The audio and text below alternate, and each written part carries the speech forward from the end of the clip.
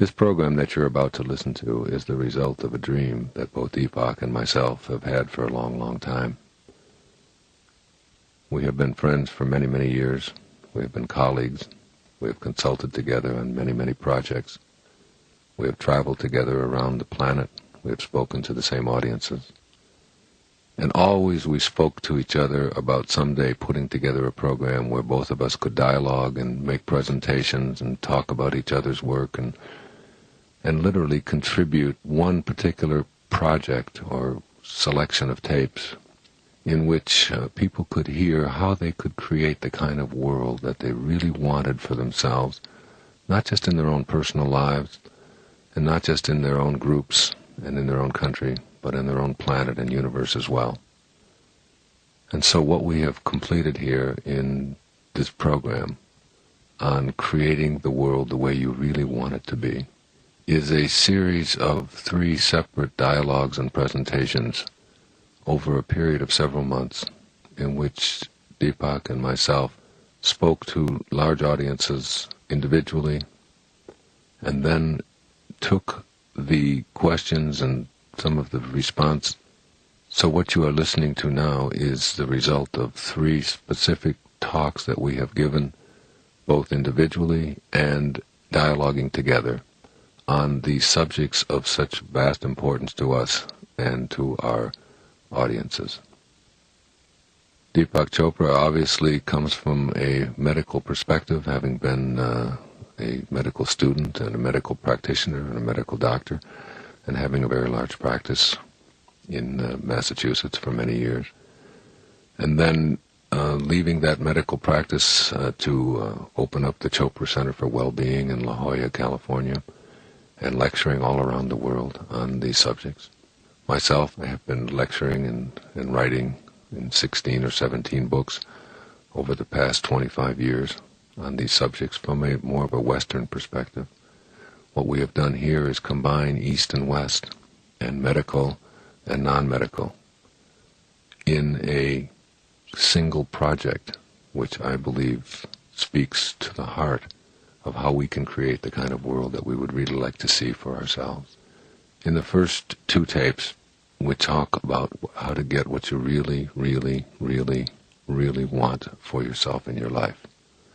And here in my presentation and Deepak's presentation, we speak from our hearts to a live audience at the Chopra Center for Well-Being in La Jolla, California, where so much healing takes place.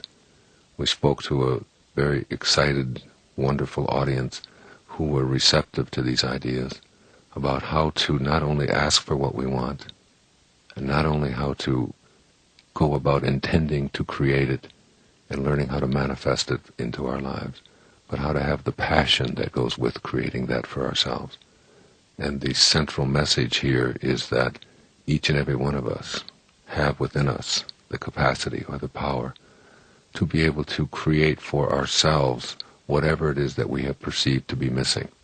I have presented it from the work that I have done in my book, Manifest Your Destiny, the 9 Spiritual Principles for Getting Everything You Want, and for the Meditations for Manifesting CD, which I have been talking about over the past 3 or 4 years on how to use japa, a meditation technique for attracting into your life what you want. Deepak speaks about it from a perspective of unity consciousness and visionary consciousness and individual consciousness. And we dialogue together using humor and using our own commitment to these principles into not only creating the life that we want for ourselves, but the life that we want for the rest of the planet as well. In the second selection, in the second 2 tapes, we also spoke to a group who were at the Chopra Center for Well-Being, who had come from all over the world to spend 1 week with Deepak and his staff at the Chopra Center. And we had an evening presentation in which we took some of the great poets, their wonderful contributions, going back 5 and 6 centuries before the birth of Christ, talking about people like Patanjali and Buddha, and going up through the Middle Ages and talking about the contributions of people like Omar Khayyam and St. Francis, and some of the poets of the English poets and the Indian poets such as Tagore and Keats and Shelley and Yeats and more contemporary figures such as Mother Teresa, Martin Luther King, and Dorothy Parker, and so on. And what we have done is taken the wisdom of the ages, a book that I have just published, which is a collection of essays based upon the wisdom of the ages, and some of the work that Deepak has done with his own poetry in his poetry of Rumi and A Gift of Love, and so many of the fine books that he has put out in this area as well. And we combined this wisdom of the ages by using poetic examples and the examples of some of our greatest teachers, and not only in their lives what they had to say to us, but in how they lived their lives themselves. And we presented this material in a way in which we can learn from these great masters on what it is that they not only had to say to us, but how they lived their lives. In the third selection, we were speaking in Minneapolis to a large audience of people in which we were dialoguing on how to create the world that we really want for ourselves. Not just in our own personal lives, but how can we eliminate some of the things such as violence? How can we create more peace within ourselves? And the answers aren't just in being more spiritual and in thinking positive thoughts. And understanding from a quantum perspective, from a scientific perspective, as well as a spiritual perspective, that each and every one of us are pieces of this whole. And as pieces of this whole, as pieces of God, we have within us the capacity to be able to create a peaceful world, to be able to create the kind of world where violence is no longer something that we just accept as a form of entertainment, nor do we accept it as something that we must just live with. That unity and having higher vision is something that each and every one of us can do. As Deepak and I dialogued about this before we made the presentation and during the presentation, it was our specific desire to have everybody listening say, there is something I can do. It isn't just something I can read about or I can just think about. I can literally make this planet a better place. I can end war. I can end violence. I can end crime. I can create a peaceful, loving world by my own life example and by the energy that I radiate out, and not allowing my energy fields to be contaminated by those who don't believe in our oneness. And so what you have here is a complete program by two people who care very much about each other, by two professionals who often find ourselves at differing parts of the planet on the same time, and we speak to each other on a regular basis. Sometimes I'll talk to Deepak from London and he'll be in South America. Sometimes we will send messages to each other, both in the field in ways that are almost amusing to each other. I'll want to talk to him about something and the phone will ring and it'll be Deepak, or vice versa. We feel deeply committed to these ideals, and we're both very, very proud to have this new program put on the market in which it combines East and West. We have a man who grew up in India and became a medical doctor, and we have myself who grew up in Detroit, Michigan, and became a teacher and a person who writes about these ideas of how to improve the quality of life for people. And we were thrown together on this great stage of humanity at this time in our lives. And when we met, in the instant that we met, we had a great reverence for each other. And our work together is culminated in this project.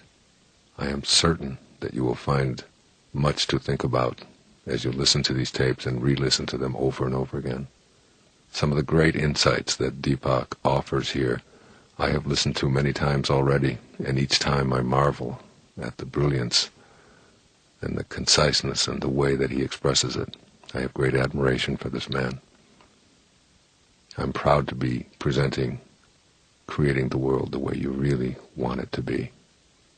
And I'm certain, after you listen to this and re-listen, that you'll know in your heart that you, as an individual, as someone who was always connected to God, will know that you, too, can create the kind of world that we all want.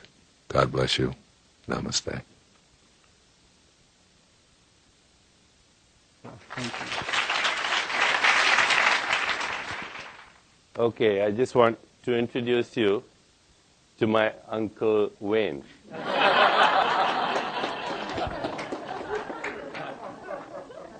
It's always intrigued me that people like Aristotle and Plato and people like Shelley and Keats and Yeats and people like Einstein and Pascal and Byron and all of the great poets and thinkers and so on, there's something about the idea that they were breathing the same air that we're breathing. I don't know if you ever consider that. And they were warmed, their bodies were warmed by the very same sun, and they looked at the same moon and they watched the same stars. And there's a sense of the energy that they sent to us that we still are connected to, and that all of them had great messages to give us. And as I studied all of these people, what I found to be most intriguing is that all of them were really weird. Truly. So I feel very much at home. When I say that, I mean they were people who were not, many of them were executed for their ideas. It seems that our society is one in which we look at our troublemakers, and the ones that are alive we give a whole lot of trouble to, and the ones that are dead we honor. And these honored troublemakers, I've probably read 10,000 poems just looking for the ones that I wanted to write an essay about, what these people were saying to us in their poetry or in their philosophy. And people like John Keats, whom we've all read when we were in high school and so on, and wrote volumes of poetry. I don't realize that he died at the age of 25. And Shelley only lived to be 29. Some of these people's experiences, I wrote about Cicero in Rome, and when they didn't like what he had to say, they not only did they decapitate him, but they put his head on the forum of the speakers in the city of Rome, along with his hands. And they let them stay there for 6 months so that people could see this is how we deal with dissenters. And today we consider Cicero to be one of the greatest thinkers and philosophers who laid down the foundation for our very democracy.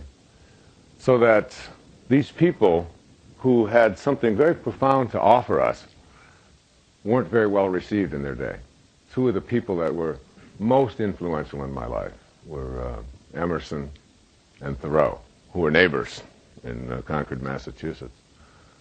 Thoreau spent time in prison because he refused to pay taxes to a government that was performing a Holocaust back in the 1840s through the Indian Removal Act, where President Jackson signed legislation allowing our soldiers to go in and remove these people who had been here for thousands of years and just assassinate them and kill the children and so on, because it was our destiny to do so.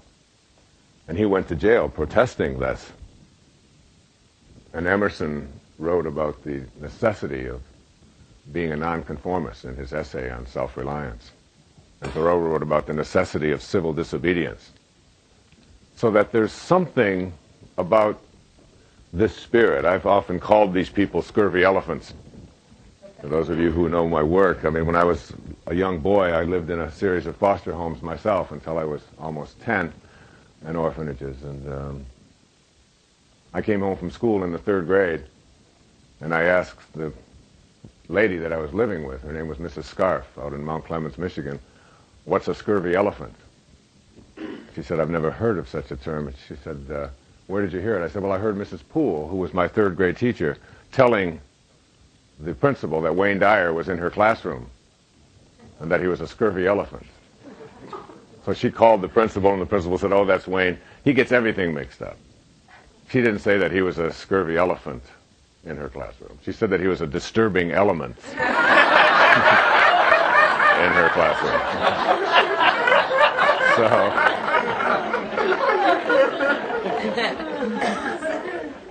there's a part of us that has to be scurvy elephants. I use this term. And when I looked at 60 of the greatest thinkers and contributors and philosophers and people who gave us eternal truths, virtually every single one of them were people who were independent of the good opinion of other people. They were not concerned with fitting in, with being what somebody else thought that they should be. I think probably the most quoted lines in all of English literature is from Hamlet Soliloquy, to be or not to be. And it's the most quoted line because it's probably the most profound question you can ask yourself. But what follows it is even more profound.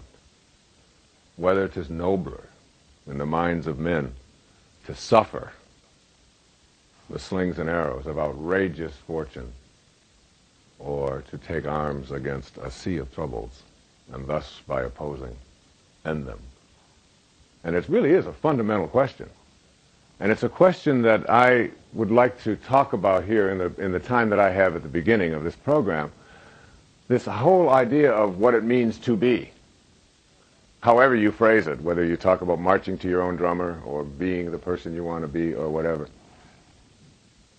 And I think that there is a level of consciousness, a level of awareness that has many names. And Deepak has written a lot about it and spoken about it. We've spoken about it together in conversations and on programs we've done before.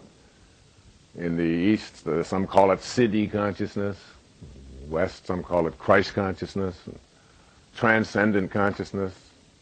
My teacher, Maslow, talked about it as self-actualization.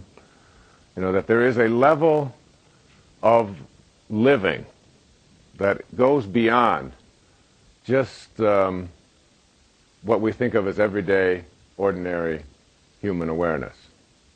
Last Easter Sunday, I was invited to be on the Today Show up in New York, on the Weekend Today Show. And it was at the time when right near here, all of those suicides had taken place, as you recall. The 40 people in the Heaven's Gate, and that's like headlines all around the world. How could 40 people just follow somebody, you know, to their death? And I thought I was going on there to promote a book that I had written,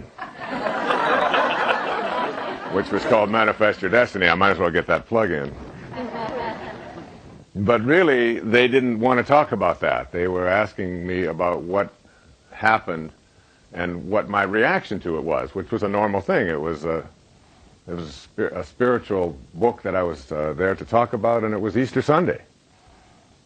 And so they asked me my opinion. And I said I would really like to have talked to those people for maybe 30 minutes or so in Heaven's Gate. And if I would have had that opportunity, I would have said, number one, that you don't have to get on a spaceship in order to find God. You just have to look deep within yourself. And I think the second thing that I would have told them is that in order to get to the next level, which he was promoting, you don't have to leave your vehicle, which is also what he was promoting. That it's possible to reach the next level in this vehicle, because this is the time to honor this incarnation, to honor who you are and why you are here. And one of the great things that my earliest teacher, Abraham Maslow, taught me was that there are really three things that separate out these highly functioning people that he called self-actualizers from the rest of us in ordinary human awareness. He said the first thing is that these people are independent of the good opinion of other people. And as I studied these great contributors that I've written this book of essays about, I found that every single one of them sort of marched to their own drummer, the music that they heard. Independence from the good opinion of others. The second thing he said is that these were people that were detached from outcome. That is, they didn't do what they did in their life in order to receive something for it. They weren't on outcome. They were in what we call process. They were just doing what they do because their heart told them, this is what your heroic mission is. This is what you're here for. And the third thing he said that separated these people out from ordinary human awareness is that these were people who had no investment in power or control over others. This wasn't what their life was about. That their life was much more about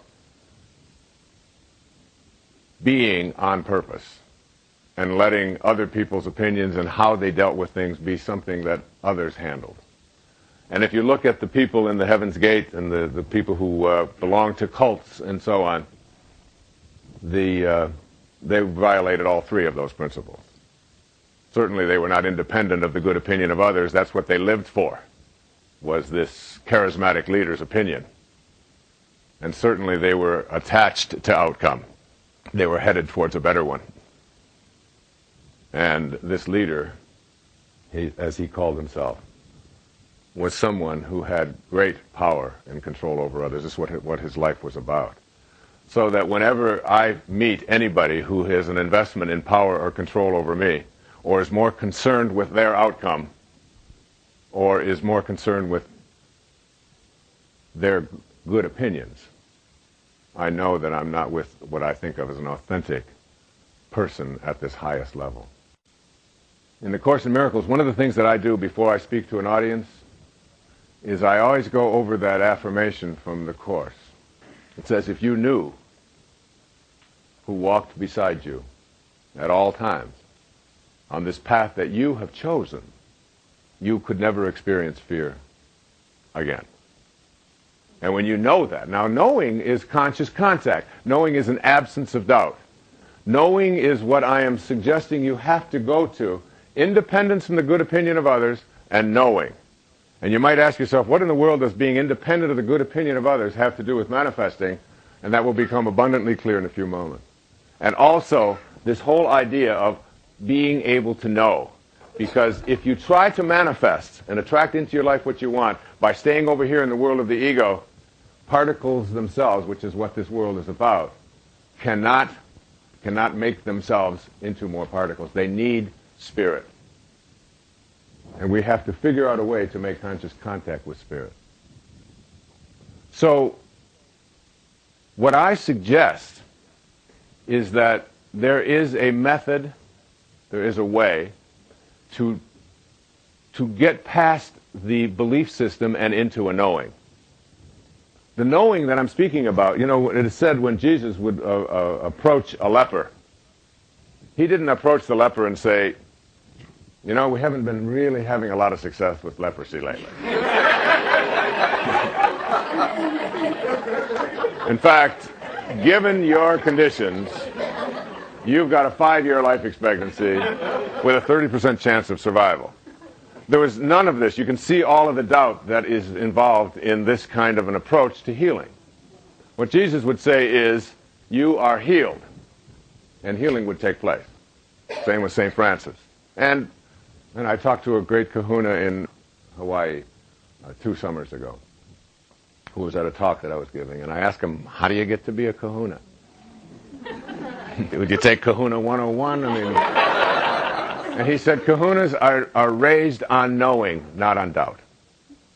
And he said, when in healing, in the healing world, he said, when a knowing confronts a belief in a disease process, the knowing will always triumph.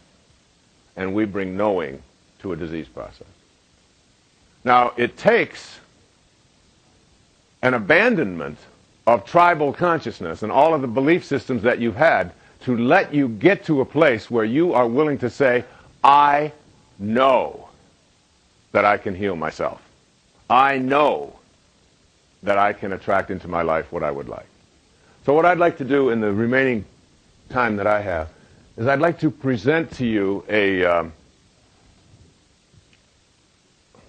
means for putting manifesting into your life based upon knowing and based upon being independent of the good opinion of other people, and bring it all together. And it goes like this. This has been my observation. What you really, really, really, really, that's 4 reallys, want, you will get. Now the 4 reallys stand for this. The first really stands for wish. I wish I could get a promotion. I wish I could get rid of this cold. I wish I could make more money. I wish I could have a better relationship. I wish. We start with a wish. So that's the first really. But you need all four to manifest. So just wishing is not good enough. You have to go to the second really, and the second really is called desire for me. And desire is different from a wish in that with a desire you are willing to ask. Ask and you shall receive. And those aren't just empty words from a spiritual text. They literally work for me. If I am in a place where I'm writing and I don't seem to know what direction to go, or I don't have the right information or whatever, I ask. And invariably after I ask, the telephone rings. It happened, last week or 2 weeks ago or so. I was sitting in Marco Island. The only person that on the planet who had my phone number was my wife and my other wife, Deepak.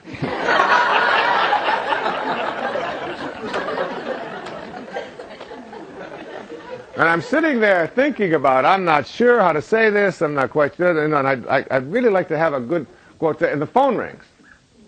And it's Deepak. And I said, I was just thinking about you and asking if I could get information. He said, well, I got your message in the field. I'll let him explain the field, huh? And he gave me this wonderful quote from the Ojibwe, if you recall, and I wrote in this essay that I was writing exactly what had happened and how it transpired.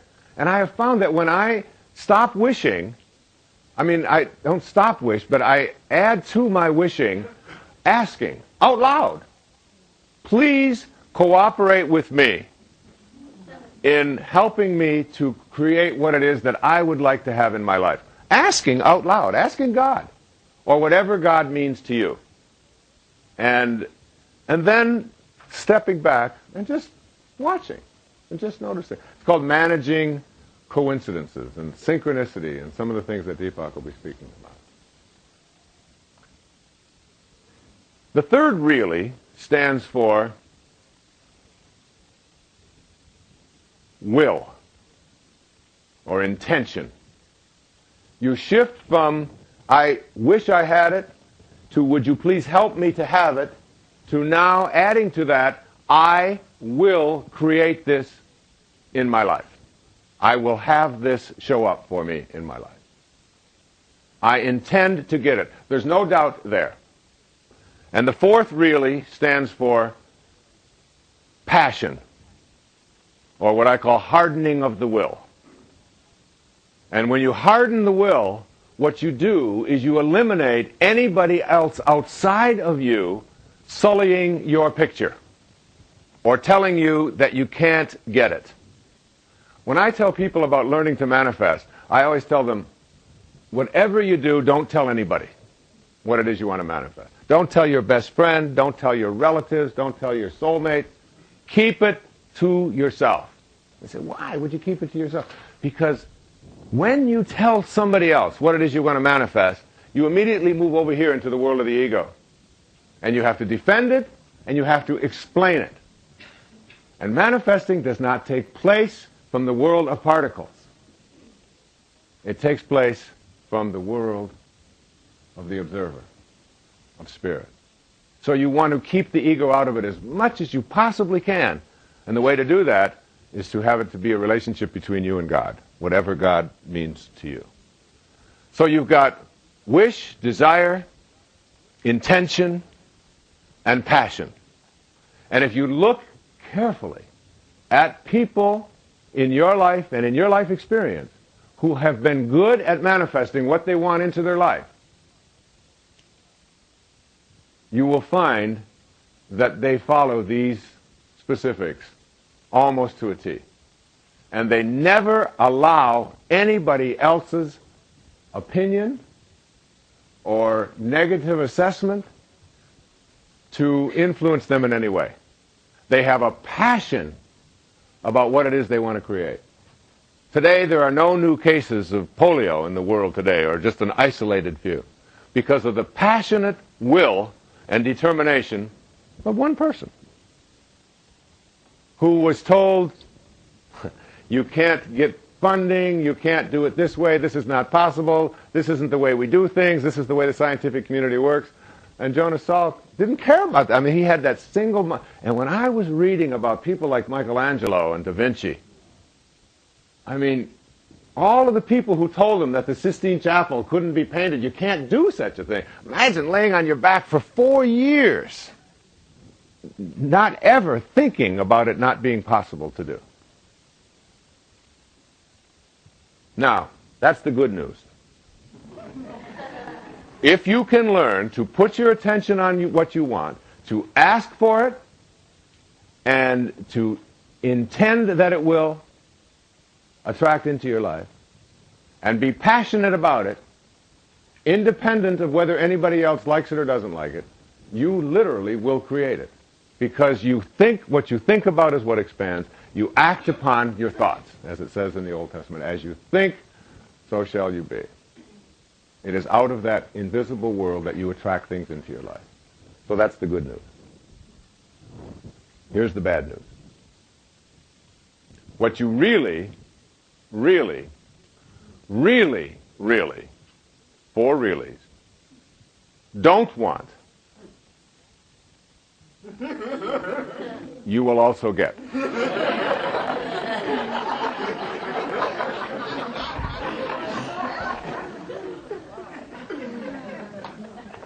And this is truly the problem for people who are not good at manifesting into their life. Now, I'm speaking about this not as a materializer, but as someone who in 57 years has been able to literally attract whatever I've put my attention on in my life. And it's not because I'm more intelligent, I'm more blessed, I'm luckier, I'm richer, I'm anything like that. It's because I have followed these principles in my life. I have always been a scurvy elephant. And I've never listened to anyone out there telling me, I mean, I listen and I'm polite about it, but I left the tribe. I left the tribe a long time ago. They don't know I've left. They don't. They still send me invitations to all tribal functions. And I rarely attend. And they explain that away by saying, oh, that's Wayne. That's just the way he is. You know how he is. You can't tell him anything. That's fine. My mother, who is 81, asked me last week when I was going to get a job.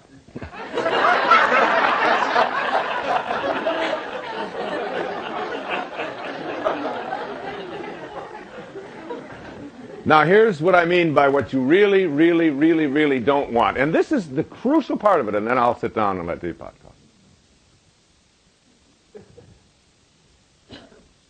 If you understand that what you think about is what expands, as you think, so shall you be. This is like every field of spiritual teaching and discipline talks about the power of thoughts to create into the material world. And if your thoughts are on what you don't want, and that's where you've put your inner energy on what you don't want, then what you don't want has to materialize into the physical world. So if you think that you can lose weight by putting your attention on despising being fat, you have to understand that despising being fat is what you will continue to manifest into your life. And if you put your attention on not having enough money, being poor, and disliking being poor, and expect to manifest prosperity into your life from an inner energy system which says, I despise being poor, you have to understand that despising being poor is what you will continue to manifest into your life. And if you put your attention on what is in your life, just what is what will continue to manifest into your life. And if you put your attention on what always has been, which is what the tribe will tell you to do, we've always done it this way. If your attention is on what always has been or on the circumstances of your life, then the circumstances of your life and what always has been is what you will continue to manifest into your life. So as I've been listening to Wayne, who's been a great inspiration to me, he was already writing bestsellers before I was in high school.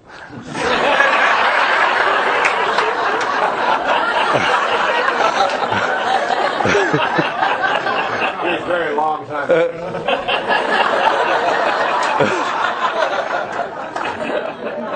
Listening to great pioneers like Dr. Jonas Salk, reading Vedanta, it became clear to me that indeed there is not only a map but a nervous system that allows us to experience that map, not just study it, but actually know it, as Wayne was saying. So I've developed a kind of vocabulary to think about it for my own self. The most primitive response that we have is the fight-flight response. The second most primitive response, which also dominates our society, is what you and I might call the reactive response, where we have a stimulus and without any interval, without any pause, there's an immediate response to that stimulus. And the reactive response is in a sense the fight-flight response in a different form. It's the control drama that we engage in, that the ego engages in. Either we exercise that control drama with intimidation or confrontation or argument, or through indifference and stubbornness, or sometimes through manipulation that involves being extremely nice. Carlos Castaneda, in one of his books, says there are only three kinds of behaviors in this control drama, only three kinds of people: the nice, the nasty, and the indifferent. And in order to go beyond the reactive response, you have to actually, as Wayne was saying a few minutes ago, go beyond the stimulus and the response into the little space that's there between the stimulus and the response, where the witness resides. And in Vedic terms, that witness is referred to as Sakshi. It's the non-judgmental, independent of the good opinion of others and of all opinions, witness that knows not how to judge or label or define or describe or evaluate or analyze, but just witness. And in the mere witnessing of it, to go beyond the reactive response. And that's much of what we practice through all the spiritual disciplines, including meditation, is to how to get in touch with that witness, to become the independent, non-evaluative, non-analytical, non-judgmental witness of whatever is happening.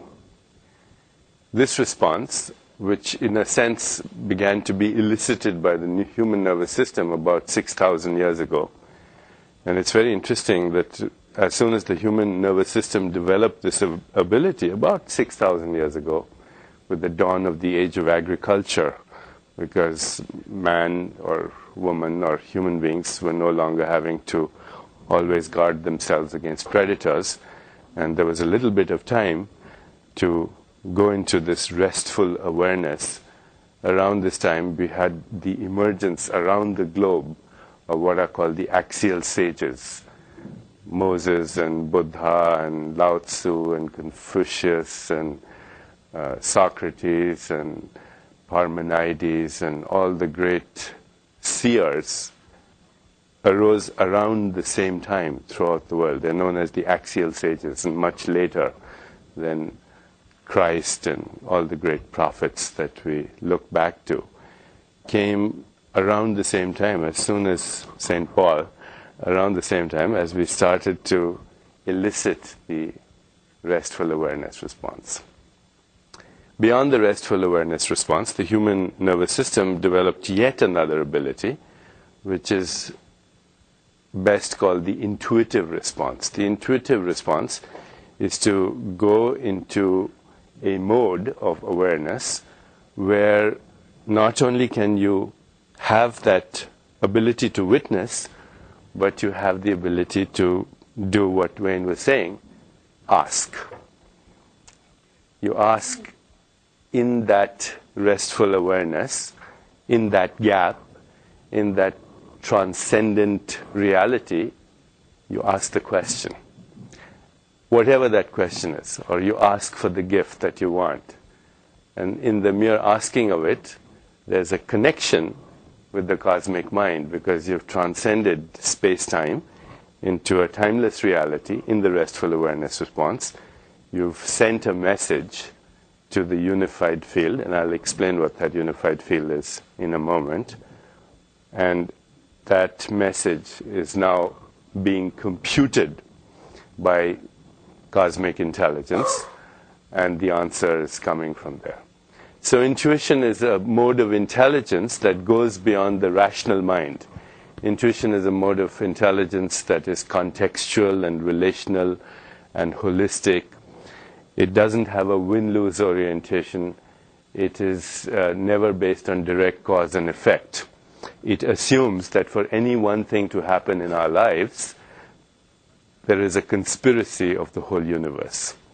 So if this woman gets a cold, it's because she's inviting a pathogen that every one of us is exposed to, but she's already laid the grounds for a different kind of conspiracy.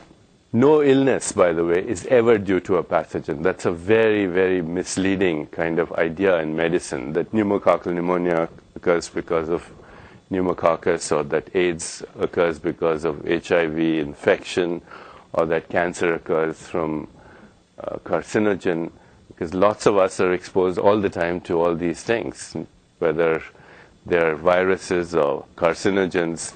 Illness is always a conspiracy of improbabilities. It's a susceptible host that falls prey to a pathogen. And what we can do is to not be a susceptible host, is go beyond these responses, these fear-engendered responses. Intuition really is the kind of intelligence that taps into the cosmic mind. So that's the fourth kind of response that we have the ability to elicit. First one was fight-flight, the second one was reactive, the third one was restful awareness, the fourth is intuitive. The fifth response, which even goes beyond the intuitive response, is the creative response. As a result of that insight, in the result of the knowingness that you have, as a result of asking the question and placing the intention, is now the ability to create something that never existed before. The creative response, which is a purely human attribute, because we are made in the image of the Creator, it's a purely human attribute to create something that actually never existed until the moment you create it, whatever that is, whether it's a poem or a piece of music or a scientific discovery, whatever. Beyond the creative response is yet another response, which is the visionary response, which is to have a vision of possibilities that never existed before as a result of your creation. The visionary response is, I have a dream, and I know how to manifest that dream. And it begins with a very little, small incident. Mahatma Gandhi is in a train in South Africa, and he's thrown out of it because he has too much melanin in his skin as compared to the English over there. And he suddenly has the vision and the dream that ultimately leads to the demise of the British Empire. Or Rosa Parks is sitting in the back of a bus, and she's asked to move in Mississippi, Alabama, and she suddenly has the vision, and the civil rights movement is born. The visionary response, which goes even beyond the creative response. And then way beyond that is something called the sacred response, which is really what manifestation is all about, is to ask yourself, where's all this creation coming from? What's the source of it? Wayne was mentioning poets, and this is something that Wayne and I have in common, that we really, really admire the great poets of our civilization, because poetry in many ways is a raid on the inarticulate. It goes to the source of creation itself.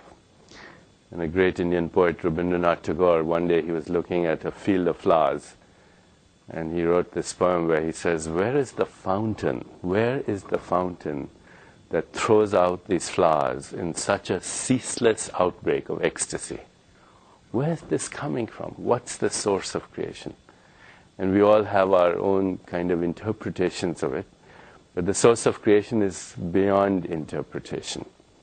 The source of creation is that ultimate ground of creation where we all come from. And in traditional religions, that ground of creation has been referred to, of course, as the cosmic being or God, or the source of everything that we consider sacred.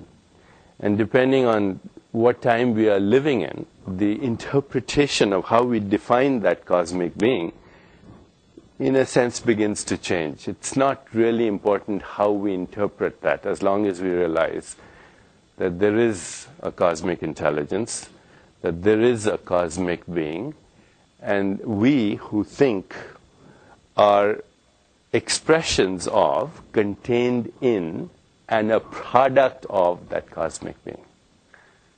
So it's not like we are outside, we are inside the whole scheme of things. The human mind, which tries to understand the mind of the Creator, is itself a product of, contained within, and an expression of that mind.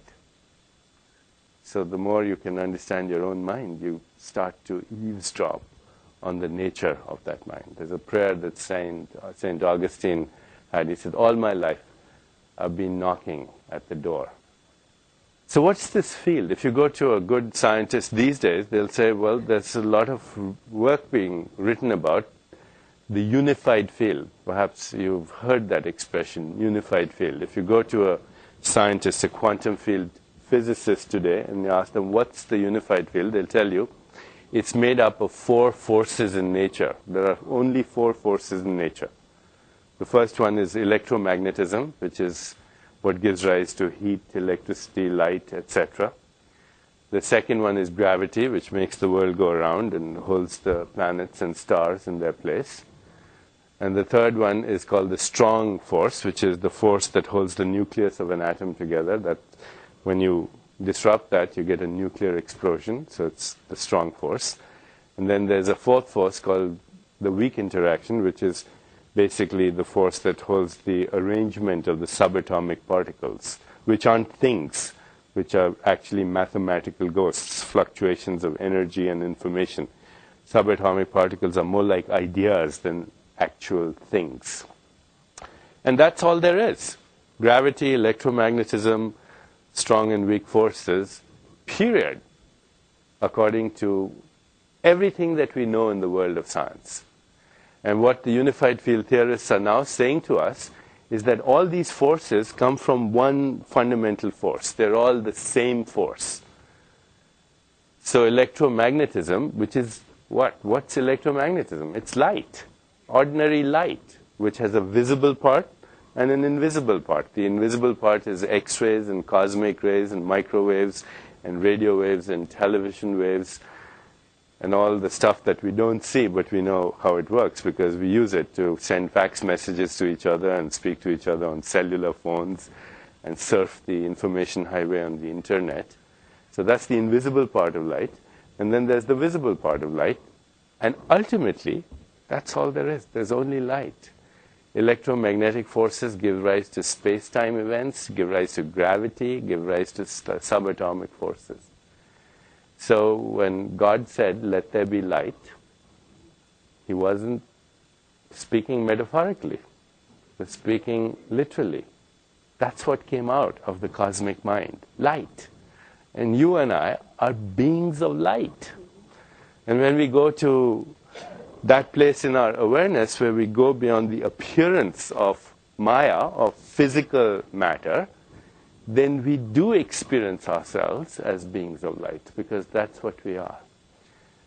And this is not just light with elementary particles and forces. This is the light of intelligence, because there's a difference between information and intelligence. Information is, everybody knows what information is right now. It's data. But when information starts to feed back on its own self and evolve to higher levels of its own expression so that it becomes intelligent and creative, then it's no longer information. It's no longer dead information. It's intelligence. It's consciousness. So light is full of consciousness. And the unified field is a conscious energy field. It's literally the expression of the mind of God. And in that unified field, in that conscious energy field, one of the things that's built into it is intent. So if you read the book of Genesis, all you see is God said, let there be this, there was this. God said, let there be that, there was that. Because intent was introduced into that conscious energy field, which connects everything with everything else. And more scientists are now recognizing that intent is a force in nature. It's not something that happens to us here, right, in our own minds. Intent is a force in nature. There was a scientist around the time of Darwin, his name was Lamarck, and he coined a term called teleology, and ever since then, now scientists are aware that the best way to explain biological mechanisms is to understand the intent behind the spirit that was in that biological organism. So Lamarck said a camel has a hump because the intent was to navigate the desert for 7 days without water. And birds have wings because the intent was, I will fly. And that this is happening all the time. A giraffe has a long neck because the intent was, I'm going to reach up to that tree. And there are millions of examples of intent in nature, homing pigeons, and you and I have talked about monarch butterflies, and all the miracle of nature can be explained because there is intent built into that conscious energy field.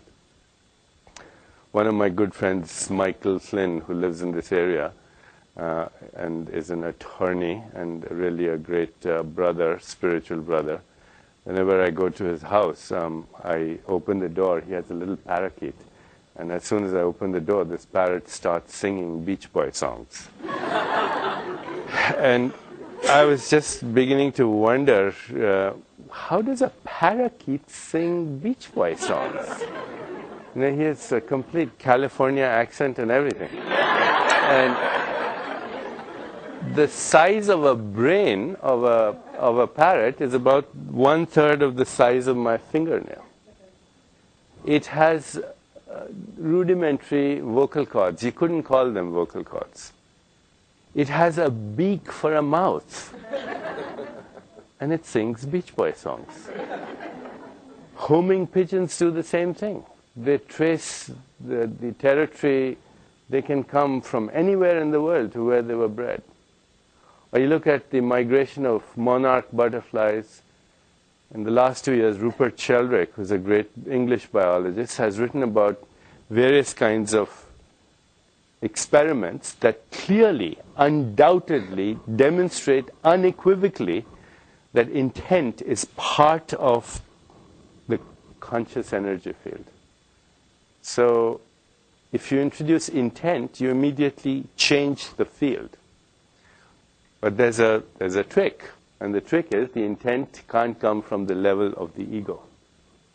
The intent has to come from beyond the ego.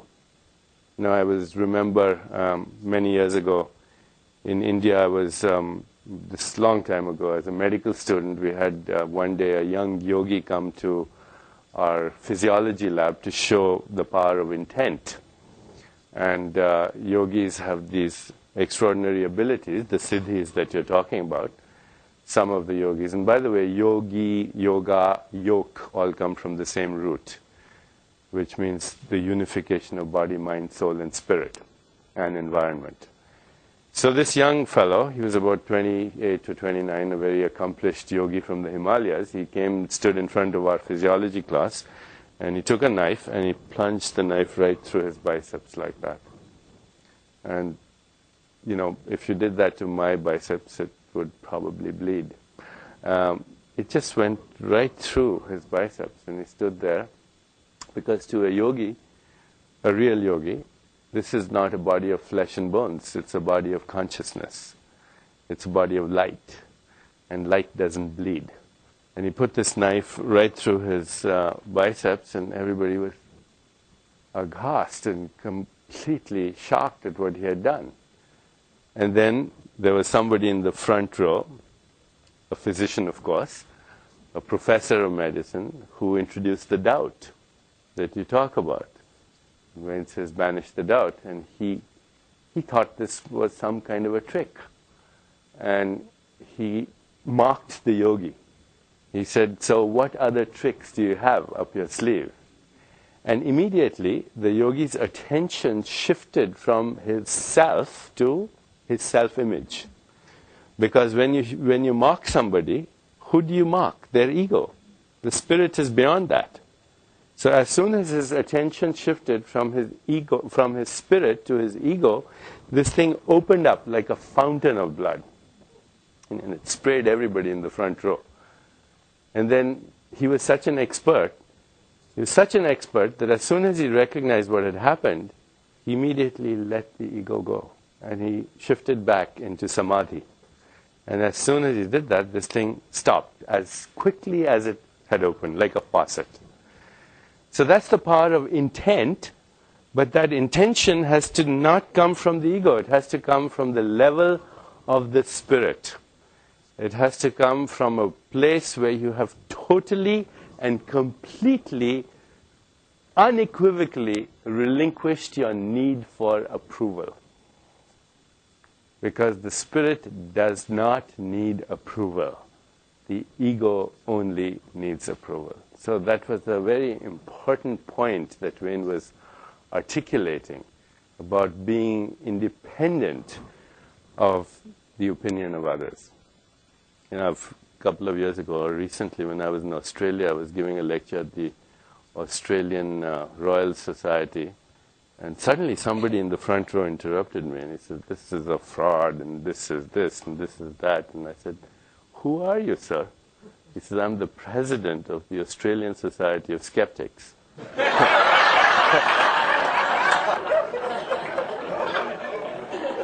I said, I don't believe you.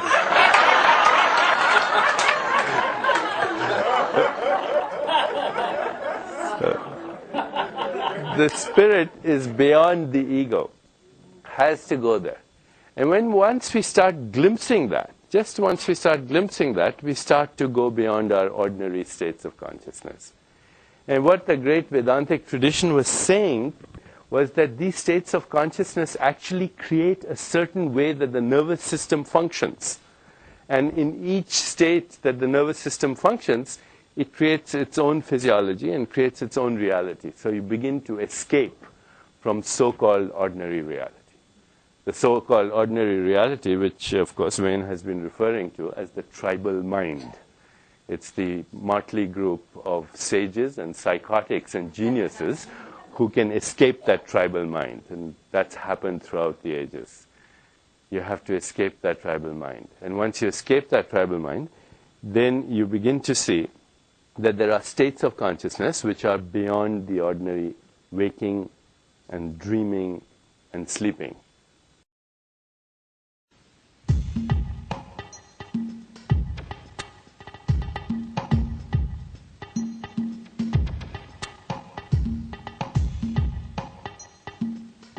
The first stage of consciousness is deep sleep, where our nervous system is in a certain stage and, you know, we respond to stimuli, but in a very primitive way. But it's still a state of awareness.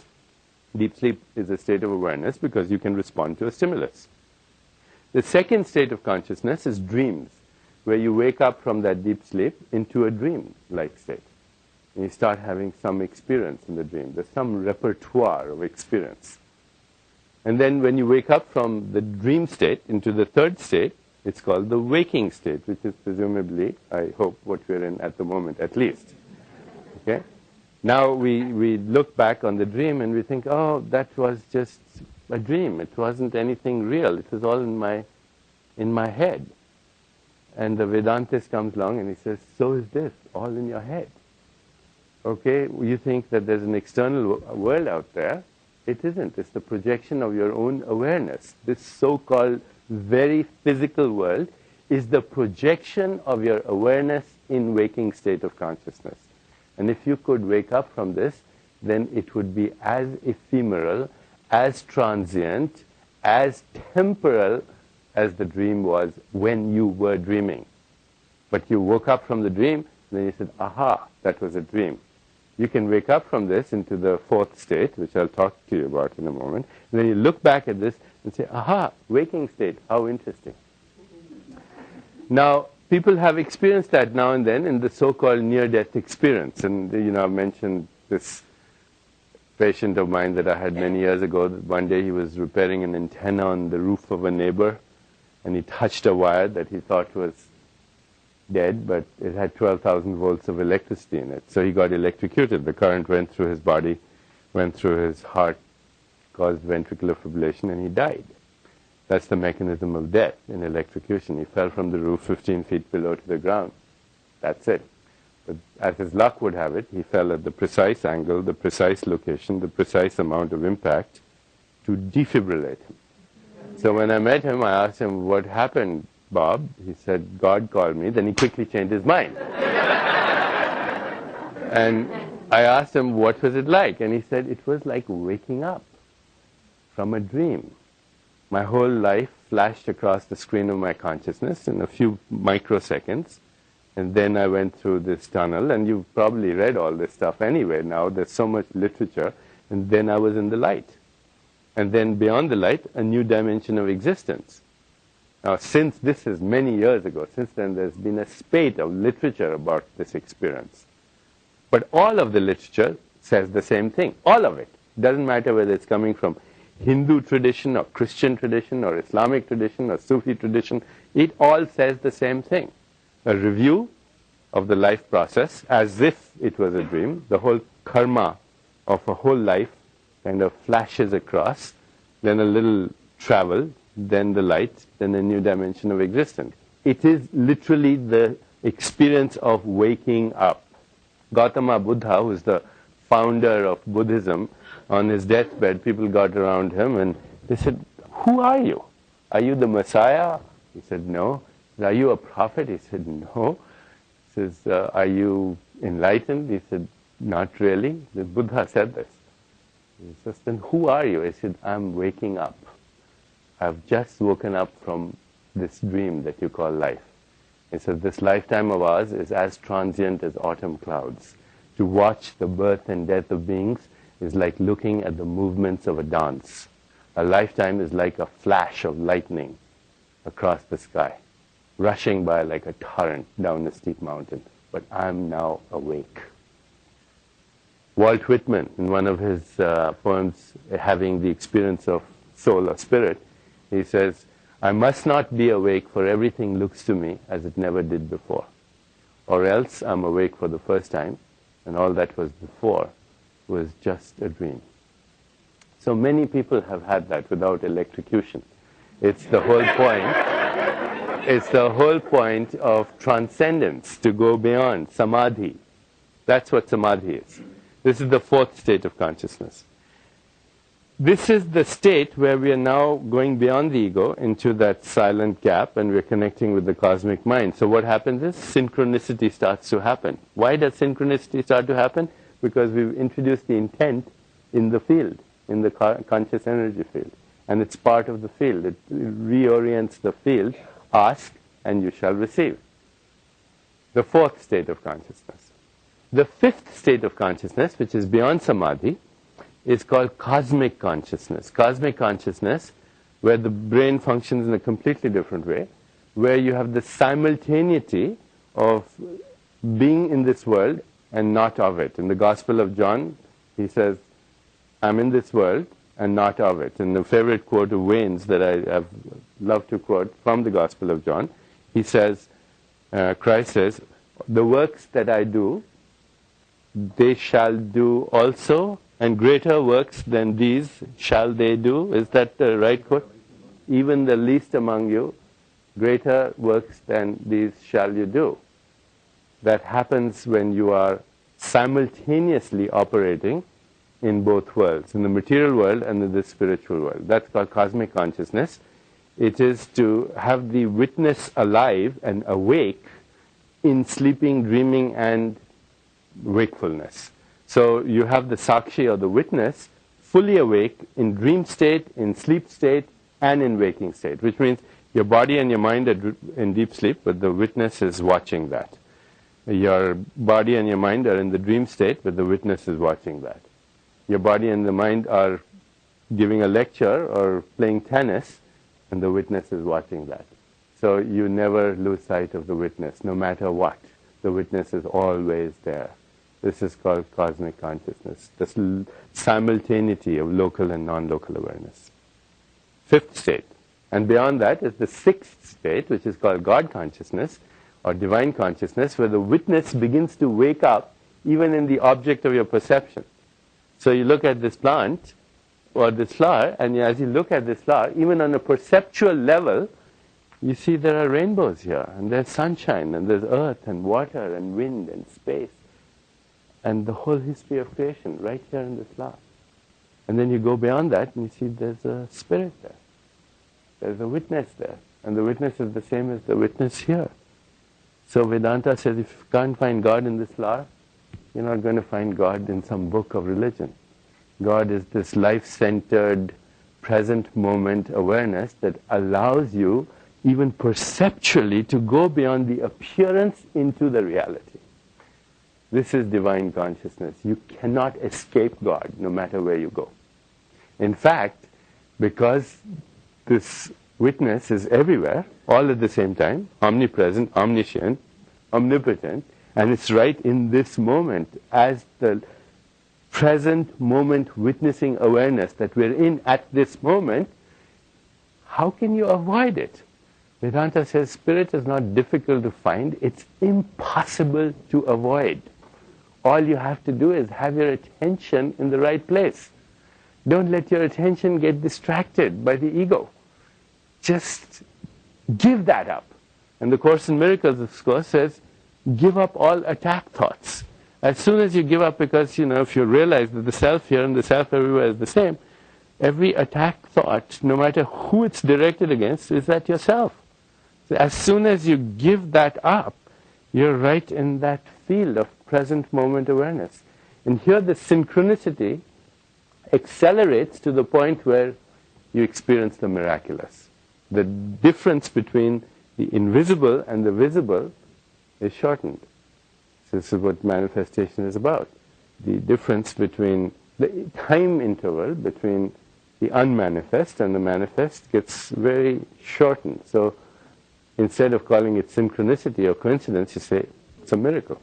Beyond divine consciousness is the final stage of consciousness, which is called unity consciousness, where the spirit within merges with the spirit outside. St. Augustine again, he says, behold, you were within me, and I outside myself, and there I searched for you. But then I found you within me, and then I found you outside me as well. You were everywhere. And when that individual spirit merges with the cosmic spirit, that state of unity consciousness is beyond our individual personality. It's beyond our skin-encapsulated ego. And in this state of consciousness, Vedanta tells us that we experience our individual body and our cosmic body as being one. Normally we don't experience that. Normally we say, this is me, and then this is everybody else. Or this is me, and that's the world. But in unity consciousness you say, this is me, and that's me, and that's me. The expression, Vedantic expression, I am that, you are that, all this is that, that's all there is. And if you really, really, really get that, then of course there's nothing more to say. Good night, thanks for coming.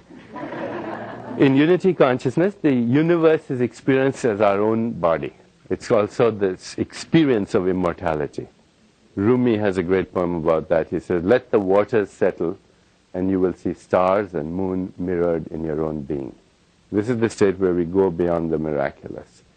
So there's a roadmap, and that's the nice thing. The roadmap has been explored by Walt Whitman, by Emerson, by Thoreau, by all the great sages of the East, by all the great prophets. And now we are beginning to understand that not only is the roadmap has been explored, but the human nervous system changes its physiology to create those effects. You can actually study brainwaves in cosmic consciousness, very different from ordinary waking state of consciousness. So I just wanted to add those words to what a great foundation you laid, Dwayne. Thank you very much again.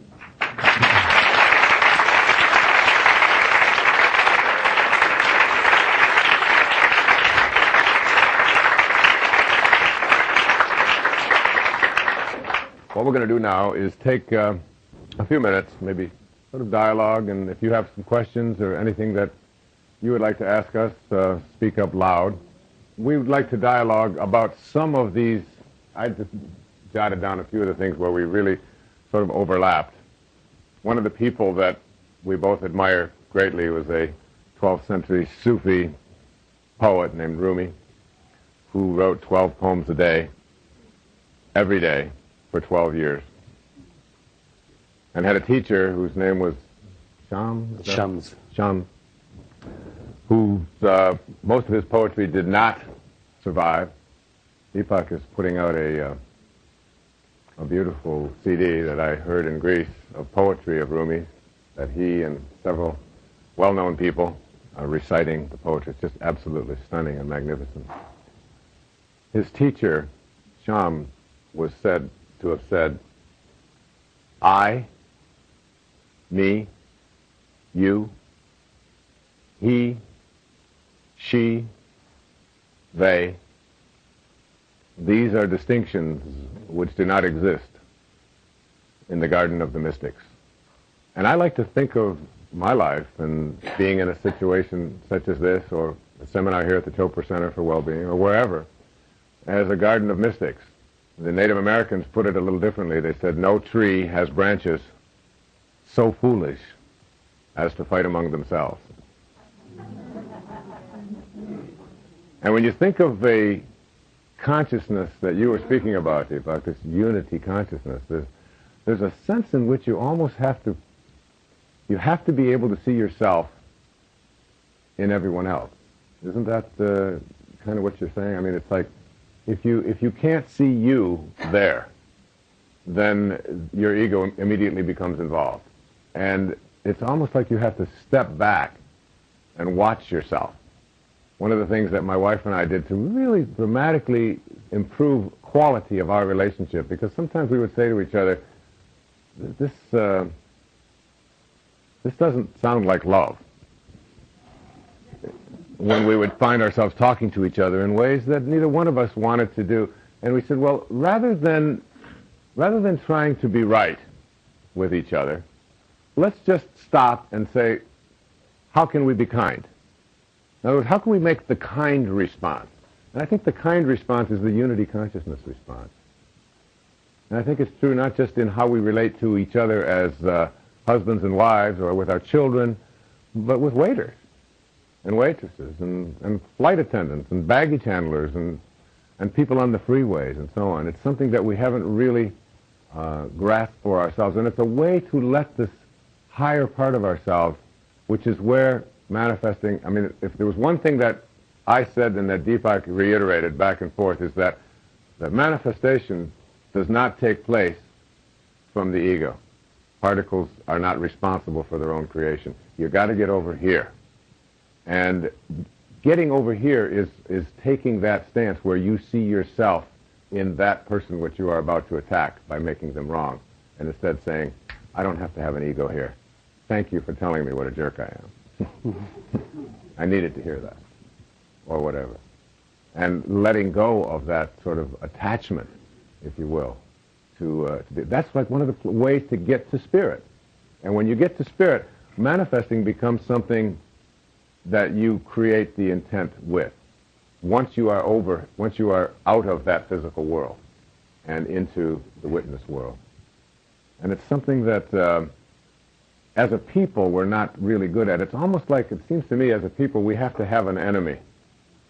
Doesn't it? I mean, it's like if we have an enemy, we've got someone that we can all be opposed to. But now that we don't have any enemies, we sort of go after each other, you know, because we're still into that. We have to create that kind of a relationship in which somebody has to be right and somebody has to be wrong. If you can let go of that in your own life, manifesting becomes a real possibility. I think it's true in healing as well. Yeah. See, the American Indian poem that Wayne was talking about, it's a great thing to remember whenever you get caught up in the ego. Because the ego is full of self-importance, and Castaneda also has said that self-importance is a mask for self-pity. That's one way you can know whether a person is feeling sorry for themselves is that they act very important, because that's what they're trying to cover up. And so self-importance, self-pity, ego are all the same thing. And this is a Ojibwe poem. It says, "Now and then I go about pitying myself, and all the while my soul is being blown by great winds across the sky." And every time I sort of get caught up in that, you know, I just recite the poem to myself. I say, you know, here I am going about pitying myself, and all the while my soul is being blown by great winds across the sky. You were mentioning baggage handlers. A few weeks ago I was getting my baggage checked in Chicago, and there was this young... Did she have a cold? Was it somebody with a... Actually, it was a young man. He was probably 18 or 19. He was Afro-American, and he had unbelievable sparkle in his eyes. And, you know, I was loading my bags, and he suddenly, his eyes locked into mine, and he said, "Deep stuff, man."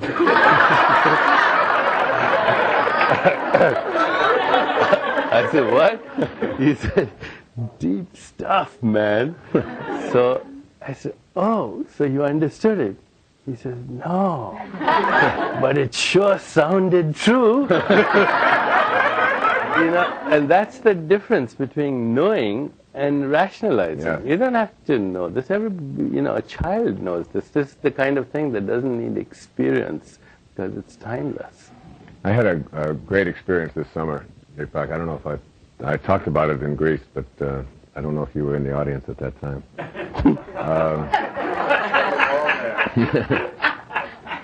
This past summer, we were on Maui with our entire family, and we have a little girl who was 7 at the time. She's now 8. Her name is Sage, our youngest daughter.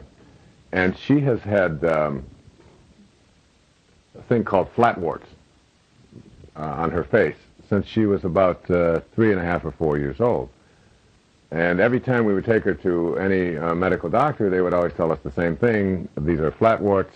They can't be treated. There's no known cure for it. We don't want to burn them off because they could scar her face. They will go away, and so on. And she's heard this, but 3.5 years later, not only has she still got them, but they're progressively getting worse. And this past summer, I noticed when she was out in the sun that they were not only around her mouth and around her nose, but they were moving up around her eyes now. So her whole one side of her face was covered with these flatwarts.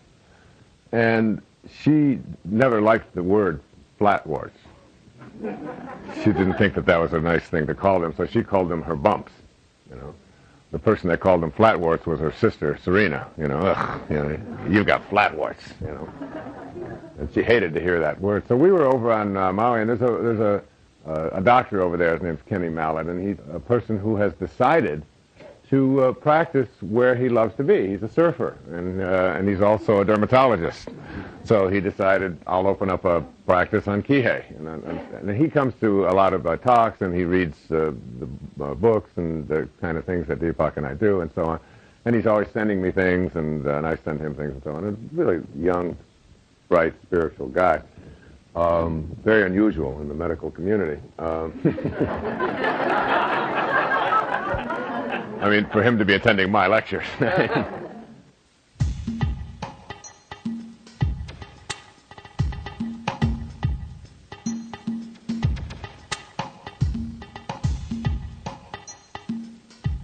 we were over there, we were getting some sunscreen and doing all these things, and I said to him, would you mind taking a look at Sage's face here? And he said, he looked at it, and he put this big white light on her face, and he said, oh, Sage, he said, you've got flat warts. And right away she went, oh, great, that's what I need. And he said, but the good news is that when you get married, you won't have them. And she's 7, so, I mean, she was really concerned about her wedding day, you see. He said, they will go away, and there's really no known cure, and all the things that we have been told about these flat warts, it's a virus that's in the skin, it'll go away. And so finally he said to her, he said, but he said, the thing that he said, I can't give you any medicine for them. But he said, I have found that inside of you, there is the ability to get rid of these things. That the virus is in you, and also the cure is in you. So that if you start talking to these things, and talk to them in a way in which you say, I really accept that you've been with me for 3.5 years, but now I would like you to please leave. And you put your energy and your inner healing capacity that you have, you can get rid of these things. And Sage was like, oh, her eyes got real wide, and she was listening because she's had these for a long time, and it's troublesome to her, even though she never really acknowledged it outside. And we went back to the place on the other side of the island where we're staying, and when we're on Maui, the kids kind of go to bed when they want, and they get up when they want, and they have their friends over, and the rooms are filled with people, and they eat pretty much when they want. It's a freedom time, all right?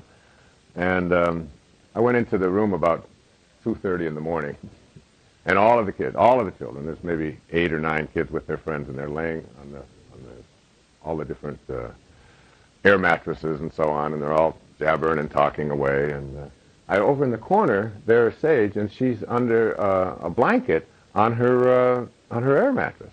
And I reach under the air mattress, and she's got this blanket, and I said, Sage, what are you doing under there, honey? It's almost 3 o'clock. And she said, shh.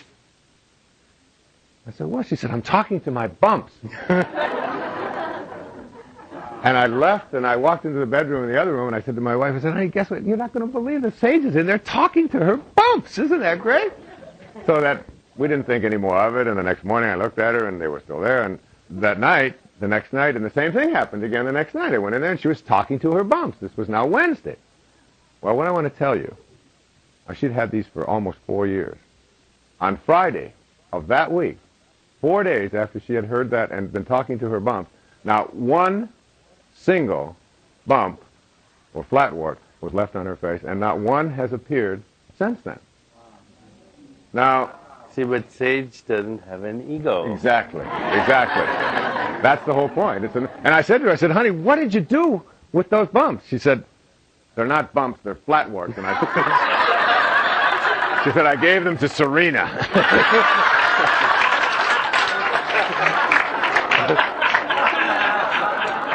But inside of us is that knowing, is that little child who doesn't say, oh, I can't really heal myself of these things. I don't have the capacity to do that. She has something inside of her. I don't know what you call it in the medical community. What it is an intention. You were talking about intent.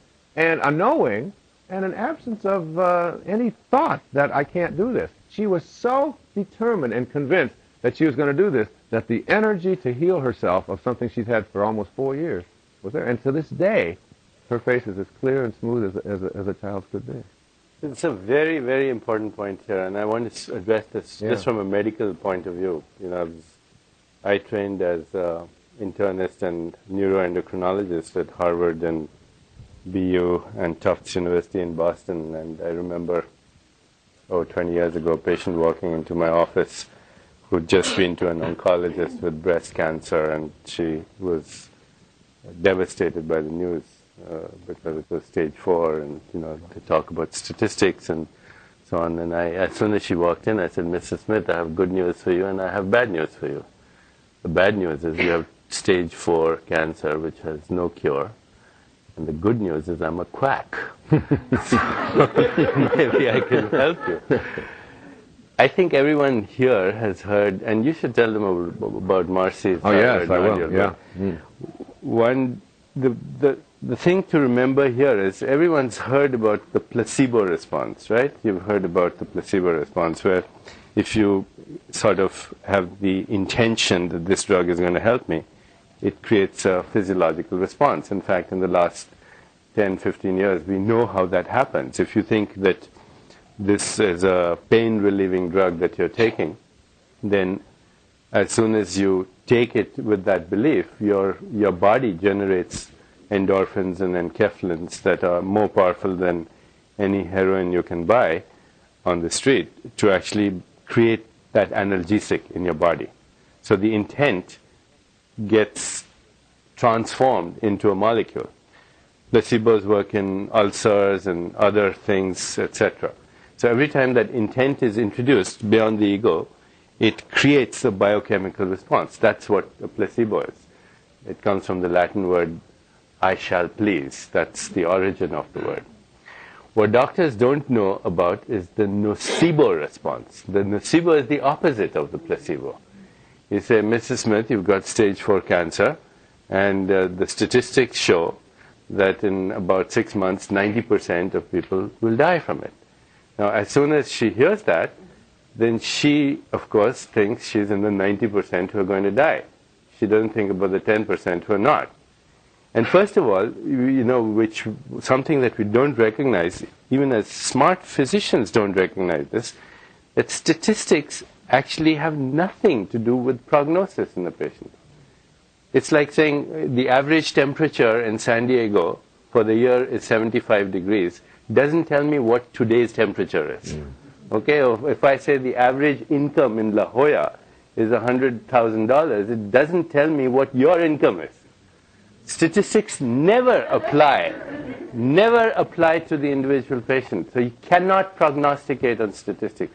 But we do it all the time. We create the nocebo effect, and then we create that whole thing, Statistics. And this, at the risk of being a sexist joke in medical school, at least one fellow told me this joke. He said, statistics is like a girl in a bikini. What she reveals is obvious. What she conceals is much more interesting. And you heard the other one? 9 out of 10 statistics are wrong. Right. Including this one. including this. So remember, nocebo. In Australia, they have a custom in the Aborigines. If you don't like somebody, you go to your Australian Aborigine sorcerer, is shaman, and witch doctor actually, and you say to this witch doctor, I want to get rid of this person. So he takes this little stick, he does a ritual around it, mantras and Aborigine sounds and so on, and he tells you, okay, now you point that stick to your enemy. Within 24 hours of pointing the stick, the person starts to get nausea and vomiting. 3 days they are dehydrated, in 1 week they're dead. The Australian government actually outlawed the custom of pointing the stick amongst Aborigines as murder with a lethal weapon. So that's how powerful an idea is. It gets transformed into what is being prognosticated. So statistics should be totally ignored. That's message number 1. The message number 2 is, don't put your attention on what you don't want. Exactly. If you're trying to get rid of this cancer, don't think of, I don't want to die. Think of how I want to live my life. And be cautious about all of the places where you're going to run into the kind of information that will help you to put your attention on what you don't want. Because and that's called the energy field. So whatever field of energy that you are in, if you allow it to be contaminated by other people who are bringing you down, you will find yourself, buying into the very thing that you don't want to create for yourself. So it's like keeping your energy field really clear. That's why you don't share it. If the doctor tells you, you've got 6 months to live, you don't tell anybody about that because people are starting to count the days. And where there's a will, there's a relative. They're going to...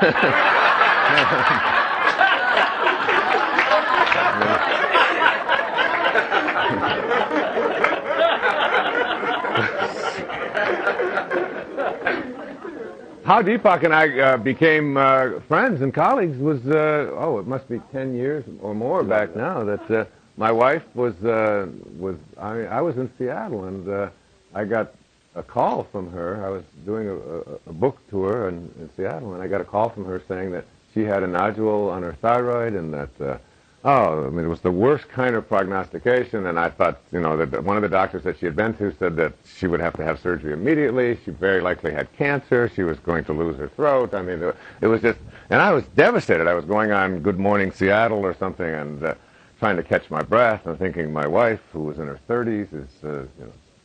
And Deepak's work was just coming out at that time through Nightingale Conant and so on, and I think we were scheduled to appear together on a program in San Francisco, as a matter of fact. I called his office, and Marcy went to the center. At that time, it was in Lancaster, Massachusetts.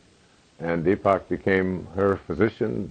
She went through the whole Panchakarma treatment and learned to meditate. And she had never meditated before. And when she learned this meditation process, and when she went through all of the various massages and all the lectures and the whole intense thing that they offer at the Chopra Center, well, today, you know, she was told that she would have to be on thyroxine, you know, an artificial thyroid supplement for the rest of her life. She doesn't take anything like that at all. Her thyroid is normal, and she's, you know, been healed of that. And my friend, Dr. Chopra here, is someone that my wife believes saved her life.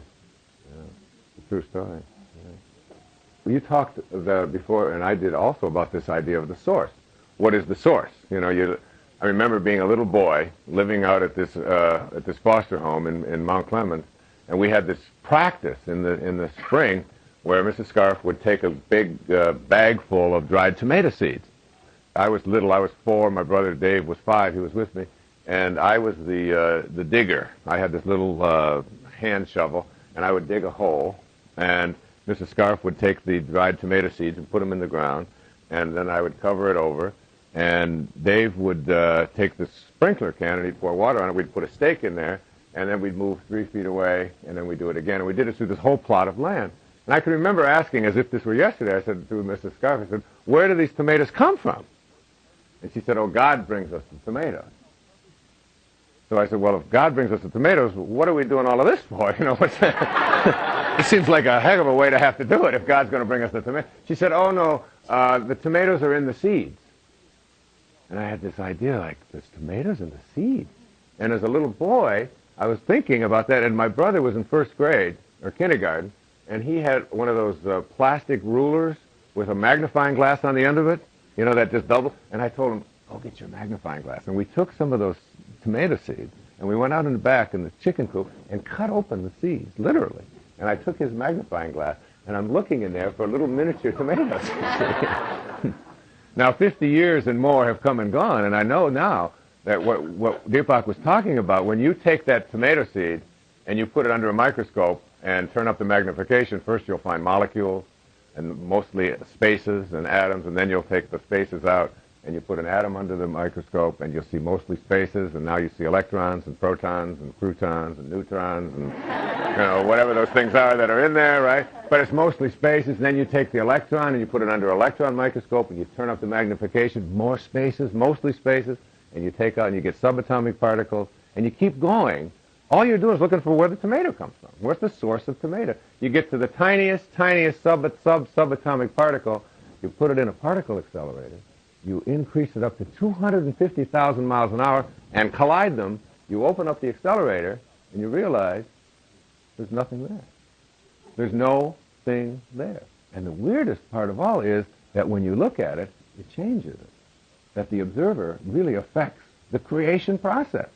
Now you take the same seed that began you. You thought you started at some quantum picnic, right? 9 months before your birth. So you take the seed that began you, and you do the same experiment with it. You just keep turning up the magnification and taking out the space, and guess what? Guess where you came from? No thing. No thingness. The source. See, in India, they talk about these people that we've been referring to, people like Jesus, people like Buddha, people like Muhammad, these great spiritual, they call them non-dual beings. Somehow they've transcended this duality of the physical plane. You know, the physical plane, you've never seen a person with a front who doesn't have a back, have you? You know, a person who is an outside who doesn't have an inside. Everything in the physical world has its opposite. To get past the physical world, you have to go to the world of no duality. And that is the equivalent of 0, mathematically. 0 is the number that you cannot cut in half. There's only one zero. And the equivalent of zero is called silence. And silence is the place where you go to. Melville said God's one and only voice is silence. When you go to silence, you literally go to the place within you that can no longer be divided. And that's where you make conscious contact. That's why meditation, or getting quiet and discovering that place within you that can no longer be divided, is really literally the source of all manifestation. And no matter where you go, I mean, I've talked to my friend here many times about it, and I'll call him up about something that's bothering me, this, and you know what he always says to me? Meditate. Meditate on it, Wayne. I'll call Rita. I'll say, Rita, she'll say, meditate. I said, Rita, I'm having a problem with one of my kids. What does she say? Tell him to meditate. Right, Rita? I mean, but the truth of it is, what they're saying is, shatter the illusion of your separateness, which is what meditation does. And make conscious contact. When you go there, then you discover the light that you were talking about, the being of light. And that's why meditation isn't just something that you do to have a peaceful existence. It's something that you do to make conscious contact with the creation process and begin to manifest. There's a Vedic expression, in every seed is the promise of 1,000 forests and more. In every seed is the promise of 1,000 forests and more. Meditation is that ability to go beyond thought. The ability to think is an extraordinary human ability, but even more extraordinary is the ability to not think.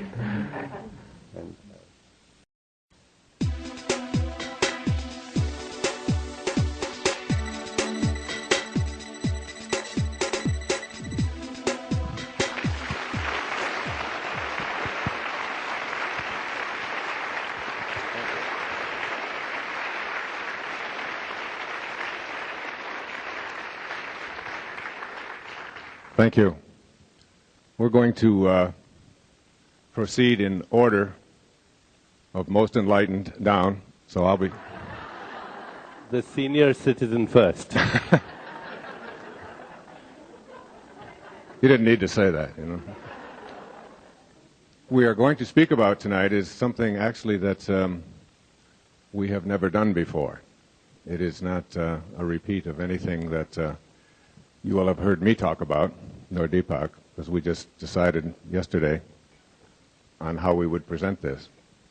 We spent the first 10 days or so of December of last year on Greece together with our wives, and we spoke to around 1,500 Greek citizens for 3 days and had a wonderful time.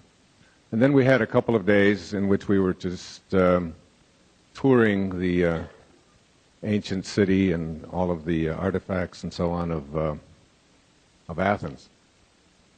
We were up on the Parthenon one afternoon, and we had hired a Greek historian, a man in his late 70s, who was as expert on Greece because we kept quizzing him on all kinds of every little detail about who lived where and who did what. And he never even made close to an error. And we had a wonderful, wonderful afternoon, and we were holding objects in our hands that had been created 5,000 and 6,000 years ago. This man would point out that over here is where Socrates was forced to sit and drink hemlock. And I had this awareness at that time that we were walking on the very same ground that Socrates and Aristotle and Pythagoras and Alexander and Demosthenes and so many of the people that we have revered as our ancient teachers, that we were looking at the very same moon they looked at. We were, if you understand even a little bit about quantum physics and quantum mechanics, we were literally breathing the same air that they were breathing, the same molecules. Our bodies were being warmed by the very same sun that warmed their bodies. And I had decided that I was going to take January and February off to write a book, but it wasn't the book that I came to write. I decided at that time, when we were up there amongst all of these ancient artifacts and walking through these 1,000-year-old buildings, that these people who were here before us are still connected to us. And even if we can't see the connection, even if we can't get a hold of it and process it with our senses, nevertheless, there is that connection. And we're beginning to understand that as we learn more and more about subatomic particles and so on. But what they did is that they left us a legacy. And there was something about these people where they were forced by their own passion to write down or record in some fashion what they felt deeply in their hearts. And some of them, for exercising these rights or these activities, were executed. It was a dangerous time to be saying what was on your mind if it didn't agree with what the state thought, as Socrates learned, and so on. And so I went away in January and February and made a decision that I would take 60 of the greatest masters who have been influential in my life, and I would immerse myself in their literature and what they had to say. And I would take one selection from them, and then I would write an essay about what it is that they were trying to tell us. And I decided that I could do that in 60 days, 60 essays. Because when you really know what you really want, and you have a passion about that, there's absolutely nothing that can stop you from doing it, which is true of so many of these people that I'll be speaking about in my opening remarks. Many of them were poets. I'll give you the list and the names in just a few moments. And as I immersed myself in their literature and read as much of their poetry and read as much about their lives as I could, and then I would take a portrait or a photograph, if the photographs were available, of these people who had lived over the last 25 or 30 centuries, and I would put it right in front of my writing table, and I write on a yellow pad. And I would look at their face, and I would ask them, what is it that you would like the people who are now living in the year 1998 to know? What would you say? And it may sound strange to some of you, but when you meditate on that and you see their face and you let yourself surrender and let go, what happens is that you begin to reach a different state of consciousness. And I began to feel the presence of these great masters. And I had the experience of what I call automatic writing, that I get most of the time up until now, up until the last few years. I only got it in my dreams. When I'd be in a dream state, when I was totally free of my body, I could compose, I could write, and just endlessly, and I'd wake up and try to recapture that. I'm sure many of you have had that experience. Writing great music or reciting something and just not missing a beat, and then waking up and your tongue is all twisted and you can't remember a word of what it was. But you knew that there was an elevated state there. But when you get into this process of learning to meditate and surrender and allow this divine energy to work through you, you can begin to create at a level that you never thought you could before. And I was literally able to, with very little sleep, in 60 days, read as much as I could about their lives, read as much of their contributions, and write an essay, all in a 24-hour period, 60 consecutive days. These people, we have, many of them are people that Deepak and I have talked about, are considered to be great masters. Some of them, because of the conditions under which they lived, were forced into exile or were vilified for their comments. So what I'd like to do is share with you who they are, share a few of their contributions, and what these people were like. Then Deepak will talk for approximately the same amount of time about poetry and how it can affect your life, and play some of the beautiful poetry that he has just put together on a stunning, stunning contribution that I think you're going to find enduring and beautiful. And then we will dialogue together.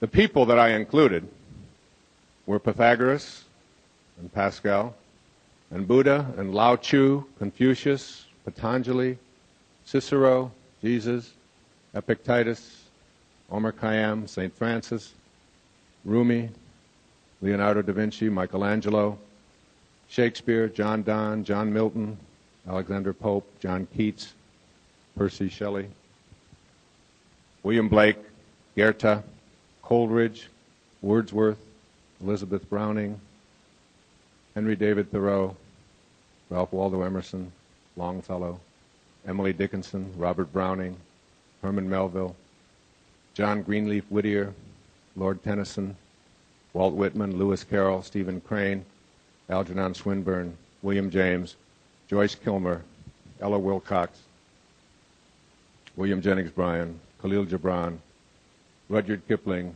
William Butler Yeats, Rabindranath Tagore, Mahatma Gandhi, George Bernard Shaw, Yogananda, Pierre Teilhard de Chardin, E. Cummings, Robert Frost, Dorothy Parker, Langston Hughes, Martin Luther King, Ogden Nash, and Mother Teresa, in the order of their living.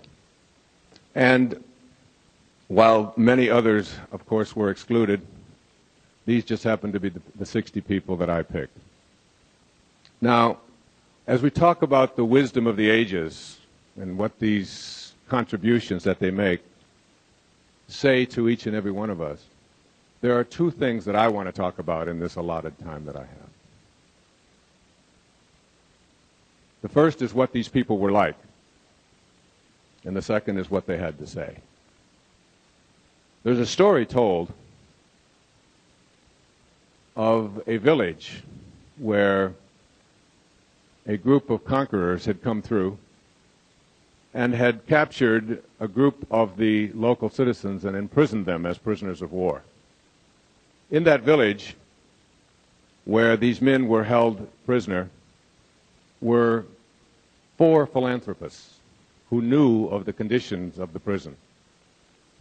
The first philanthropist went to the prison and said, I have a great deal of wealth, and I understand that the men that are in the prison are not given clean water to drink. So I would like to donate my money to have the water purified and cooled so that the men will be comfortable and won't die of dysentery. And that was granted by those who were holding the men prisoner of war. The second philanthropist went to the prison authorities and said, I understand the men do not have blankets to sleep on. I would like to donate blankets for everyone so that they will be comfortable and warm in their cells.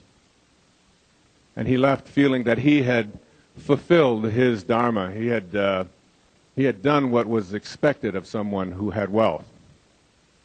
And he felt good. The third philanthropist discovered that the food that the men were eating was not healthy, and they weren't getting enough of it. And he had a farm, and he said, I would like to donate my farm and all of the crops to go to the men who are being held as prisoners and be sure that they are well fed. And so it came about, and he felt good about his contribution. The fourth philanthropist was a great avatar, a saint, a great teacher. And what he did is he went and discovered and found out where the keys were. And he went to the prison cells, and he unlocked each and every one of the cells and freed the men. So there's a difference between those of us who are philanthropists, who are doing good work, but basically are helping everyone else to suffer in comfort. And those of us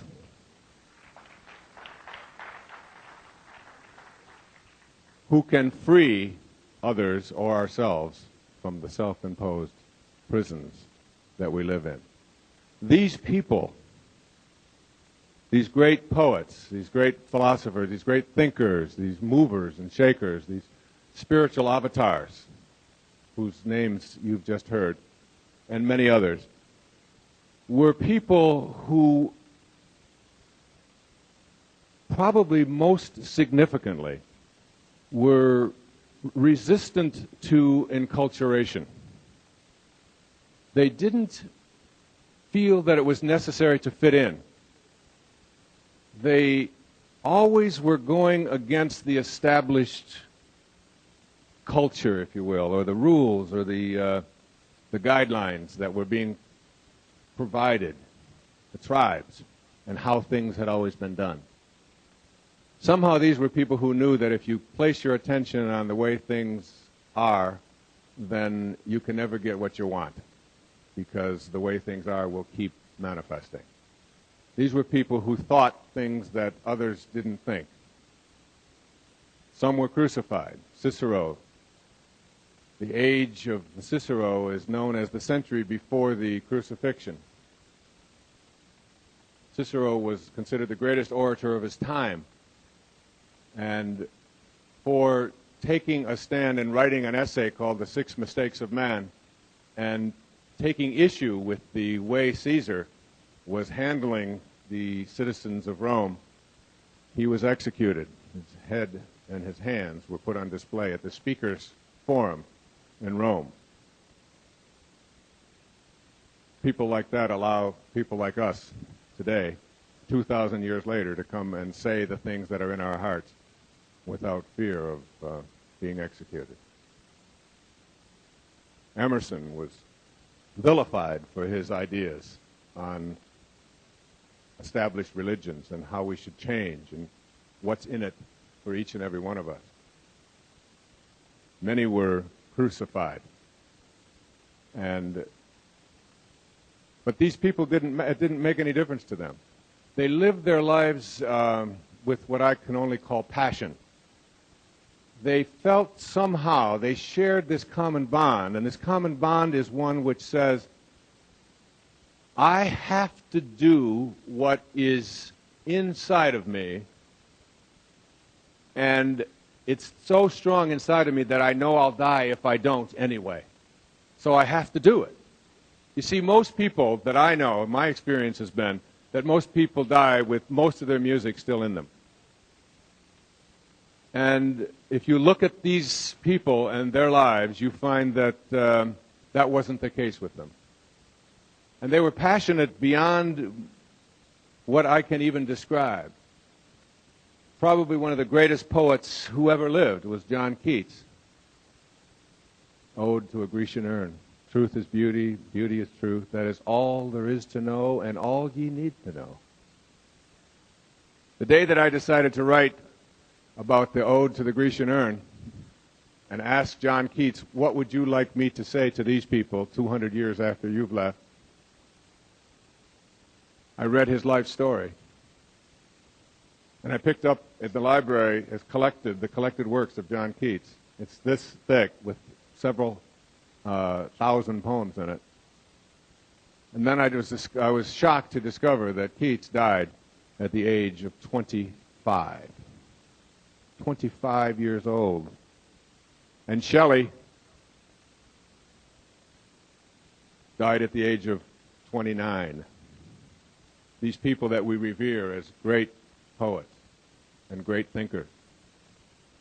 So what they shared is this, somehow this need, this desire to be able to say it and to do it regardless of what others might think. They were, as I've said so many times in many of my talks, they were independent of the good opinion of other people. They were not consumed with whether it was going to be approved of or not approved of. They lived on the edge, but they said what they had to say. This is what they were like. Passion. And living the life fullest. And not dying with their music still in them. As so many people have been trained to do. What they had to say, I think, is even more profound. And it's the basis of the wisdom of the ages. I think probably the most significant thing that these people had to offer us is that they lived what Aldous Huxley called the perennial philosophy. And the perennial philosophy is one in which Huxley looked at all of the different cultures that have ever existed, whether they're primitive or whether they're modern, Eastern or Western, and he looked at all of these people. And he discovered that there was one thing that virtually every culture, every tribe, every organization, every grouping of peoples have in common. And that is that they all had a very strong belief that there is a world beyond the world of the changing. When Lao Tzu was asked the question, "What is real, Master? What is real?" his response was, "That is real, which never changes." So there's the world of the changing, and if you ask yourself the question, what part of me is real by that definition, it certainly can't be your body, can it? It's certainly not mine. I was looking in the mirror. I was in Baltimore not too long ago, and I was giving a talk there, and I was just jotting down some notes about what I wanted to say, and I was sitting at this desk, and alongside of me to the right was this mirrored wall. The whole wall was a mirror. So every time I would just get through writing something, I'd look up and I'd look into this wall. And there I'd see this face looking back at me. And I'd jot down a few notes and I'd look up again, and I kept seeing myself. Finally, I just stopped and I started looking real close. And I said, "Damn, there's an old man renting my face."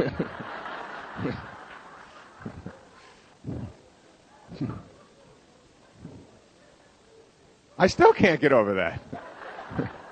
Every time I shave, I say, "Who is that in there?" Because the me in here that is looking out at you and is talking to you hasn't aged at all. I don't feel a bit old. I don't think old. I don't run my life on any principle of having aged at all. There's no boundaries in here. And these poets, these philosophers, let me share a few of what it is that they offer in this world, in this area of the soul. One, of course, is one of my favorites. His name is Rabindranath Tagore, who won the Pulitzer Prize for Literature in 1927. And he's talking to God, Krishna. And he says these words. And I wrote them out, and then I wrote an essay about it. He says, "I went out alone on my way to my tryst. But who is this me in the dark? I step aside to avoid his presence, but I escape him not. He makes the dust rise from the earth with his swagger. He adds his loud voice to every word I utter. He is my own little self, my Lord. He knows no shame, but I am ashamed to come to thy door in his company." There's so much in that little passage. I wrote an entire book about this a few years ago called Your Sacred Self. And the basis of it is that there's really two people in every one of us. There's an ego, which is just an idea. You'll never find an ego in an x-ray or an autopsy. It's not anything you can get a hold of. It's just an idea. It's an idea that we carry around that says who I am is separate from you. Who I am is in competition with you. Who I am is what I accumulate, how much stuff I have, how much it's worth. That's who I am. But there's also within each and every one of us another self. And that self is called the sacred self, or the higher self. And this higher self doesn't really care whether you're better than anybody else. It's not interested in whether you win or lose, or how much you get, or who you're better than, or how much more stuff you have, or how many merit badges you've accumulated. It's not interested in that. It only wants one thing. It just wants you to be at peace. That's all it wants. And as you think about these two selves in you, the one that needs to be right to make somebody else wrong, and the one that wants to be at peace, you can really make a shift instantaneously in your life by just, in every interaction that you have, as frequently as you can in your life, practice being kind rather than being right.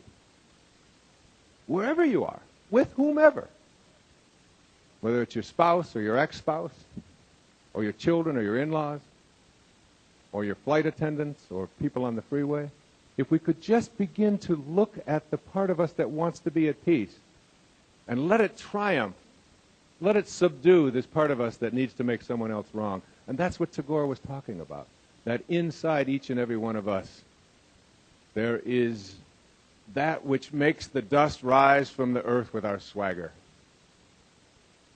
adds a loud voice to every word it utters. And I am ashamed to come to thy door in its company. It's a very powerful message. A couple of the other selections that these people wrote about soul, I've picked 3 or 4. One is by Herman Melville, great American novelist, 19th century. Listen to this. It's just an observation from Moby Dick. For as this appalling ocean surrounds the verdant land, so in the soul of man there lies one insular Tahiti, full of peace and joy, but encompassed by all of the horrors of the half-lived life. The horrors of the half-lived life. Isn't that a beautiful message? That an insular Tahiti, surrounded by an appalling ocean. It's been said that it's the space between the bars that holds the tiger. It's the silence between the notes that makes the music. The soul.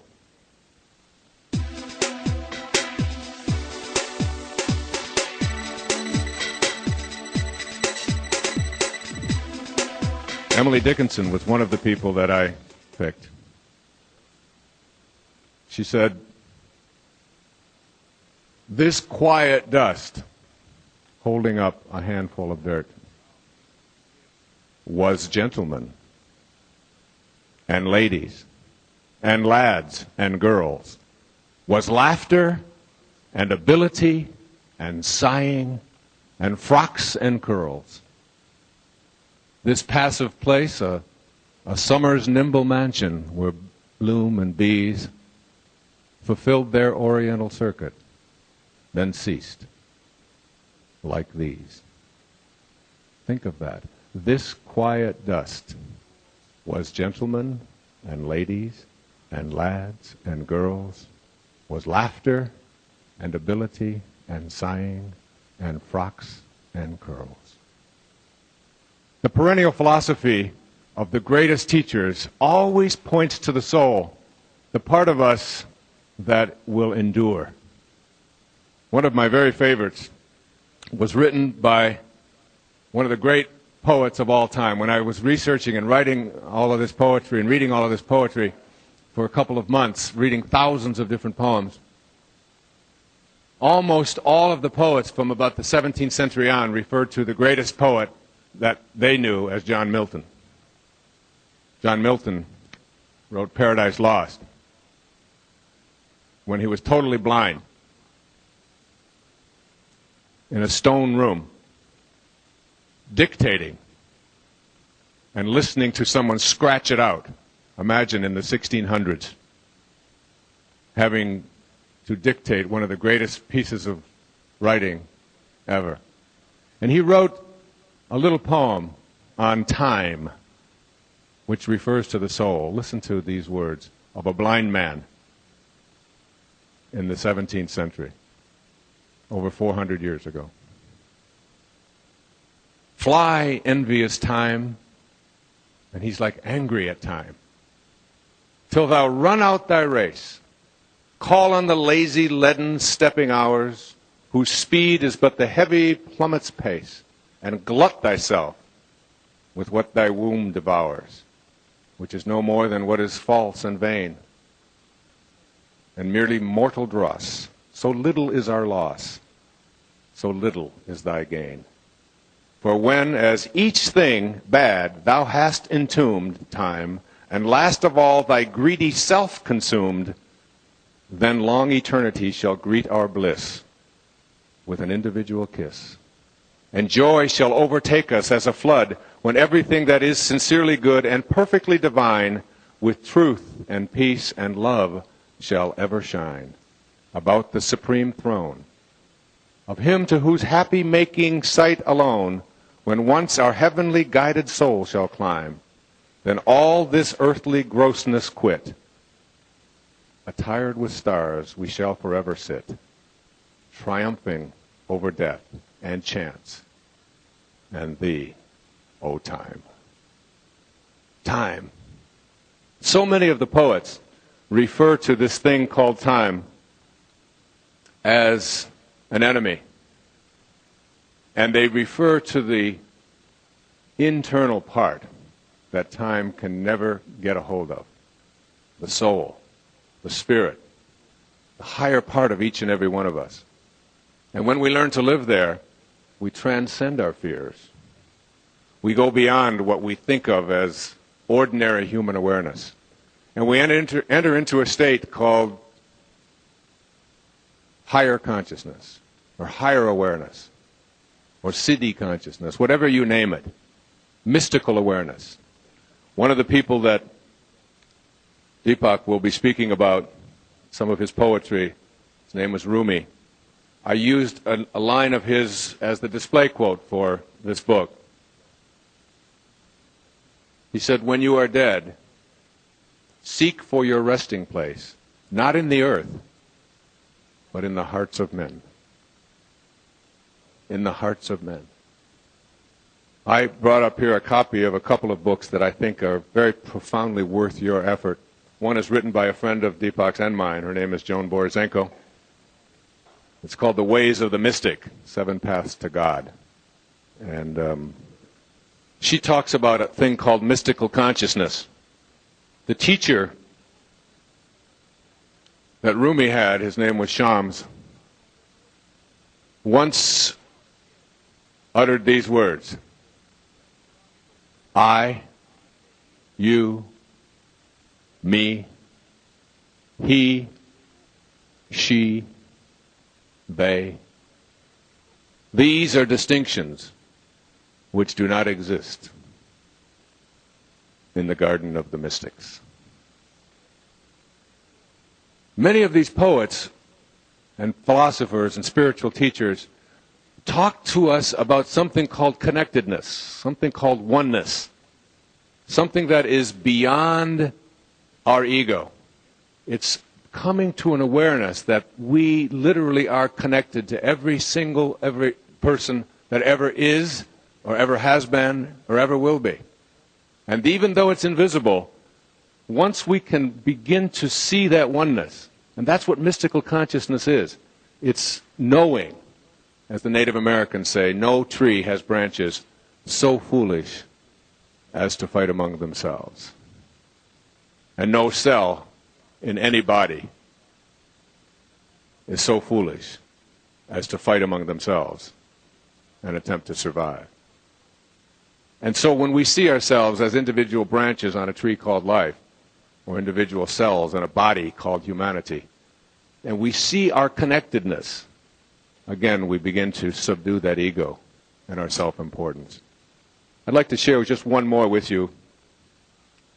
It's an excerpt from E. E. Cummings. I love a little humor in the poetry. And he talks about individual strength, individual personality, having the strength within ourselves to really act on what we know to be true in our hearts. And E.E. Cummings was one of those people who took on everybody. He wrote everything in lower cases just to confound, I think, his critics. And here's one of his all-time best that I think speaks to each and every one of us about this higher level of awareness in a very humorous way. He says, "Here is little Effie's head. Her brains are made of gingerbread. When the judgment day comes, God will find 6 crumbs. Stooping by the coffin lid, waiting for something to rise, as the somethings always did, you imagine his surprise, bellowing through the general noise, 'Where is Effie, who was dead?' To God in a tiny voice, 'I am May,' the first crumb said. Whereupon its fellow 5 crumbs chuckled as if they were alive, and number 2 took up the song. 'Might I'm called, I've done no wrong.' Cried the 3rd crumb, 'I am should, and this is my little sister could, with our big brother who is wood. Don't punish us, for we were good.' And the last crumb, with some shame, whispered unto God, 'My name is Must, and with the others I've been Effie, who isn't alive.' Cross the threshold, have no dread, lift the sheet back in this way. Here is little Effie's head. Her brains are made of gingerbread. May, must, might, would, could, should. The words of the half-lived life. The poets, the philosophers, the great thinkers, those who we revere, all of them stood for something that transcends ordinary human awareness. Not just in what they said, but in how they lived. None of them, not one, died with any of their music in them. And I would encourage you to listen and do the same. Thank you. Thank you. Deepak?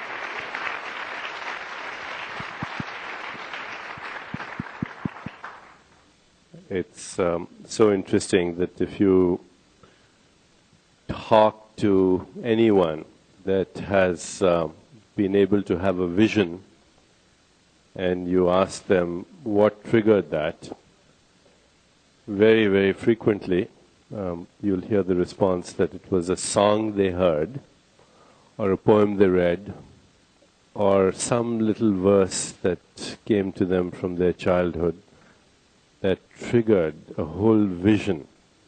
In many ways, poetry is indeed the language of the soul. It has been said that there are many ways of exploring reality. The first being the eye of the flesh. These eyes, these ears, this sensory apparatus through which we explore the world of material reality. If I want to know, are there craters on the moon? Are there rocks on Mars? Then I use the eyes of the flesh and the prostheses of the eyes of the flesh, which are the extensions, my scientific instruments.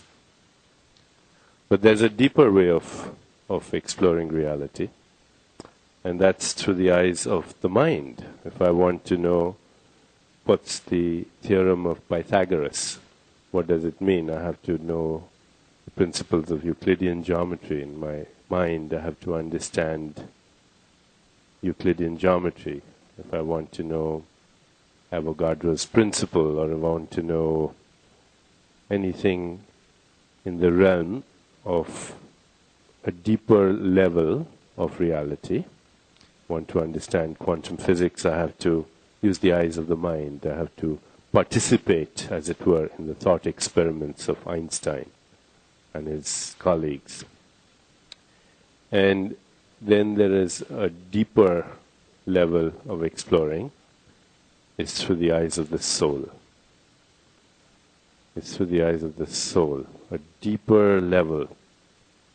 So William Blake, who's a favorite poet of, I know, Wayne, said, "We are led to believe a lie when we see with the eye that was born in a night to perish in a night, while the soul slept in beams of light."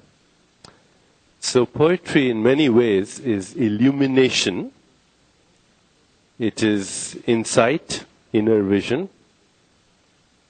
It is epiphany. And at the same time, it is the inspired expression of that illumination.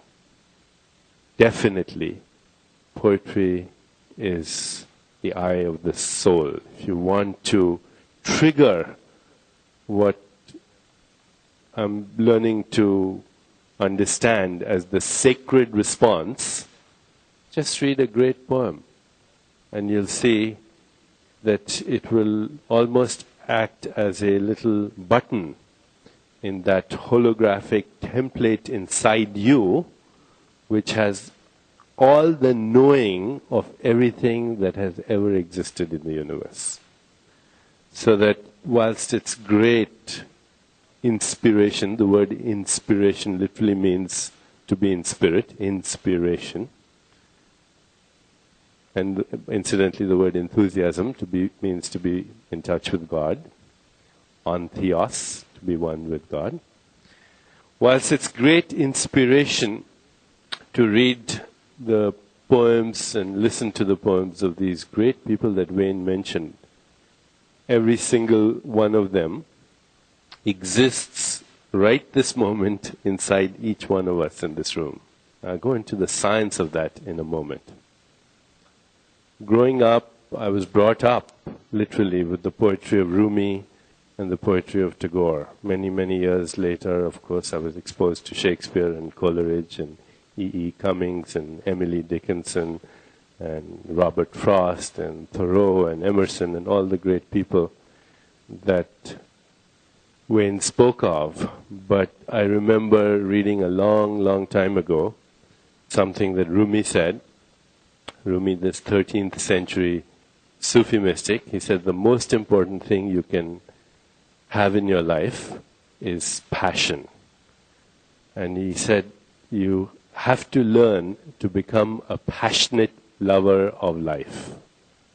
He said if you can be a passionate lover of life, then you will be a lover in death, you will be a lover in the tomb, you will be a lover on the day of resurrection, you will be a lover in paradise, and you'll be a lover forever. And if you have not learned how to be a passionate lover, then don't count your life as having been lived. On the day of reckoning, it will not be counted. Another time he said, I am so mad with love that madmen have to stop me and say, be still. So I have felt a deep debt of gratitude to this great poet Rumi. And from what I read, Rumi wrote 12 poems every day for the last 12 years of his life. And all of his love poems were written to God. All of this beautiful love music that you hear is written to God. This thing that Deepak has put together, called Deepak and Friends, A Gift of Love, he won't talk about, he won't do commercials, but I think it is so profound and so beautiful, and it's just come out today. And some of those people, the voices that you heard, include Coleman Barks and, Goldie Hawn and Madonna, you may have recognized, and Demi Moore and Rosa Parks and Martin Sheen, Deborah Winger, and others. It's a beautiful, beautiful collection. There's 2 CDs and a little book in there, and it's available. And that's all I want to say about that. It's really worth your listening to. Yeah.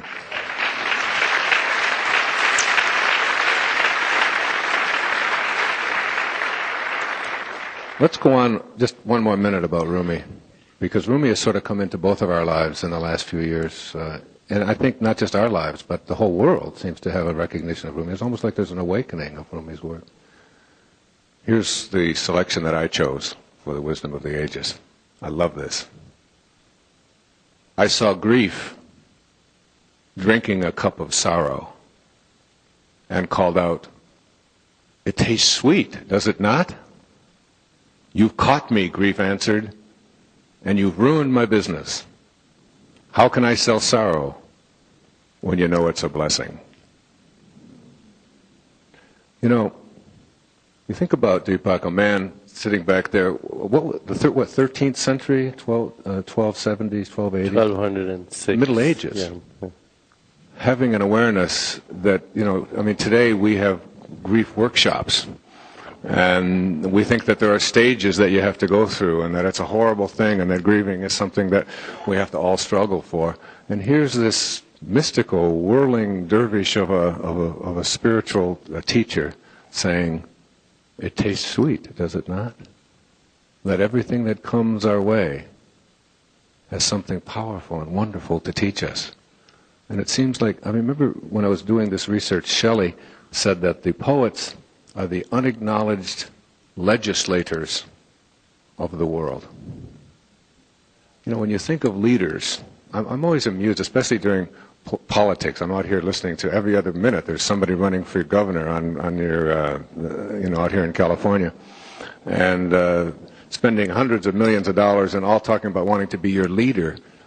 And I'm always amused when I hear these people talking about themselves as if they are our leaders. Like, who are the leaders of the Renaissance? Who do you think the leaders of the Renaissance were? I mean, were they the governors? And the politicians and the elected officials, or no, the leaders of the Renaissance were the artists and the musicians, the writers.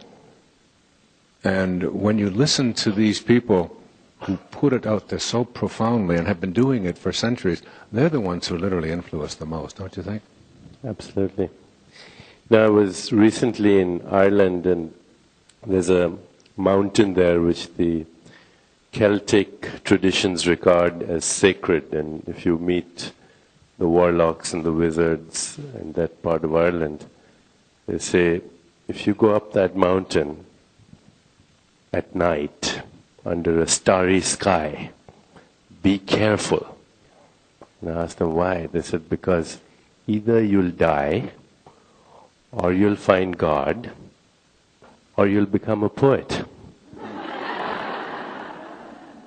And I don't know if you know this story about Rumi. On one occasion, he was so ecstatic that he started whirling. And he whirled for 48 hours, some say more, and he uttered 6,000 poems as he whirled in one session.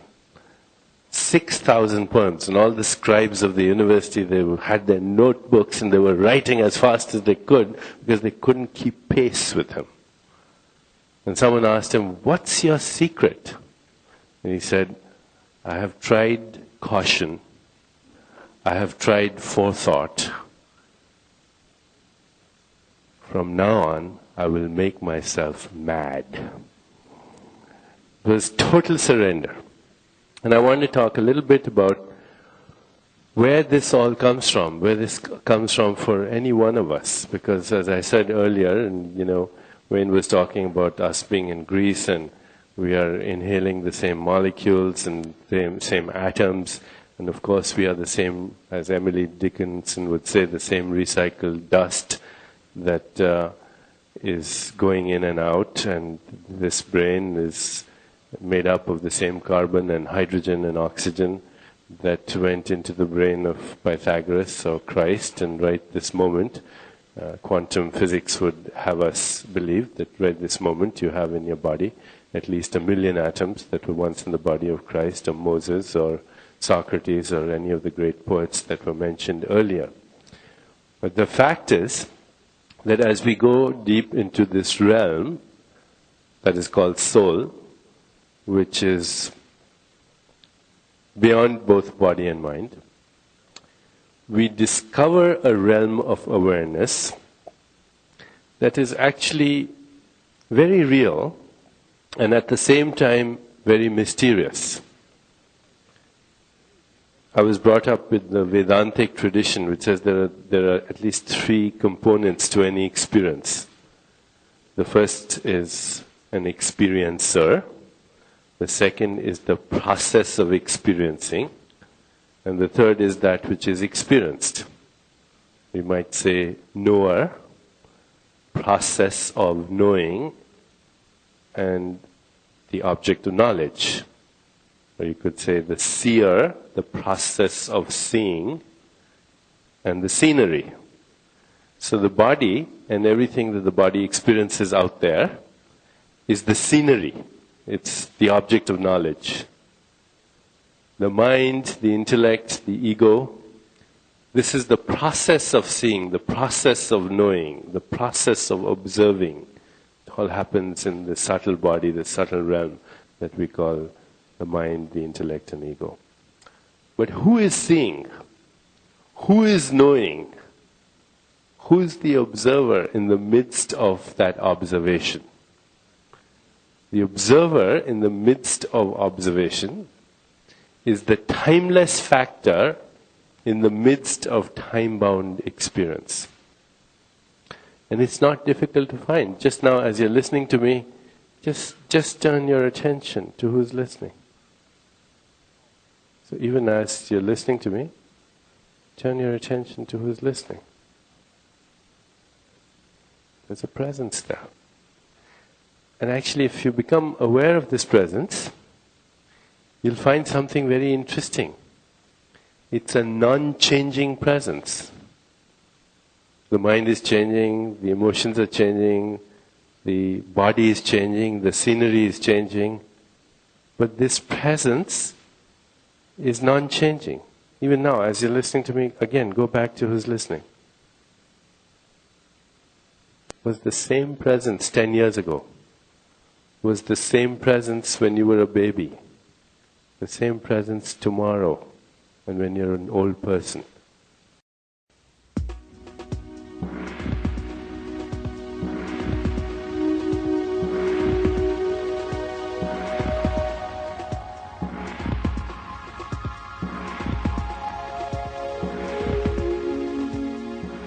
And if you become intimate with this presence, if you befriend it, then you will recognize that this presence is beyond body and mind. It's the timeless factor in the midst of all this time-bound, changing experience. The experiencer is not contaminated by the experience. In fact, again, as you go back to the silent witness behind the scenes, you will recognize that there's a freshness to it. The mind gets burdened with emotions, the physical body gets fatigued with effort. But go back to this witness behind. It's fresh as when you were a baby. Rumi says, you are that freshness, and I'm with you now. Nowhere again inside the majesty. Nowhere again. Because actually, as you peel the layers of the soul, you find first there's the mask of the ego, all our object referral, all the things, as Wayne said, we have accumulated, all the things that we identify with. But then you go beyond that, and there are our personal memories, all the experiences we've had as our child, in our childhood, maybe in other lifetimes, the personal domain of awareness, the software, if you will, of memories and desires and karma, which we call the soul. But then you peel that, you go beyond that, and there are memories of the race, there are memories of the species. And go beyond that, there's the memory of all other species, all other beings. And then you go beyond that, and there's the memory of the creator, of the source of creation. This body-mind and this soul, which is the software behind the body-mind, is the holographic representation of everything that has ever existed. And I'm not speaking right now metaphorically, I'm speaking literally. Yatha pinde tatha brahmande in Sanskrit. As is the atom, so is the universe. As is the microcosm, so is the macrocosm. As is the human body, so is the cosmic body. As is the human mind, so is the cosmic mind. And today scientists are talking about this non-local conscious energy field, which is self-organizing, that orchestrates literally everything that's happening in the universe. And so the steps to this are not that complicated. And before we start asking each other questions, or you can ask questions, just want to tell you what these steps are. The steps are first silence. Because as long as there's turbulence in the internal dialogue, we'll never get in touch with the soul. The soul is beyond that. Silence, meditation. Second step, surrender. Surrender simply means that I have lost my need to wish that things were not as they are. This moment is as is because the whole universe is as is. If I fight against this moment, I have to struggle against the whole universe. Surrender means that I let go of my idea of how things should be. If things don't seem to go my way, I let go of my idea of how they should be, trusting that I don't know the big picture. But if I knew it, it's fine. Surrender means no need to control, no need to manipulate, no need to cajole or convince or demand or beg or insist or seduce. It means to allow. And from surrender comes being.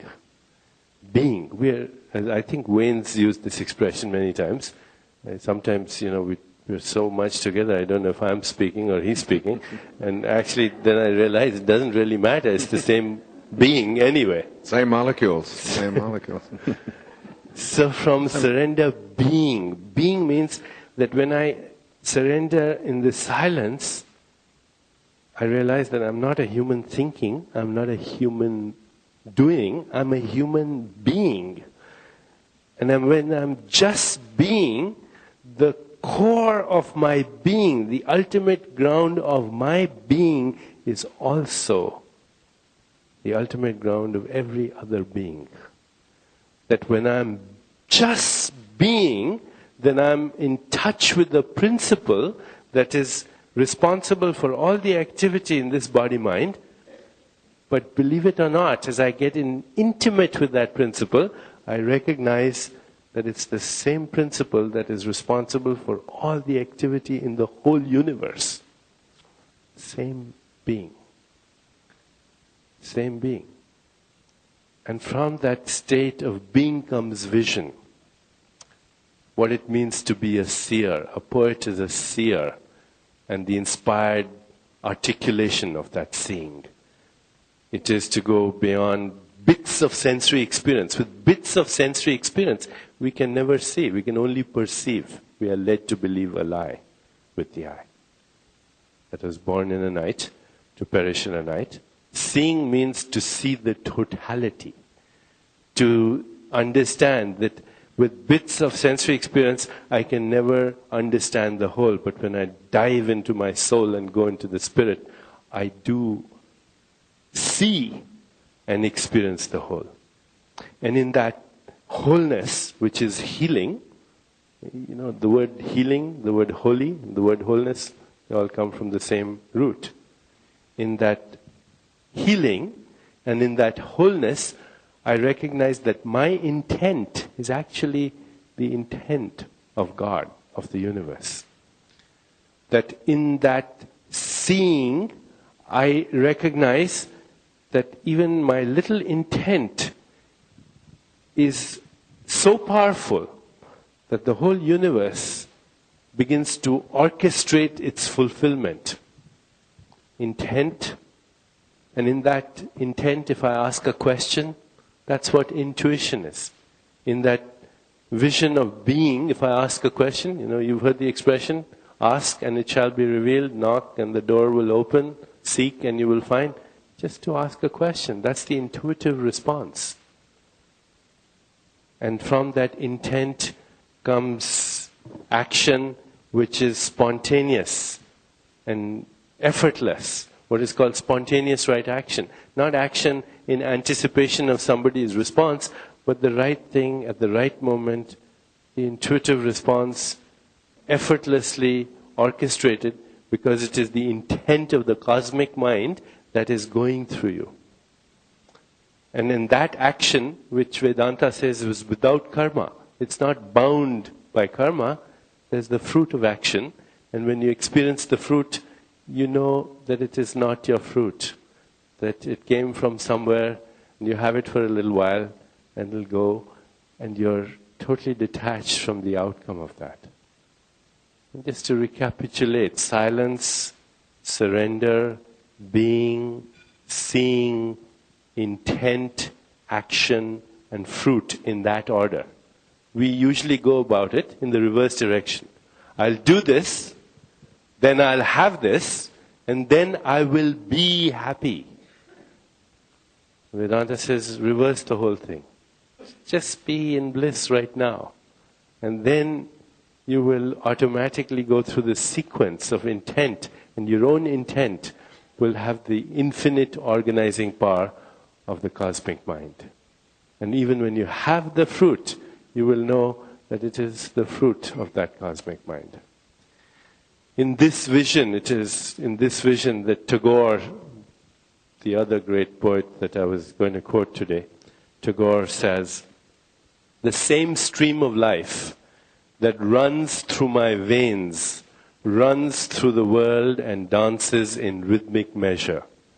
It is the same life that is rocked in the ocean cradle of birth and death, in ebb and in flow. It is the same life that shoots in joy through the dust of the earth into numerous blades of grass and tumultuous waves of flowers." He says, "My limbs are made glorious by the touch of this world of life. And my pride is from the life throb of ages, dancing in my blood this moment." Right? This moment, the life throb of ages is dancing in our blood. And all we have to do is to surrender to it. And in that surrender, to not even want to take the credit for it. Just as I was coming here this evening, I happened to look at some of my old notes, and I came across this very simple thing from the great Ramakrishna, who is an Indian seer, an Indian poet. And this is what he says. And don't mind my beautiful glasses.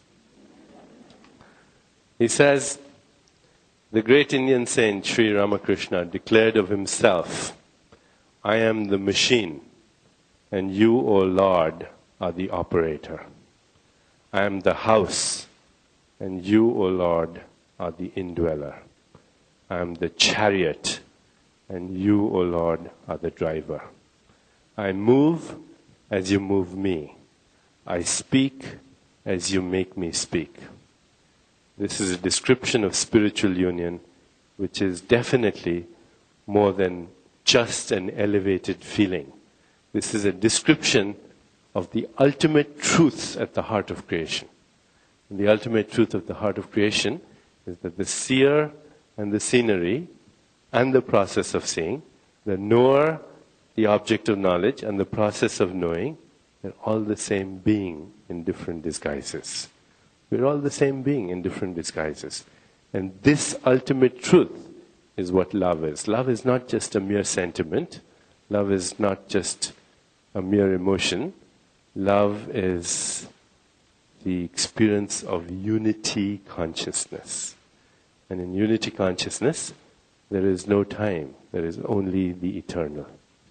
So I'd like to close my little participation this evening by again going back to Rumi.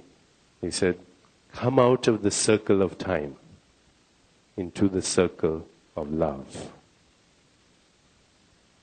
I remember thinking, when I first was exposed to Vedanta and the witness, and Nisargadatta Maharaj, and this whole idea of you do not suffer, he said to a woman who had cancer. And she was just appalled that he would say this to her, this great teacher in India. And she said, "How can you say that I don't suffer? I have cancer and I'm not expected to live." And he said something, only the person you imagine yourself to be is suffering. You do not suffer. And then she got very upset with him and said, "You mean to tell me She went right to the ego. You mean to tell me that that you don't suffer, that you don't get upset, that what's going on in your country and all of the poverty and all of the problems you're having with your neighbors and so on. This was back in the 70s. And he said, ma'am, he said, in my world, nothing ever goes wrong. And he was speaking, don't you think, Deepak, from a perspective of being not a human being having a spiritual experience, but from being a spiritual being having a human experience. And when I went past the addictions of my life, I began to recognize that the craver, the craving, and that which is craved are all in the world of ego. They're all over here in this physical, material world. But when I was able to move to the witness, when I was able to somehow step out of and look at the craver, which was this body, the craving, which were the thoughts, and that which was craved, which was whatever it is that I said I had to have in order to fulfill this craving that I was having. These three things were all something that I could observe. And as I began to observe them, and when you get to the observer, I think the observer is as close to something called unconditional love. I mean, that's at least what I got from Nisargadatta. Well, there's one very poignant dialogue when a disciple looks at Nisargadatta Maharaj and he says, it's all very well. I see an old man sitting in front of me talking about all this stuff. You have a body, you have an ego, you're here. And Nisargadatta Maharaj says, yeah, there's a body, there's an ego, and there's a mind working here, but there are other bodies, and there are other egos and other minds, and they're all equally mine.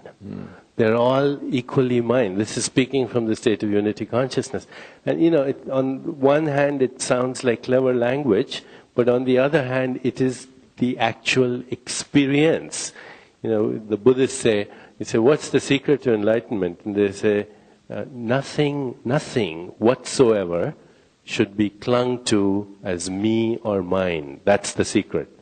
Nothing should be clung to as me or mine. And you'll get there right away. That's ego. That's ego. That's ego. Me and mine are ego. That's and so I went to Maharshi a few years ago, and I used to be a lot with them. I said, Maharshi, the Buddhists say that nothing should be clung to as me or mine. He said, or everything should be clung to as me and mine. Right. And you get to the same place. Right. Because if I say nothing is me or mine, then obviously everything is me or mine. It's when you are no thing, then you are spirit. I'm nowhere again inside the majesty, Rabindranath Tagore. I just want to make one more comment, if I may, about your point you made about addiction. Because, if I asked in this room, I said, how many people have had a problem with addiction sometime in their lives? I'm not just talking about drugs and alcohol and cigarettes, but, work addiction, sex addiction, relationship addiction, codependency. So, I'll raise my hand. I have. How many others have had problems? Okay? So here, it's almost everyone. And that's an extremely good sign. Because addiction, if you really begin to understand what addiction is, it's a second-class substitute for the search of ecstasy. Addiction is a sign that you want the exaltation of spirit. And if we have many addicts in our society, it means we're definitely moving in a spiritual direction. No, seriously. Seriously. If you look at addicts, you look at all the addiction programs, you'll find there are no psychological solutions to addiction. There are no motivational techniques for curing addictive behavior. If they work for a little while. There are only spiritual solutions for addiction. If you experience the exaltation of your spirit, then you don't want any second-class substitutes. And you don't put yourself down. Remember the quote of the saint and the sinner. What did he say? That he says, Maharaj says, the sinner and the saint are merely exchanging notes. Right. The sinner has been a saint and sanctified. The sinner has the saint has been a sinner, and the sinner shall be sanctified. And of course, Oscar Wilde said the only difference between a saint and a sinner is that the saint has a past and the sinner has a future. Right. So, and when you totally get that, so what's the big deal? Carl Jung, who was one of the most important psychologists, philosophers, rishis, I would say, of this century, he said, ecstasy has three components: physical ecstasy, sensuous experience. This is a very sensuous universe. Dolphins are dancing on the ocean and cavorting on the ocean. Children are playing. Trees reach out to the sun. Stars glitter at night. There are meadows and flowers blooming. Tagore, in one of his poems, says, where is that fountain that throws out these flowers in such a ceaseless outbreak of ecstasy? So there's this ecstasy on a physical level, then there's ecstasy on a mythical level. Deep inside us there are gods and goddesses, divine energies, archetypal energies that literally stoke the furnace of life in our souls. And many times when we do big things like big business merger or climbing Everest or flying a solo flight from America across the Atlantic or anything that is out of the ordinary, we're actually partaking of the heroic journey as much as the Argonauts seeking the golden fleece or Icarus flying toward the sun. So there's this mythical need inside us, the divine energies that say, get out of this ordinary world, get out of this mundane experience. There's a world of magic, there's a world of enchantment, there's a world of the devas, a celestial world which is vibrating on a different frequency. And then there's sacred ecstasy, which is the direct experience of God. And that ecstasy, exaltation, is our original primordial state. In the Upanishads, in bliss these creatures are born, in bliss they are sustained, and to bliss they return. Or T.S. Eliot, we shall not cease from exploration. At the end of our exploring, we arrive at the place that we started from and know the place for the first time. All these are descriptions of ecstasy. In the book from the Old Testament, actually not from the Old Testament, but in an Egyptian papyrus discovered recently, there's the experience of mythical and sensuous and divine or sacred ecstasy from Solomon, the prophet Solomon, on the Old Testament. And he's speaking to God, and he's gotten rid of his addictions, and he says to God, he says, you split me and tore my heart open, and you filled me with love. You poured your spirit into mine. I knew you as I know myself. My eyes are radiant with your light. My ears delight in your music, and my nostrils are filled with your fragrance. You have made all things new. You have made all things magical.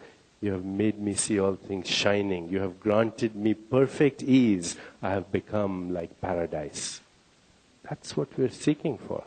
Addiction is just a second-class substitute. But it's good that at least we're seeking that.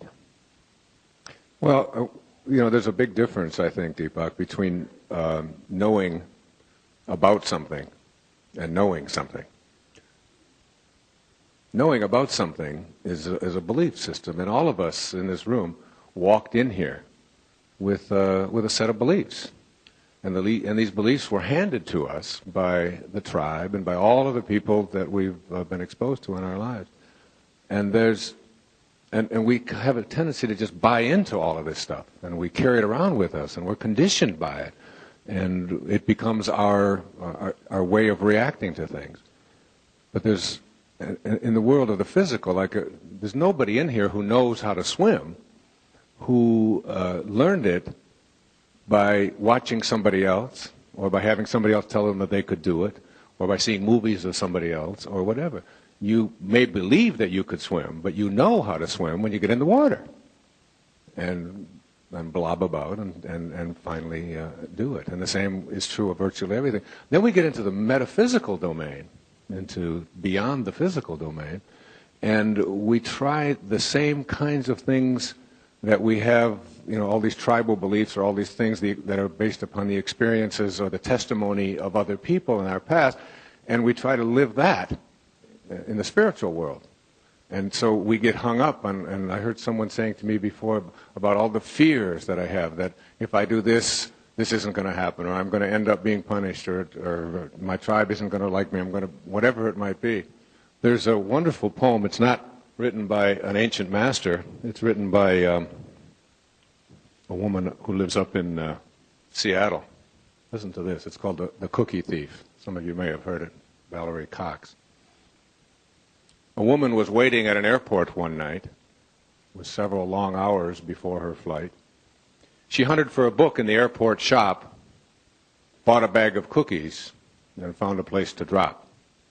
She was engrossed in her book, but happened to see that the man beside her, as bold as could be, grabbed a cookie or two from the bag between, which she tried to ignore to avoid a scene.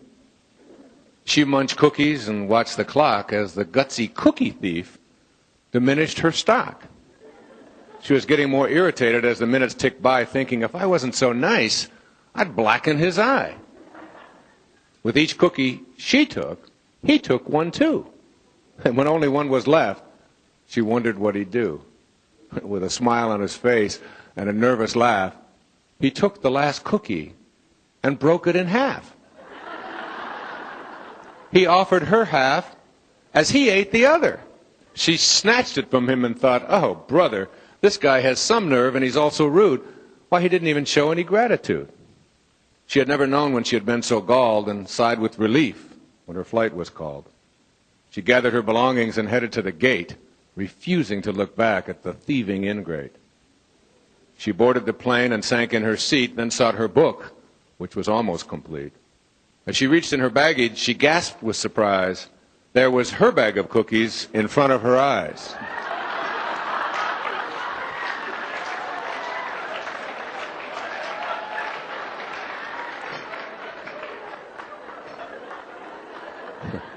If mine are here, she moaned with despair, then the others were his, and he tried to share. Too late to apologize, she realized with grief that she was the rude one, the ingrate, the thief. And Valerie Cox wrote that. We're all cookie thieves. In some ways, we think that we know something, but the knowing that we have is really based upon what somebody else has told us, and we're not really open to a new experience. I've often told the story of my little girl, Sage, who's 8 years old, who loves to take my keys in the morning and hide them. And then watch Daddy flip out, because I've got 3 kids to get to school, and we've got 20 minutes to do it, and I'll say, Sage, honey, I've told you so many times, don't hide Daddy's keys. Now, I've told you, don't do that. She said, Daddy, I didn't do it. You told me and I didn't. Come on, I know you hid my keys. Where did you put them this time? And as I get louder, my 12-year-old daughter will be standing there saying, I wonder what all those people would think of Mr. Positive right now.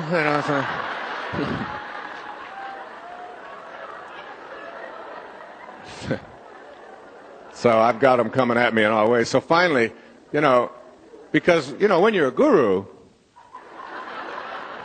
you practice, mindfulness. It's called mindfulness. And when you put something down, you always know where it is. You don't lose things when you reach this elevated state of consciousness that we're talking about here. And I place my keys always in the same place, and I make a note of them being there.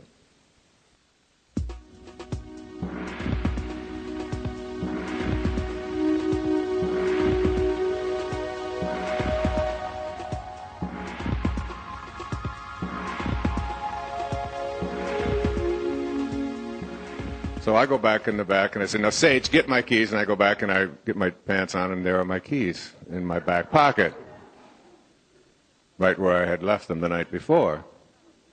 Cookie thief.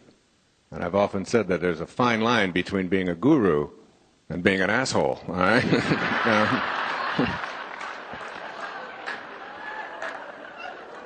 It's a line that I probably cross more frequently than I should be admitting here on tape, especially.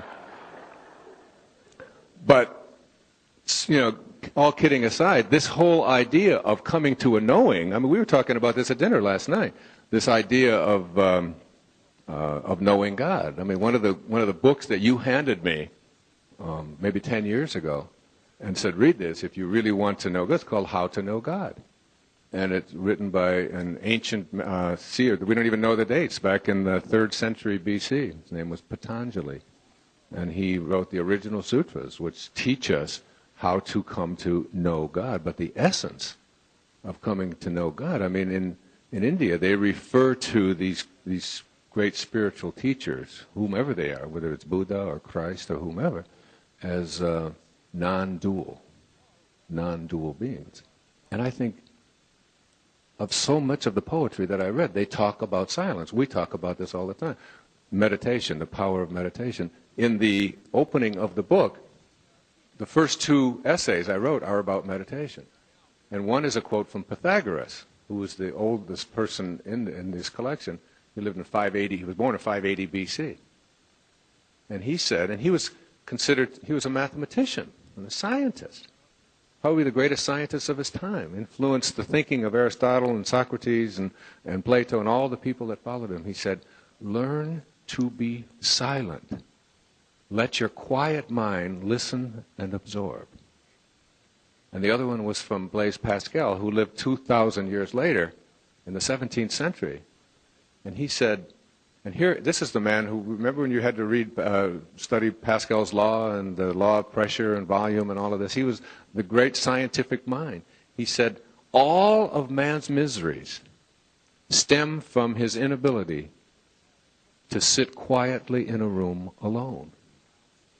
So here we have 2 of the greatest scientists of antiquity and of the Renaissance period saying to us, if you want to understand your life, if you want to know God, you've got to go to the non-dual place, the place that cannot be further divided. And there is just absolutely no substitute for meditation. They teach it at the Chopra Center. I have put out a CD called Meditations for Manifesting, which is based upon an ancient principle called japa, which is very simply the repetition of the sound of the divine. Deepak and I have both visited a divine woman who lives in Germany. Her name is Mother Mira. And being in her presence, I don't know how you would describe her, Deepak, but she's like an avatar, would you say? Silence. Yeah. They say that enlightenment, there are 2 ways to achieve it for those who've walked among us.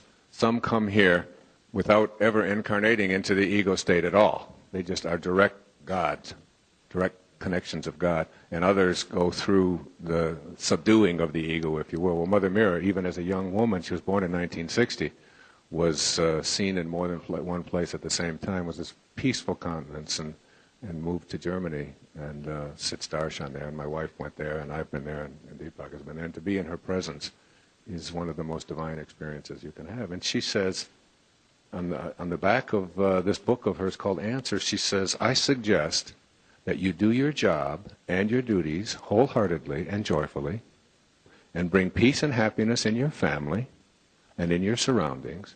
Do japa, which is the chanting or repetition of the name of God. I use the sound of ah on my CD.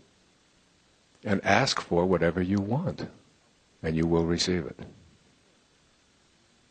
So that when you talk about silence, Deepak, it isn't just meditating is something that we do to find peace in our lives. Meditation or is a way to transcend literally the physical duality of our lives, isn't it?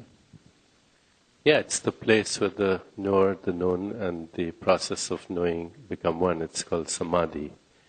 As you were thinking, quoting all those beautiful sayings about silence, remembered what Franz Kafka once said. He said, you need not do anything. Remain sitting at your table and become quiet. Learn to become quiet, still, and solitary, and the world will freely offer itself to you to be unmasked. It has no choice. It will roll in ecstasy at your feet.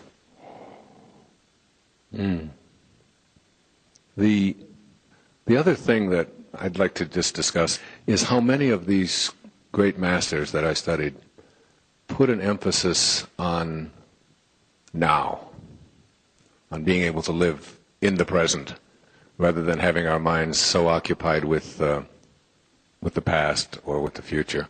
One of the great teachers in my life said, it makes no sense to worry about the things you have no control over, because if you have no control over them, it makes no sense to worry about them.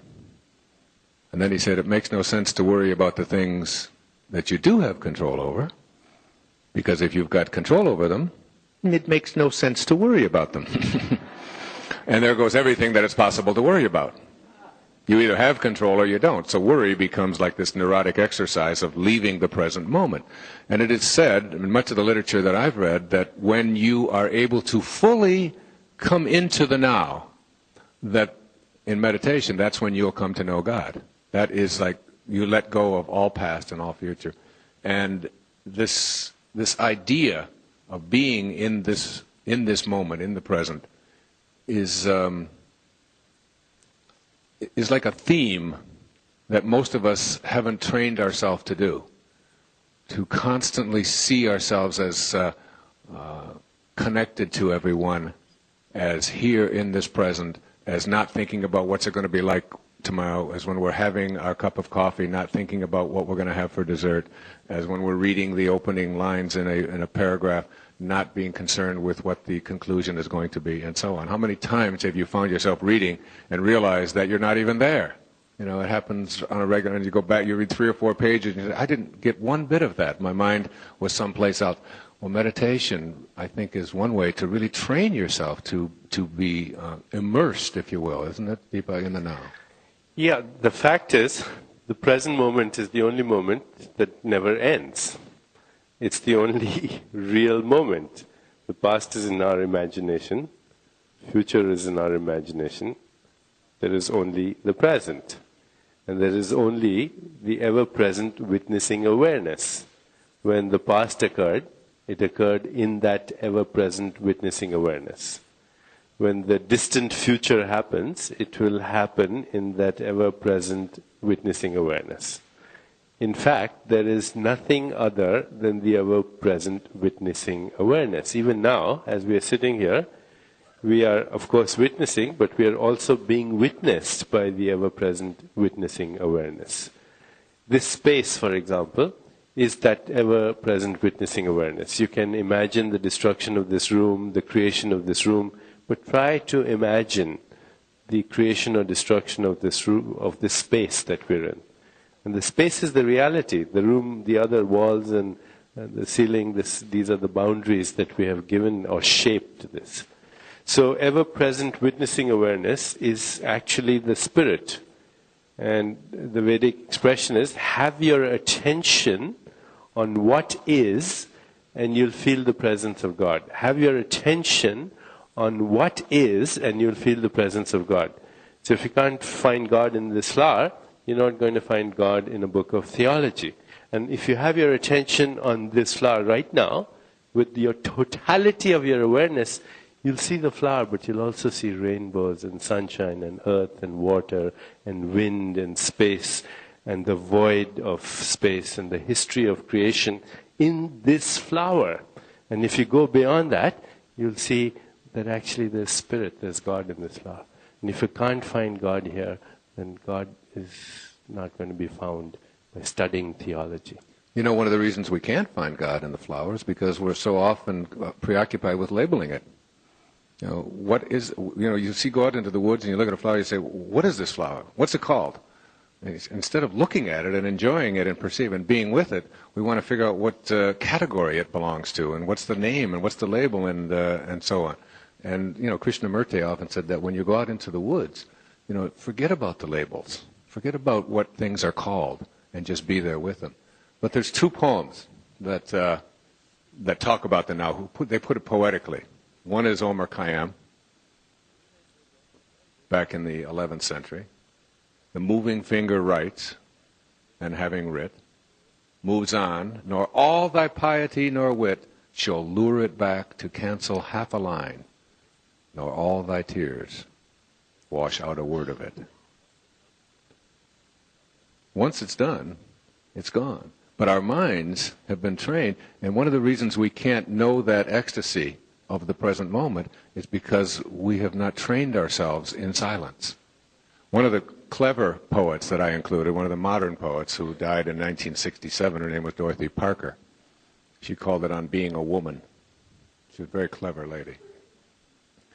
When she was informed that President Harding died, she said, how could they tell? So,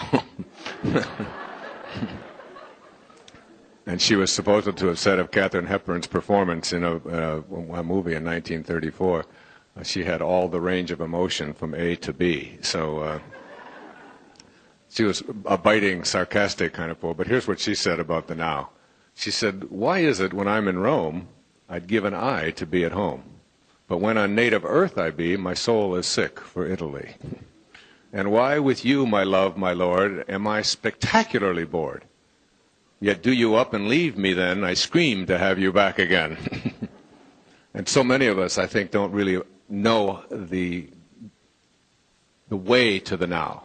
And I think meditation or being quiet or being peaceful is one of those ways. And if you don't practice meditation, whatever technique you use, whether it's a primordial sound, whether it's japa, or whether it's just sitting quietly alone in a room, I think probably the most important thing that I could say to you is that I couldn't imagine my life with meditation 15 years ago or so. And today I couldn't imagine my life without it. I couldn't imagine sitting down to write without meditating first, without asking for guidance and getting quiet and surrendering. And many people who have looked at my work over the past 25 years or so have said, you know, there's been such a shift. I've seen when you were writing Erroneous Owns and Pulling Your Own Strings in those books that you were talking about something that's very different today. What happened? Someone asked me that question here today. What happened? And you talked about Carl Jung, and Carl Jung wrote a book back in the 50s called Modern Man in Search of a Soul. And in there he said there are basically 4 archetypes that we go through in our adult life. And I have been going through them. And I've been writing from my heart and speaking from my heart all of these years. And those archetypes are, he said, the first as an adult. I mean, we think of development generally. We think of children going through developmental stages. They go from infancy to all the way up to adolescence and toddler stages and so on. And then we think you get to adulthood and you sort of arrive. But Jung said as adults we also go through stages. He said the lowest stage is the stage of the athlete, which is the archetype of the time in our adult life when our primary emphasis is on our body and what it can do and what it looks like and how strong it is and how beautiful it is and how much better it is than everybody else's. He said then the second is called the archetype of the warrior, which is the time in our adult life when we take our physical bodies out and we go out to do things. What do warriors do? They conquer, they defeat, they get into competition with, they set goals for themselves, they see how much they can acquire. And so as warriors, we find ourselves thinking about our own quotas. What's in it for me? How much can I get? And my earliest books were written from the perspective, I believe, of an athlete and a warrior to those teaching people how to be better warriors, how to be able to deal psychologically with your warrior status. But he said then we move to another stage, which is a stage that he called the stage of the statesman. And this is the time when we stop asking in our adult life, what's in it for me? What are my quotas? How much can I get? And we begin to say, what are your quotas? How may I serve? Becomes a much more important question to ask than what's in it for me. I remember being in Phoenix, and I've told this story before, of Mother Teresa had been in the room the day before, and she had been interviewed there in Phoenix at KTAR radio station. My friend Pat McMahon, the morning host there. And Pat said to her, he was so in awe that she had come there, and she had just come to talk about a homeless shelter. And he said, Mother Teresa, is there anything that I can do for you? And she said, no, Pat, but thank you very much. I'm here to talk about the homeless shelter. And he said, but Mother Teresa, he said, we have a very powerful radio station here. He went right to the ego. He said, we have 50,000 watts, clear channel. We could generate an enormous amount of publicity for your cause in Calcutta. And she said, but I'm not here for publicity. I'm just here to talk about the homeless shelter. I was invited.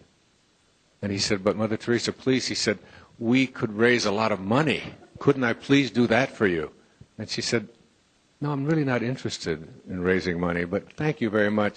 And finally, Pat almost got down on his knees and was begging, Mother Teresa, isn't there anything that I can do for you? And she said, you seem so serious. She said, there is one thing that you can do, Pat. She said, tomorrow morning, get up at 4 a.m. and go out onto the streets of Phoenix and find someone who's living there, who believes that he's alone, and convince him that he's not. That's what you can do. Because those of us who are lost, the homeless, those who are feeling abandoned, the ill, basically believe that they're alone. They've lost their connection to spirit. There's a spiritual solution to every problem. We have a spiritual deficit in our society. A society that allows the kinds of things to take place represents a deficit of spirit, not the right laws or the wrong laws. We have to shift our spiritual awareness and come out of our warrior stage and come out of our athlete stage and become statesmen. And finally, Jung said the highest stage you can get to is called the stage of the spirit, where you begin to realize that this is not your home. What it says in the New Testament, that you are in this world, but you are not of this world, becomes your reality. And my writing over the past quarter of a century has just reflected my traversing through these paths. And the people that I have met along the way, the people that have become my best friends, like the man I share the stage with today, have all come not because I have any special gift, but because I have shifted away from my primary emphasis being on my ego, what's in it for me, how much I can get.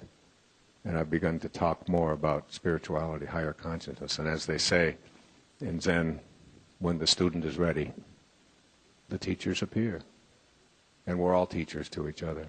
So it's moving to those higher and higher and higher states. And if you look at your own life, you can ask yourself that question. Have I evolved from an athlete who thinks that who I am is just this body and how beautiful and how strong it is? Have I evolved past what's in it for me and how much can I get? Have I evolved even past how may I serve into a spiritual awareness in which we recognize our connectedness to each and every one of ourselves?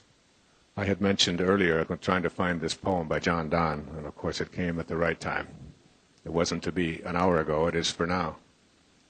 And his meditation, number 17, Devotions Upon Emergent Occasions, he says, no man is an island entire of itself. Every man is a piece of the continent, a part of the main. If a clod be washed away by the sea, Europe is the less, as well as if a promontory were, any man's death diminishes me because I am involved in mankind, and therefore never send to know for whom the bell tolls. It tolls for thee. We are all connected. No tree has branches so foolish as to fight among themselves. Deepak? In the Vedic tradition, the same evolution of consciousness goes from deep sleep to dreams to waking state of consciousness to glimpsing the soul to what is called cosmic consciousness, which is that state which Wayne referred to as being in this world and not of it, the alert witnessing of all the roles we play. And then from cosmic consciousness to God consciousness, where even the objects of our perception are literally even physiologically perceived in their local value, but also in their universal value. And then beyond God consciousness into unity consciousness, where the spirit here becomes one with the spirit here. And then the whole universe is experienced in our own being. Rumi's poem about unity consciousness, where he says, let the waters settle, let the waters settle, you will see stars and moon mirrored in your own being. So beautiful.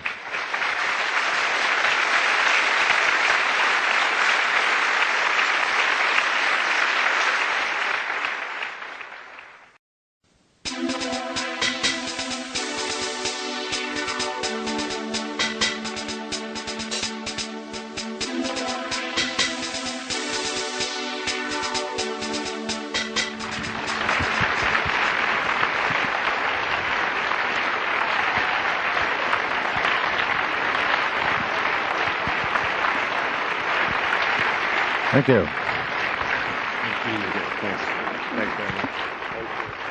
Thank you. We were fighting over who goes first there. We do it from the most enlightened to the least enlightened, so I'll start this. Or we do it from the oldest to the... I turned his mic off, so there won't be any... It's not going to work, Deepak. I defer to age. Except I'm ageless, you know. I read this book about an ageless body, you know, timeless. The theme of this presentation is how to change the world. We're going to address issues that confront us as a people. And you know that there are changes taking place on the planet. In the New Dimensions radio, which some of you may listen to, which Deepak and I have both been interviewed with Michael Toms, they have a theme, and their theme says, it is only through a change in consciousness that the world will be transformed. And basically, we are not saying that you can go out there and just tomorrow morning make everything different. On the other hand, when we understand individual and collective awareness and how it impacts on the planet, you can see the changes taking place, and they're not as subtle. You can imagine if we were to sit up here 15 years ago, when both of us were doing public speaking, and said that in a few years there will be no Soviet Union. The Berlin Wall will come tumbling down. A black man who has been imprisoned in South Africa will be released, and he will become the democratically elected president, and they'll do it with a minimum of violence and no warfare. A poet who is imprisoned in Prague for having ideas very similar to what we talk about here freely will be released with relatively little violence, and he will become the democratically elected president of that former dictatorship, Václav Havel. And he will address a joint session of Congress and the United Nations on what we can do as poets to make the world a better place. Imagine in that talk if we'd have said there's a labor leader in Poland who is just simply a man who works on the docks, and he will be released, and he will become the democratically elected president of perhaps the most totalitarian state in the world, like Walesa in Poland.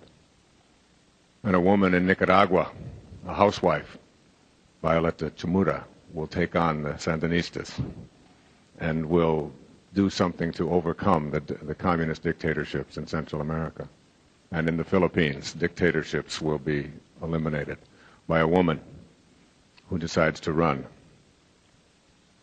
These changes that are taking place on the planet represent a change in consciousness. And they've come about because of the consciousness that is in this room today.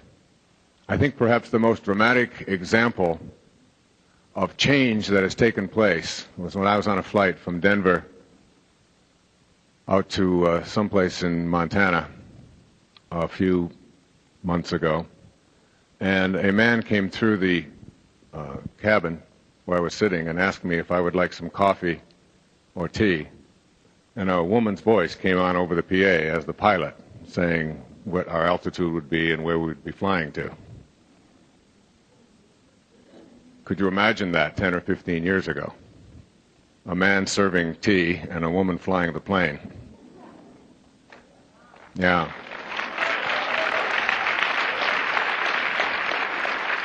The changes have been subtle, and yet they're also very pronounced if you let go of some of our jaded perspectives and don't listen exclusively to what the media is trying to tell us, that race relations are at an all-time low and that violence is at an all-time high, that the world is all going to hell, and so on. Now, this is not to overlook some of the major difficulties and problems that we face as a people on this planet.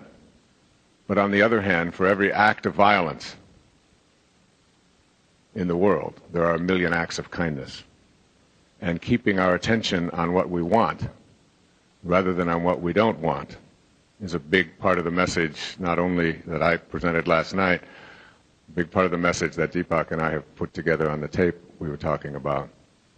And it's a big part of what all of us have to really deal with in terms of not letting ourselves become victims of we can't do anything, the world is getting worse. I would suggest that race relations in this country are better than they've ever been. Certainly we have a ways to go. I can remember when I was in the Navy in 1958, my best friend was a black from Chicago. He was 17 and I was 17. Rayford Dudley, one of my best friends. And we were in Maryland and we walked into a restaurant and they wouldn't serve us. He was in his uniform of the Navy and he couldn't eat in a restaurant, a man who was representing his country. Those kinds of things are unheard of today, even though we have a long ways to go. And you'll see people intermarrying, you see people working together of all races and all persuasions, and it's not even getting a second glance any longer. And the idea of not being able to stay in a certain hotel or to eat in a certain restaurant because of our ethnic background or what color our skin might be is becoming something that we don't even think about much any longer, even though there is a lot of work to do. So changing the world is something that we are doing. It's happening. And yet you look at the headlines and you see these troubling things. You see a young boy of 14 picking up a gun and wiping out his parents and then opening fire on his classmates. And we see that happening 8 times in the last 6 months in our country. And we realize that it's becoming something that we have to address. I think, I have my own view on it, and I'll talk about it a little bit later, but I remember in the 1992 election when Clinton was running against George Bush, and he had a sign that said, "It's the economy, stupid." Remember? "It's the economy, stupid." And when they asked me the other morning on a talk show, "What do you think the problem is?" I said, "It's the guns, stupid." It's the guns. We have become a country that has 200 million handguns, one for every person over the age of 4, and an industry that is promoting death. And we have to look at that, despite what some of our more basic instincts might tell us. We have to look hard at that. Are we going to be a nation where everyone has a gun or where no one has a gun? We seem to be having to go in one direction or the other. So rather than give a long talk about it, I'm going to read this poem by a man named Stephen Crane, who wrote The Red Badge of Courage. And I'm going to read a very short essay and look at some of the ideas in here and then ask Deepak to comment on it. The first subject that we'd like to cover, which is the subject of violence in our society, in ourselves, and what we can do about it individually and collectively. I think as a parent of 8 children, and Deepak as a parent of 2, that one of our major concerns is what kind of a world we are creating for our children and their children to take over. And here's an ironic poem. It's irony. It's called War is Kind. And it's written by Stephen Crane, an American novelist who wrote The Red Badge of Courage. And here's what he says in his poem.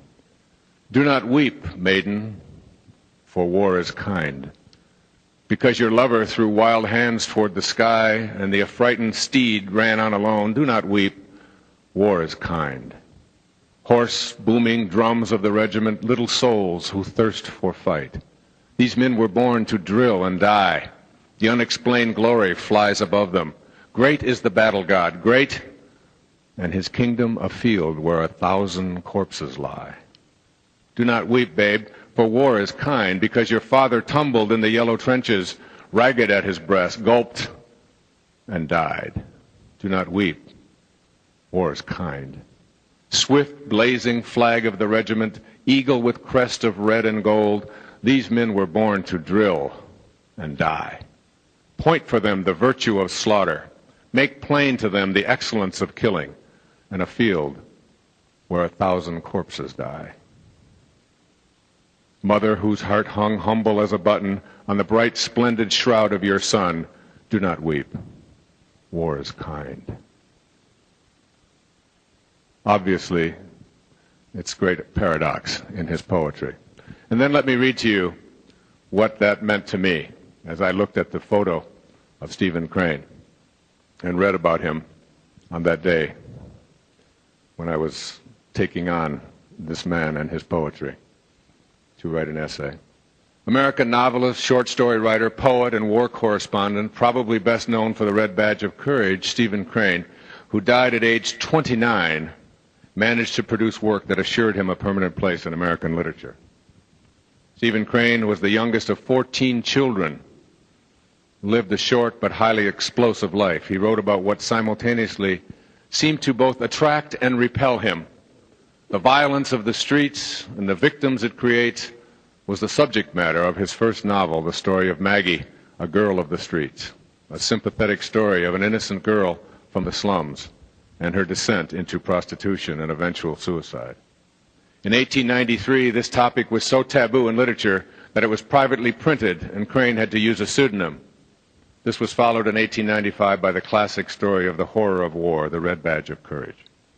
He wrote of his aversion to violence, his sympathy for victims and the downtrodden. Yet he was equally attracted to report and to experience firsthand these outrages, and once settled with a former brothel house proprietor. Stephen Crane's career as a writer and a journalist covering wars wherever they propped up on the planet was brief. He died at 29 of malarial fever and tuberculosis, contracted while in Cuba covering the Spanish-American War. For me, I'm speaking of myself, for me, this poem of deep irony is not only a disparaging attack on war and all of its horror, but it stands as a classic statement against violence of any kind. Also included is the violence that we observe daily, of man's inhumanity to man and the rage and fury within our own hearts. These are equally as destructive and are also the subject of the woman and child, of the poet's lament against war. His ironic poem, War is Kind, is a commentary on all of what he termed those little souls who thirst for fight, who find virtue in something so horrifying as slaughter, an excellence in a field of 1,000 corpses. For me, this is a lesson to look within myself, for any remnant of a little soul who might find glory in the trumpeting of man's inhumanity to man. It is a reminder to allow my big soul to triumph over its lesser compatriot and to suppress curiosity or fascination with violence of any kind. There are people who carry guns and leave maidens weeping all over the world, be it on battlefields or in our homes or schools and streets and playgrounds. All seem to be men who were born to drill and die. Yet we do not believe that anyone has such a destiny at birth. This carnage is the result of our own curiosity and fascination with warfare and killing, with violence and rage, so that we attract into our collective lives the very thing we fear the most. We live in a more subtle fashion the same kind of life as the poet Stephen Crane, attracting to ourselves that which repels us. If we don't harness that little soul, we too will become victims of the search for the unexplained glory of the battle god and his kingdom where 1,000 corpses lie. Our fascination with violence and its ultimate implementation, killing, is reflected in our preoccupation with action films wherein human life is reduced in value so much so that the taking of these lives is considered to be entertainment. Killing for the sake of keeping the customers happy takes its toll on our collective consciousness, whether we recognize it or not. We defend the need and the right to carry handguns, and they therefore become a high profit item in the world of commerce. A gun for every man, woman, and child is now the goal of this industry, and we're getting closer each day. Do not weep. War is kind. Yet there is much to weep about, and there is no shortage of tears. Maidens howl in anguish every hour of every day as loved ones fall victim to our almost insatiable attraction to war and unnecessary violence. We live in the most violent society on earth, where hundreds of thousands are killed and maimed yearly with barely a flicker of attention from our, quote, leaders, chastising everyone on human rights. Recently, state officials from China were not to be granted full diplomatic recognition in an official visit because their country was being bitterly criticized for their stand on human rights. Bitter irony, indeed. This seemed to me not as ironic as Stephen Crane's poem, "Do not weep, maidens, for war is kind." To make a huge dent in this kind of fascination with war, killing, and violence, we must first look within our own hearts and allow the big soul to triumph over those inclinations. We must find the place within ourselves where we know that in some non-earth-based way we are all connected by an invisible, organizing intelligence, and we need to live in this awareness. We must refuse to participate in any form of activity which purports to be entertainment, which trivializes violence and killing. We must teach our young sons that they were not born to drill and die, not born to throw their hands toward the sky in some kind of ego ritual of dying in battle as a badge of courage. We must raise them to have disdain for violence and to learn to check the impulses of fury brought on by an over-identification with ego's need to be triumphant in battle. We must teach them and ourselves the value of cooperation over competition, and to understand the great wisdom in the Native American homily, "No tree has branches so foolish as to fight among themselves." We must elect those who see the horror in having a world filled with weapons and live ammunition. They have to pursue at all costs with true courage the end of all weapons that are designed to kill, be it from megadeth nuclear bombs to low-caliber handguns. If they are meant to inflict death, we must find another way. And finally, we must look within our hearts to quell our little soul's attraction to violence, and instead find our fascination with kindness and love. All we need do is be a little kinder toward each other. This was Aldous Huxley's answer when he was asked on his deathbed for his advice to mankind after a lifetime of study and exploration of the human spirit. Simple words with a simple solution. All we need do is be a little kinder toward each other. War is most assuredly not kind. Being kind is the solution not only in the world as a collective whole, but in our individual lives where it all began. To put this awareness of Stephen Crane's poem to work in your own life, begin to, 1, eliminate your personal participation in movie-going, television watching, or reading which promotes violence or reduces the value of human life by making killing and maltreatment any form of entertainment. 2, teach young people to value kindness over killing. Talk to them about why you don't want them using play guns and weapons. Explain that they can change the world by choosing kindness over killing as a way to play. 3, catch yourself when you feel violent impulses and have a quiet talk which allows you to reprogram yourself along the lines of kindness rather than rage. By recognizing rage when it crops up, you will allow the big soul to begin to tame the more base tendencies of the little soul. And finally, support organizations which have as their mission the eradication of violence on our planet. There are many organizations from the UN to local groups who want to elect more kindness-oriented people to commissions and as government representatives.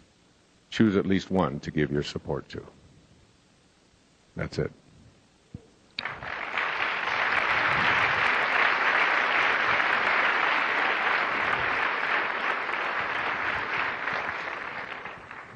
This message I very seldom read to an audience, but I wanted to put that out there exactly as I felt it after reading that poem. And it's exactly how I feel each time I see what we are doing in our society to promote and encourage violence as a form of entertainment. And some of the people that we look up to as heroes who play these roles in movies and television, when they're interviewed, very often they will say, well, they all know the difference between entertainment, but I don't think they all do. You see, when they asked me what the solution was to this thing that happened where the young boy picked up a gun and began to do the shooting, they said, is it because children are so frustrated now? I said, children have always been frustrated. My daughter, Tracy, who is here with us and lives in the Twin Cities, said when I was 14, I would be so frustrated at you and at my mother, and there were things that I just wanted to say, and I just was filled with rage, but I would just express it in some way, and I didn't have a weapon. This comedian that was just assassinated in his sleep, with 2 young children in the house, Phil Hartman. All of the analysis on television is about, well, it's marital difficulties, and we've got to learn how to be closer to each other in our marriages. There's no cure for marital difficulties. Marriages have difficulties. In any relationship in which 2 people agree on everything, one of them's unnecessary. All right?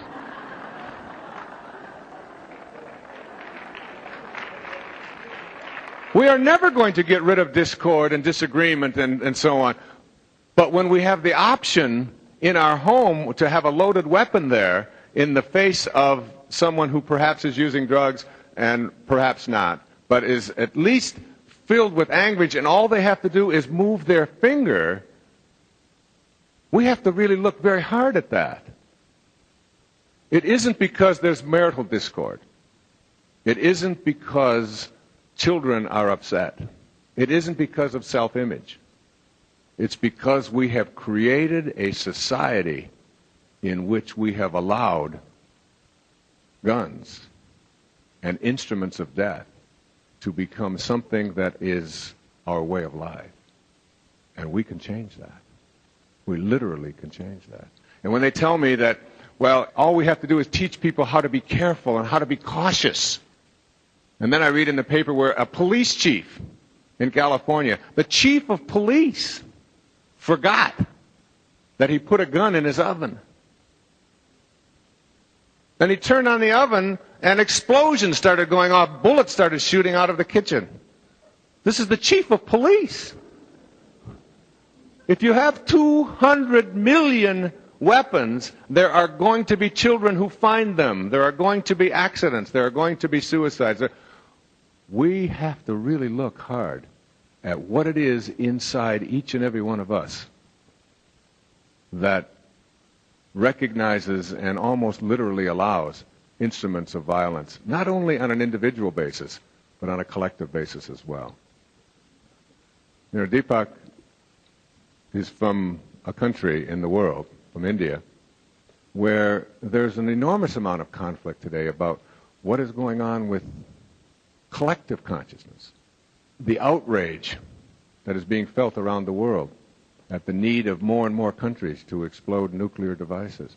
And it comes from the very same consciousness. And I think we can address that here, Deepak. I'd like to turn it over to you for a few moments, and then we'll dialogue on it.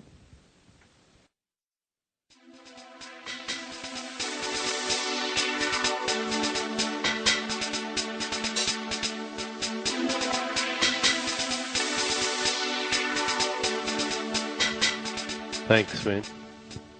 During the Second World War, there was a great saint in India by the name of Sri Aurobindo. Perhaps you've heard of him. And somebody asked him one day, he had been in silence for almost several months. He had not said a word. He had been in total silence and meditation for several months. And somebody asked him, "What are you doing?" And he said, "I'm bringing the war to the end. I'm bringing this war to an end." And for most of us, that would seem like a ridiculous statement. How is one man's silence, profound though it may be, bring conflict resolution? Just remember that story, because in the last maybe 10 years, there's a very good understanding of consciousness as a field. And what it is a field of forces that include electromagnetism, gravity, and subatomic forces known as strong and weak interactions, which are basically subatomic forces. And scientists now recognize that actually they're all the same force. They refer to it as the unified field. So the electromagnetic field of the Earth is actually light. That's what it's made of. The usual colors of light: violet, indigo, blue, green, yellow, red, but also ultraviolet and X-rays and gamma rays and cosmic rays, and also infrared and microwaves and radio waves. That's the electromagnetic spectrum. And we are all beings of light, literally, and so is Mother Earth. And so is the cosmos made out of light. God said, "Let there be light," and there was light. Literally true. And what has been found is that when we look at anything that we consider material, for example this, wherever there's matter, there's energy. Wherever there's energy, there's information. Wherever there's information, there's intelligence. What is the difference between information and intelligence? When information becomes self-organized, it knows how to rebalance itself. It has a feedback loop. And that's not just information, it's intelligence. And wherever there's intelligence, there's mind. And it is mind, through its intentionality, that orchestrates the self-referral or self-organization of intelligence. And wherever there's mind, there is consciousness. So if you were to look at the hierarchy of levels of intensity of how consciousness expresses itself in the cosmos, would be matter fields, energy fields, information fields, intelligence fields, mind fields, consciousness fields. Fields, because in a field everything is inseparably connected with everything else. So that the human brain and the human body is actually one of the most powerful magnets, if you will, that exists. It's part of the Earth, which is a magnet as well. It has a north pole and a south pole. And in the intraneuronal arbors, the spaces between neurons, there's an electromagnetic field that actually is influenced by our intentionality. And that electromagnetic field then subsequently creates electrical impulses, which then transfer into matter, energy, etc. In other words, we are inseparably not only connected with each other at the level of consciousness, but we are actually connected with all of life, and we are connected with the electromagnetic fields of the planet and the cosmos. So that when there is turbulence inside us, then that turbulence is not just confined to me. If there's turbulence inside me, it's not confined to me. It will affect you, and ultimately it will affect the electromagnetic fields of the Earth as well.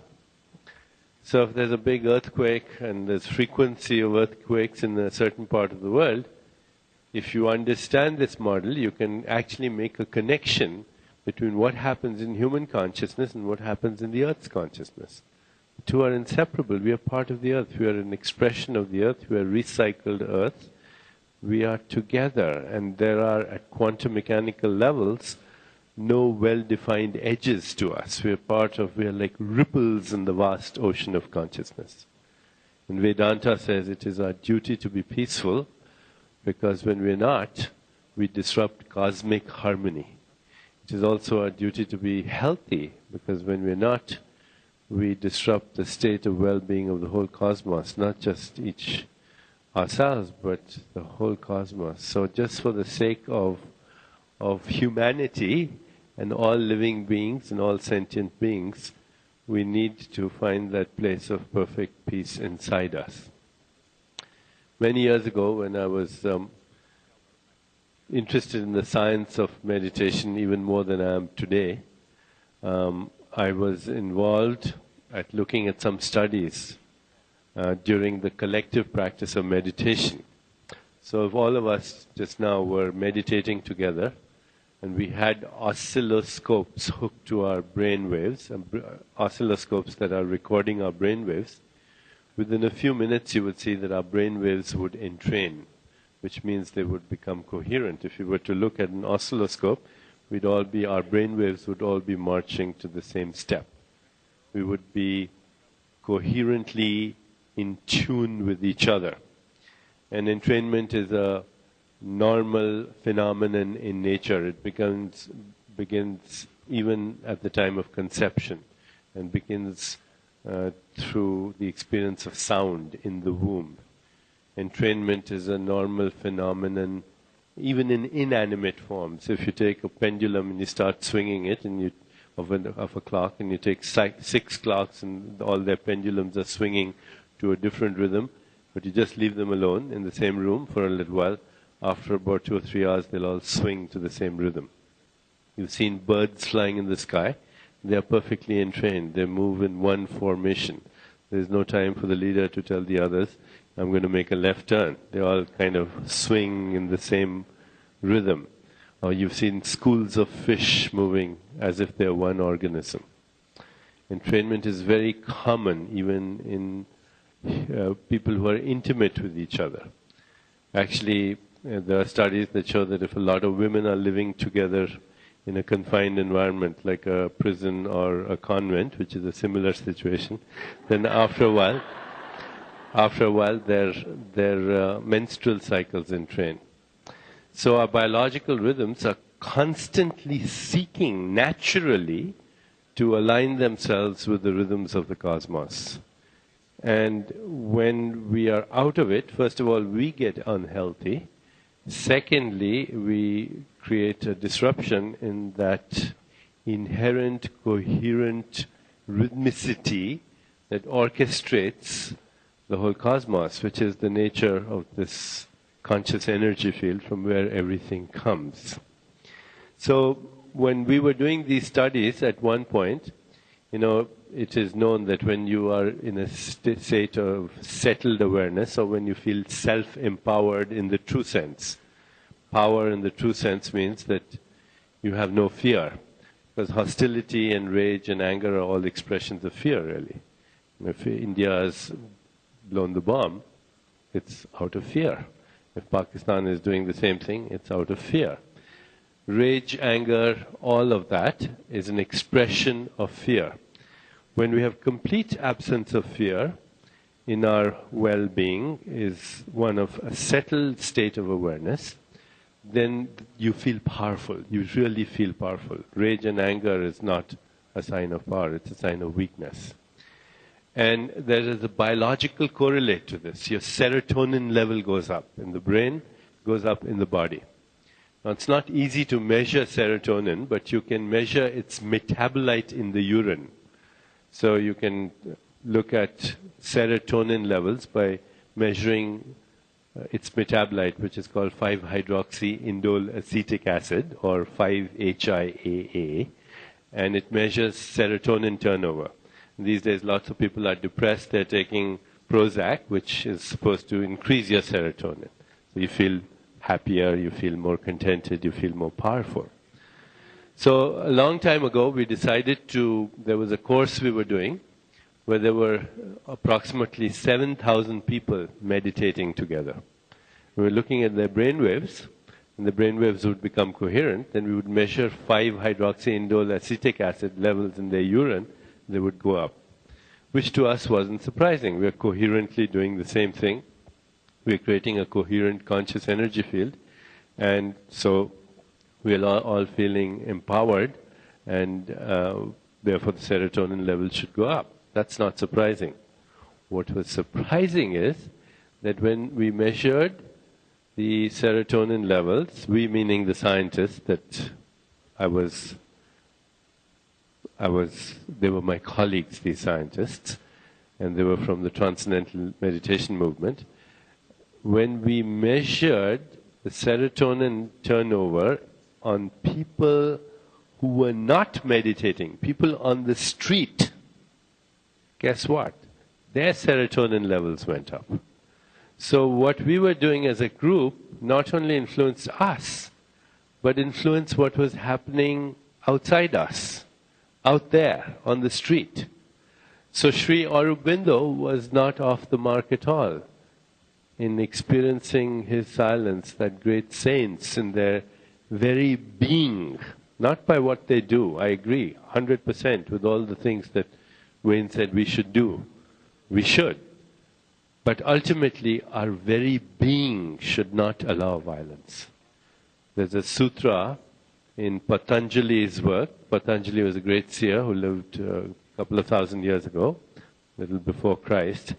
And he said, when we are firmly established in non-violence, all beings around us cease to feel hostility. When we are firmly established in non-violence, all beings around us cease to feel hostility. I have, in the past, taken extended periods of silence for a week. This is during my days with Maharishi. Only recently I've started to do that again. So every 3 months my office will arrange for me to go into silence for 4 or 5 days. But I remember, and every time I do that, it is very much of a process of renewal and regeneration.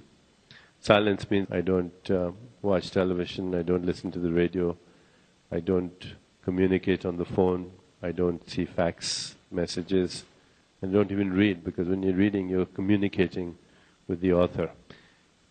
Silence means no communication linguistically, so you can still the mind and commune.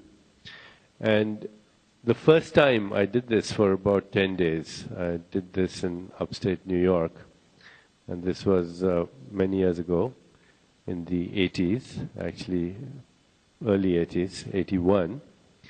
And I remember we were doing it together. We were about a group of 10 or 15 people who were doing silence together, going into silence together.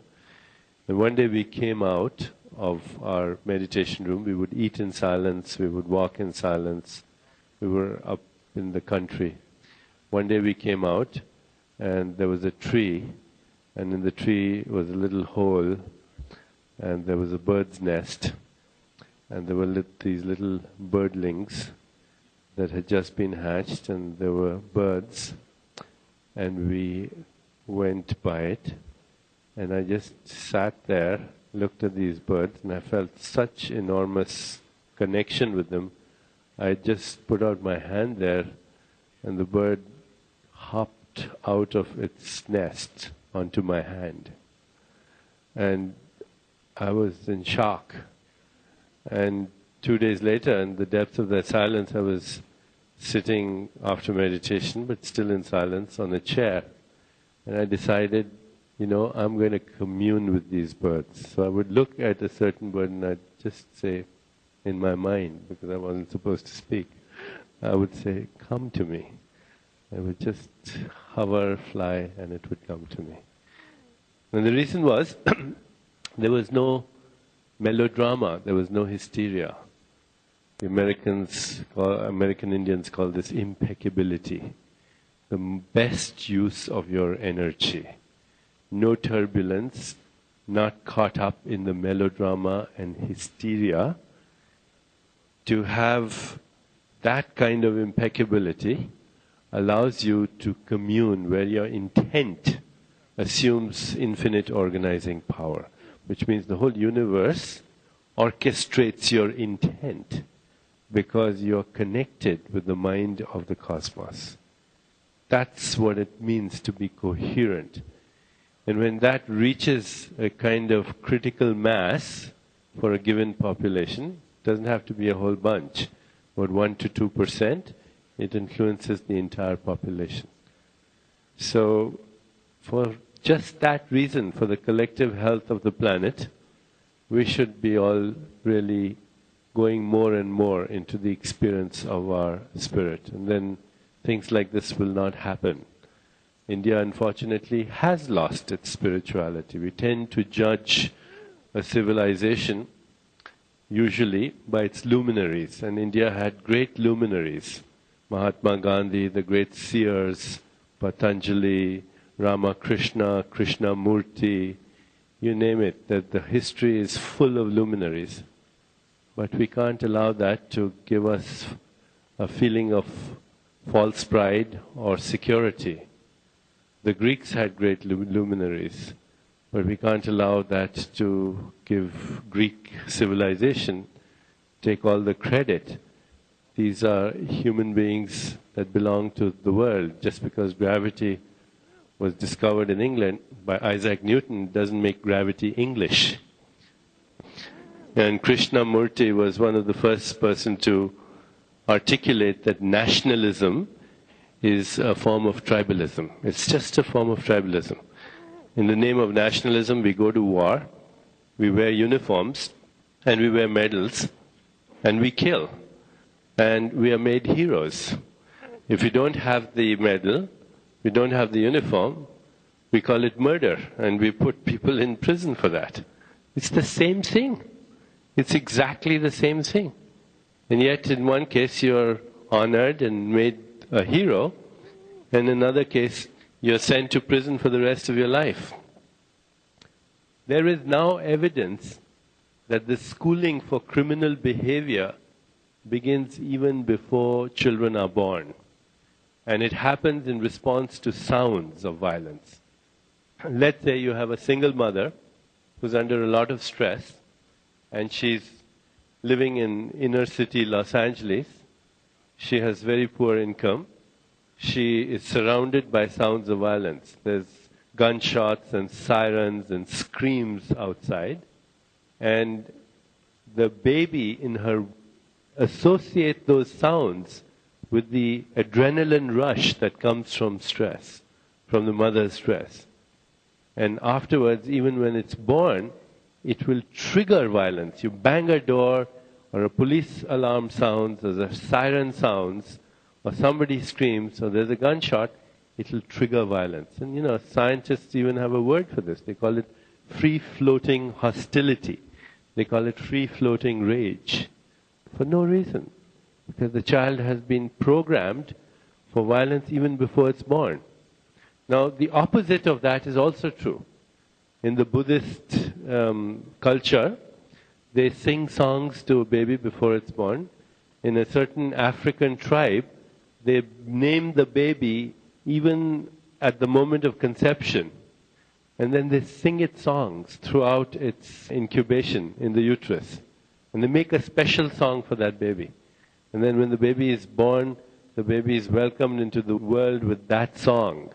And afterwards, at every ceremony, every birthday, every ritual, every initiation, adolescence, puberty, marriage, and finally on the day of death, that song is sung for that person. Whenever that person feels stressed, if they feel stressed at all, don't go out and pull a gun. They don't take Prozac.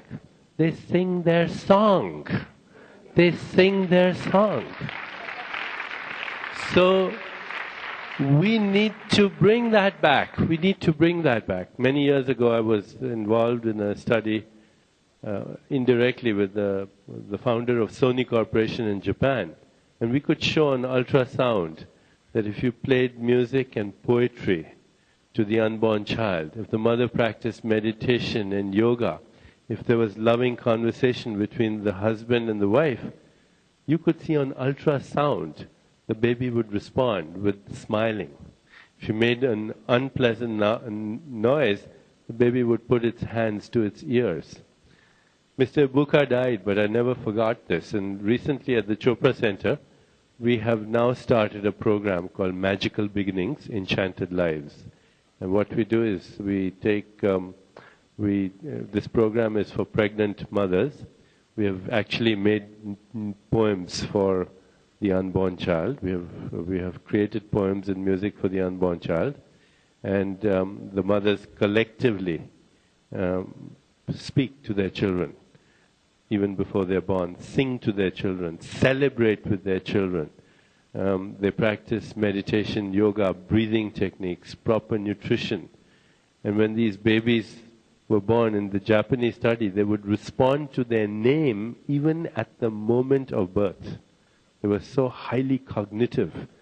Their perception was far more refined. They were intuitive. So that's what we can do. We have taken this Magical Beginnings program now to a couple of hospitals. We just recently are going to work on this program with Tufts University School of Medicine. And we're going to take it to the inner cities, and we're going to take it to the March of Dimes, because I think it's our responsibility to create a generation of enlightened beings, and that's the only solution. Enlightenment is the only solution for violence.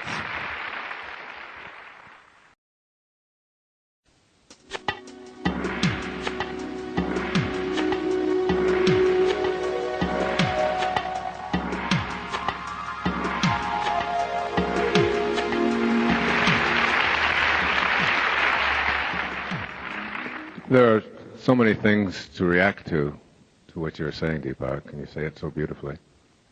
I remember being in Bali a few years ago, and we were back in the villages in the most rural parts of Bali in Indonesia, and we walked into the village, and there was an old man with no clothes sitting right at the gate of the village, where maybe 300 or 400 people lived. And he was just sitting there, and he was looking up into the sky. And I asked the man who was taking us there who was touring my wife and I, what does he do? Oh, he said, he's a cloud maker. I said, a what? He said, oh, he makes clouds. I said, does he really think, this was a few years ago when that was sort of a foreign concept to me, does he really think that he can make clouds? He said, he doesn't think he can make clouds. He makes clouds. He's a cloud maker. And whenever we have a shortage of rain, or whenever we have, a bit of a drought or whatever, he just goes out there and he just begins to put his attention on rain, and clouds come, and that's what he's been doing. That's what he's been doing all of his life. So I got back home, and I'd be in my backyard, and I thought this was so great that I was going to work on it. I was going to try it. And I remember laying down, and I take my kids out there. They said, where are we going, Daddy? I said, oh, we're just, don't worry. They were very little at that time, maybe 3, 5, 7, 9. I mean, I have lots of them at all different ages. And we'd lay out there. My little girl would say, I'm making a giraffe. Look, I've got a giraffe. And then the other one would say, that's not your cloud, that's my cloud. And people would go by in the neighborhood and say, look, who are all these Dyer kids? They all think that they're out there making clouds. But we really had sort of a sense that we were doing it. And I guess when you're raised on that, Deepak, I remember one of the things that when we first met, we were talking about, if we could get 1%, just 1% of the people meditating on peace and on consciousness, that literally that could create the critical mass that you were talking about. Absolutely right. But I think also we are in a time where scientifically we can see this connection. You know, when you were speaking about the rain or the cloud maker, I remember about 15 years ago there was an anthropologist from Ireland, forget his name right now, but it'll come to me. He was writing a book on a particular kind of whale, a particular species of whale. And his brother's the head of the zoo in London. And he wanted to get a picture of this whale. And apparently this whale is found only in Indonesian waters. So there are about 1,000 islands around Indonesia. So he went to these little islands wanting to take a picture of this whale. And he didn't have much luck. And one day somebody said, there's a young girl here. Her name is Tia, and she can fetch the whale for you. So she's about 12 years old, and he goes to meet her, and she says, no problem, come to the beach tomorrow and I'll fetch the whale for you. So they sat on the beach, and she went into silence, and this author, he says about 15 minutes later, he was feeling very silly when he kind of peeked through his eyes and he saw a huge fin on the horizon, a huge kind of splash. And his heart started thumping because it was the whale that he was looking for. And then it came nearer, and it came nearer, and it came nearer, and it beached itself. And they had to get the village people to come and take the whale back and into the ocean. And he was nonplussed, he didn't know, and he was looking for the girl and she had disappeared, this little girl. And finally he found her and he said, what did you do, Tia? She said, I went to that place where we all speak the same language, and then I asked it to come, and it came. So that's the power. Right. If you are at that level. Now recently I was in Indonesia, so I said, I should test this out. Is this really happening? And I'm thinking about it, and I'm traveling on Garuda Airlines, and there's an advertisement for whale catchers and shark callers. For $5, you can get a guy to fetch the whale for you, or the shark for you in certain parts of Indonesia. But their mindset is different. They don't they're look not at raised this. on doubt. They don't have any doubt about They don't it. have any doubt, but their mindset is also me and the whale Are and one. this ocean. We're all part of God's creation. What's that great line from Rumi? Out beyond all ideas. Out beyond ideas of right doing and wrong doing, there's a field. I'll meet you there. I'll meet you there, in that field. And that field is a field that all of us have. And yet one of the questions, I think, Deepak, that a lot of people say is, but what do I do if I'm surrounded by violence? How do I get the field cleaned up? That's a question I get often. And I remember, there's a story, it was told to me that it was of Buddha, but I don't know if it was, but it was of a great saint a long time ago. And someone had heard about this man who was living at this divine place called inner peace. And all he had to give away was love. And he decided to confront the Buddha. And he was going to spend days in his company just being nasty and argumentative and very cryptic and saying condemning kinds of things and antagonistic kinds of things. And everywhere he finally found the Buddha, and he spent 3 days criticizing and being angry and sending him all of his hatred and anger and violence. And after 3 days, the Buddha never responded with anything but love. And finally, the man couldn't stand it anymore. And he said to him, I just don't understand. I have been criticizing you. I have been finding fault with you. I have been condemning you. I have been really very hostile towards you for 3 days. And all you come back with is love. How do you do that? And his response was, when someone offers you a gift, and you don't accept that gift, to whom does the gift belong? And that was his response. So if someone offers you a gift of their hostility, but you refuse to take it, who owns it? Whose is it? And why would you allow yourself to become immobilized, depressed, or out of your peace because of something that belongs to someone else? And I think there's a very powerful message for us, not only individually in our lives, I think, but collectively as well, how we can respond. What terrifies me, it doesn't terrify me, but what concerns me is India explodes a nuclear weapon, which France just did a few years ago down in the South Pacific.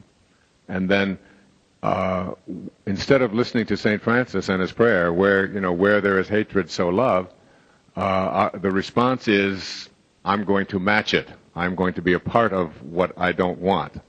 It's almost like an addiction. We can never get enough of what we don't want. We just keep going after the thing that we despise the most. And then this morning on the television they showed little children, 11 and 12 years old, in Islamabad in Pakistan, all celebrating, jumping up and down because a nuclear weapon had been exploded.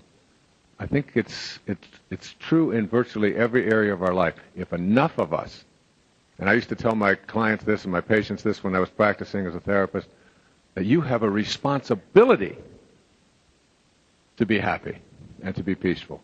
Because if you're not, you could be depressing somebody in Bulgaria right now. That's the connection. That's true. I mean, we look at the Holocaust and we say it was Hitler. But who's Hitler? He's a second-rate corporal with a very poor self-image, impotent to boot, and he did it? Of course not. It was the collective madness of our world. It is the collective madness that surfaces in these so-called space-time events. And when we change, even one person changes, it affects the field, the coherence in that field. Even one person changes, it affects the coherence in the field. And you can measure it. That's the exciting part of it, that you can actually show how consciousness behaves like a field. You know, if you have a magnetic field or an electrical field, and you make a disturbance in one part of the field, the whole field is affected. See, the physicists say, when an electron vibrates, the universe shakes. And of course, Rupert Sheldrake in England has done some amazing studies on this. On the morphogenetic field. On the morphogenetic fields. I mean, the most interesting studies are how is the field orchestrating in any, you think you and I are doing anything, it's all being done. It's being orchestrated by that cosmic mind.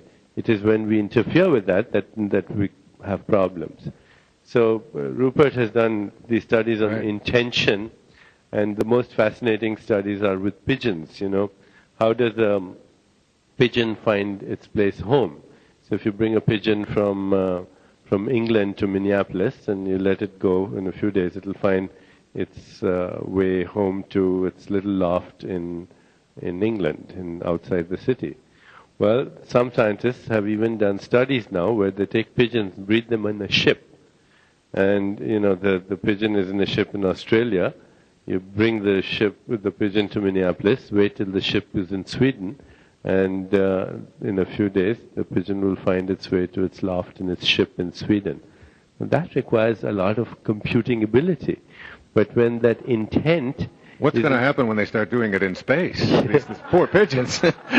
Well, that intent, the whole field orchestrates itself around the intention. How does a parrot learn to simulate human language? I have a friend in San Diego. Every time I go to his house, his parrot starts singing Beach Boy songs. And he even has a California accent. And, I said, how big is the brain of a parrot?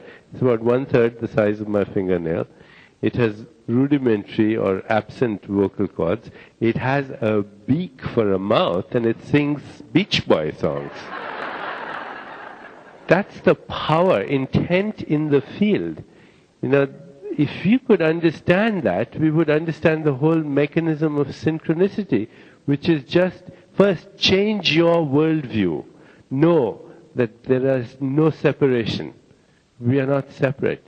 That's an artifact of our senses. It's a distortion of our sensory experience.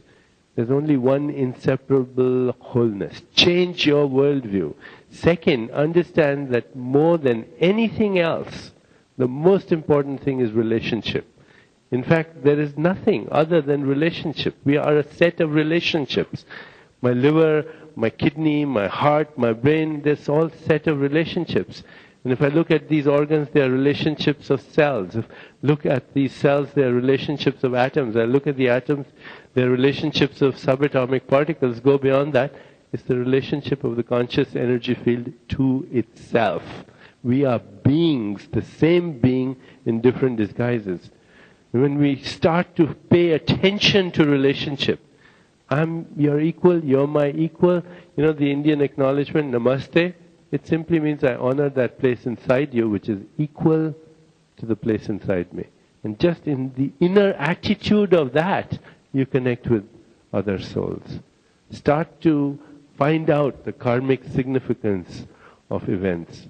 Start to participate in the cosmic dance. And you'll see, synchronicity happens all the time. In fact, our biology is synchronistic. The human body can think thoughts and play a piano and kill germs and remove toxins and make a baby all at the same time. And whilst it's doing that, it tracks the movement of stars.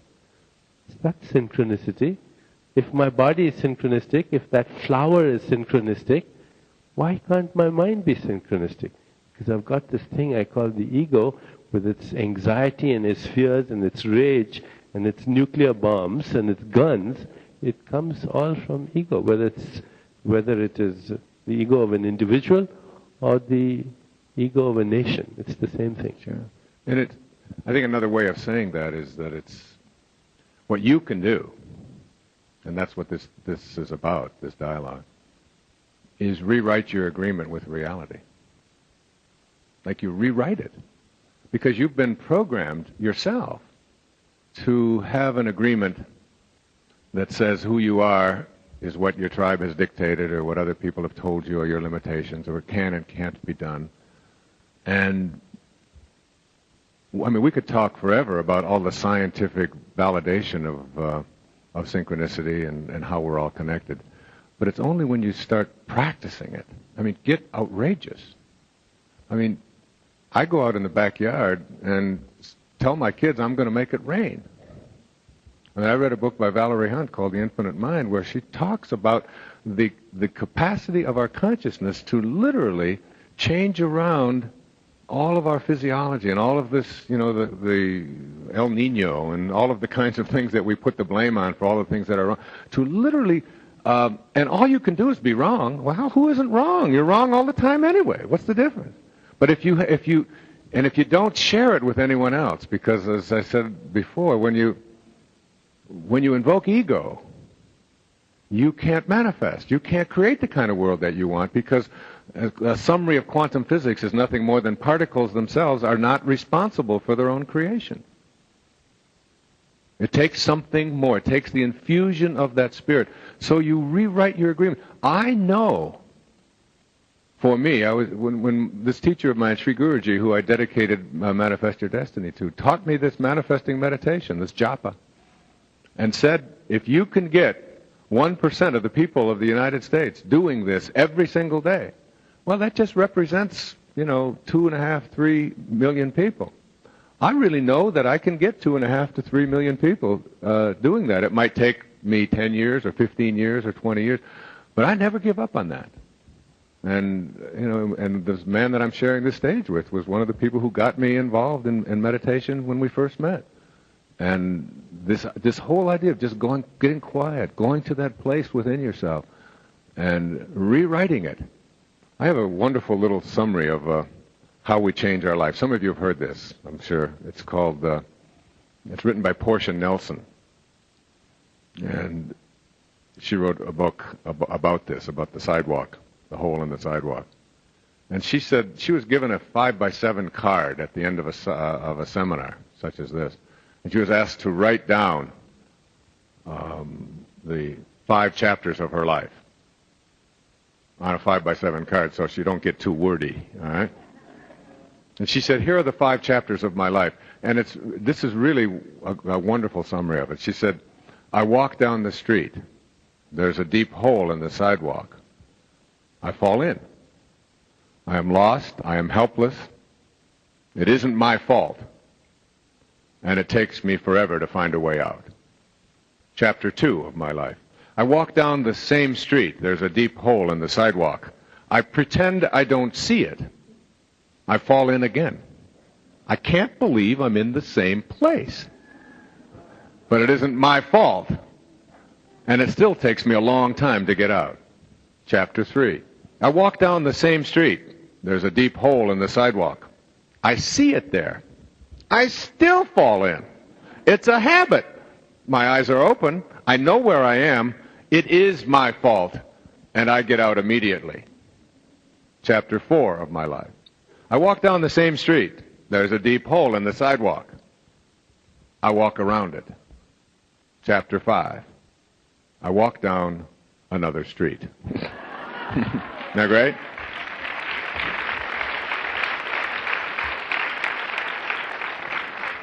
And I think walking down another street is what we're talking about, not just individually, but collectively and as a people.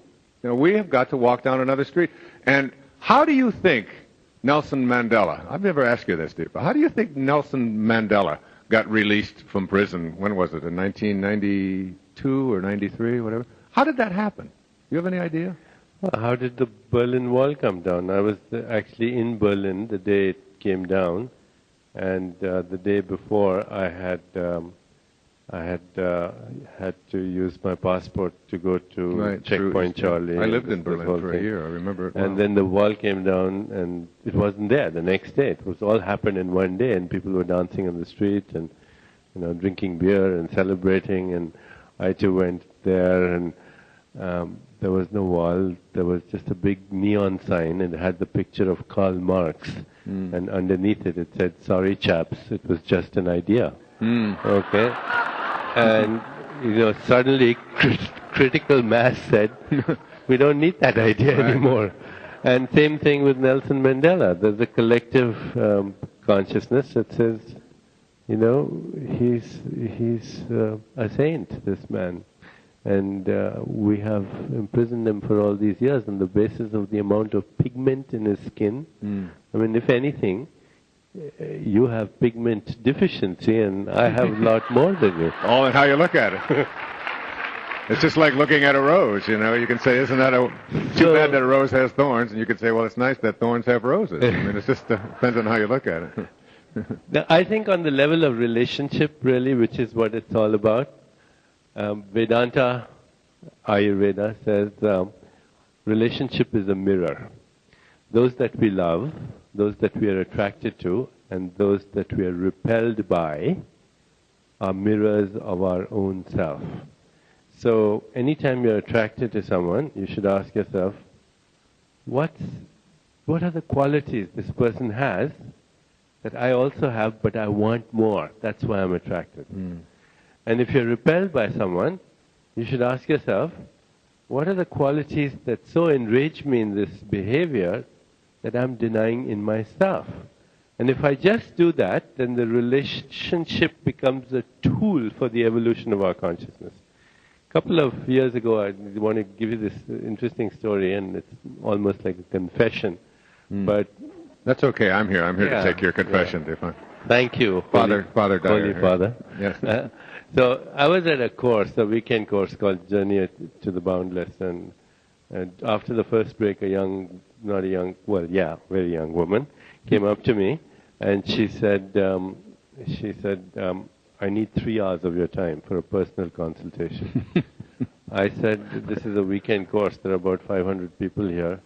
I don't think I can give you 3 hours of your personal time. She said, but I came from Mexico. You've got to give me 3 hours of your time. And you've got to do it really quickly. I said, did you call my office and mention this to them? She said, yes, I did. I said, what did they say? She said, they said it wasn't possible. So I said, then why are you asking me? She said, because in your book you say everything is possible. So I get that all the time.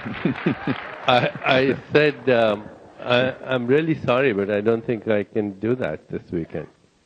And she put her hand like this on her hip and she said, you hypocrite, you fraud, and a few other things which I won't say right now here.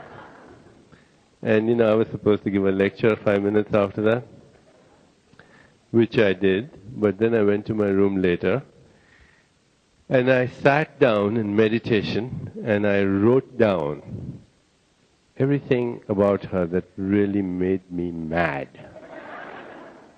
And it was, she was rude, she was hostile, she was confrontational, she was intimidating, she was nasty, and I made a list of about 25 things.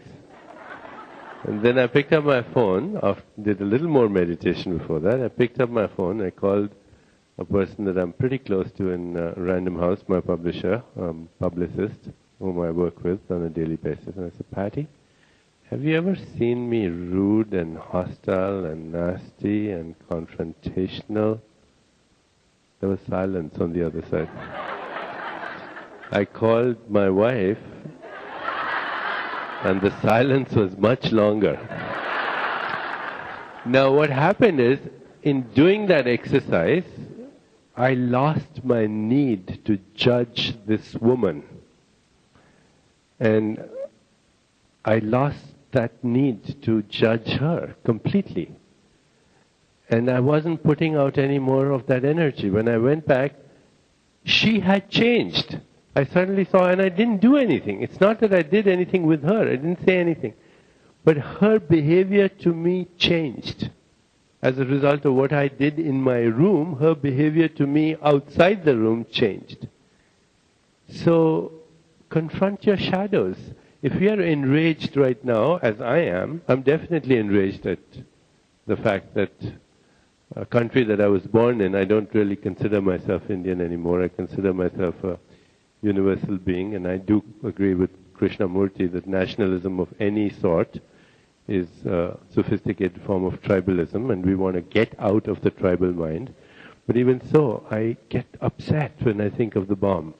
Really get upset. And this is an opportunity for me to confront my own rage right now. And if I confront it, if I become intimate with it, and if I release it, I will be ready to forgive everyone else. And that's where it starts. That's where the change in collective consciousness starts.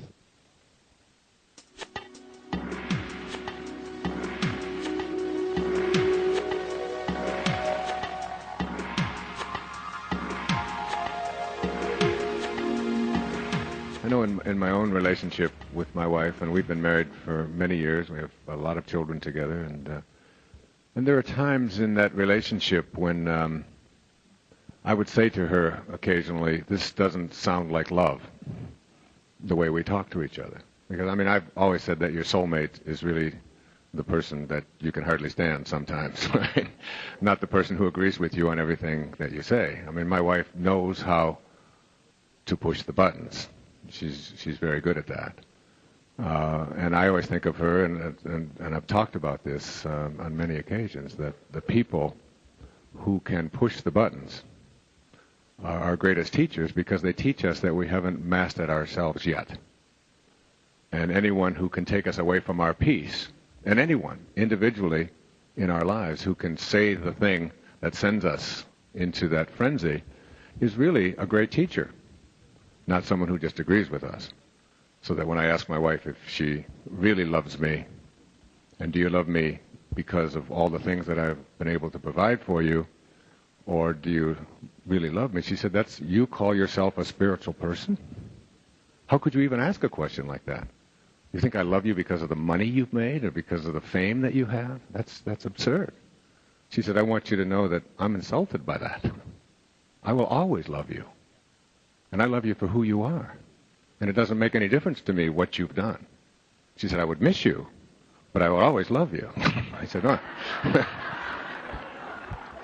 She knows exactly what to say, what button to push.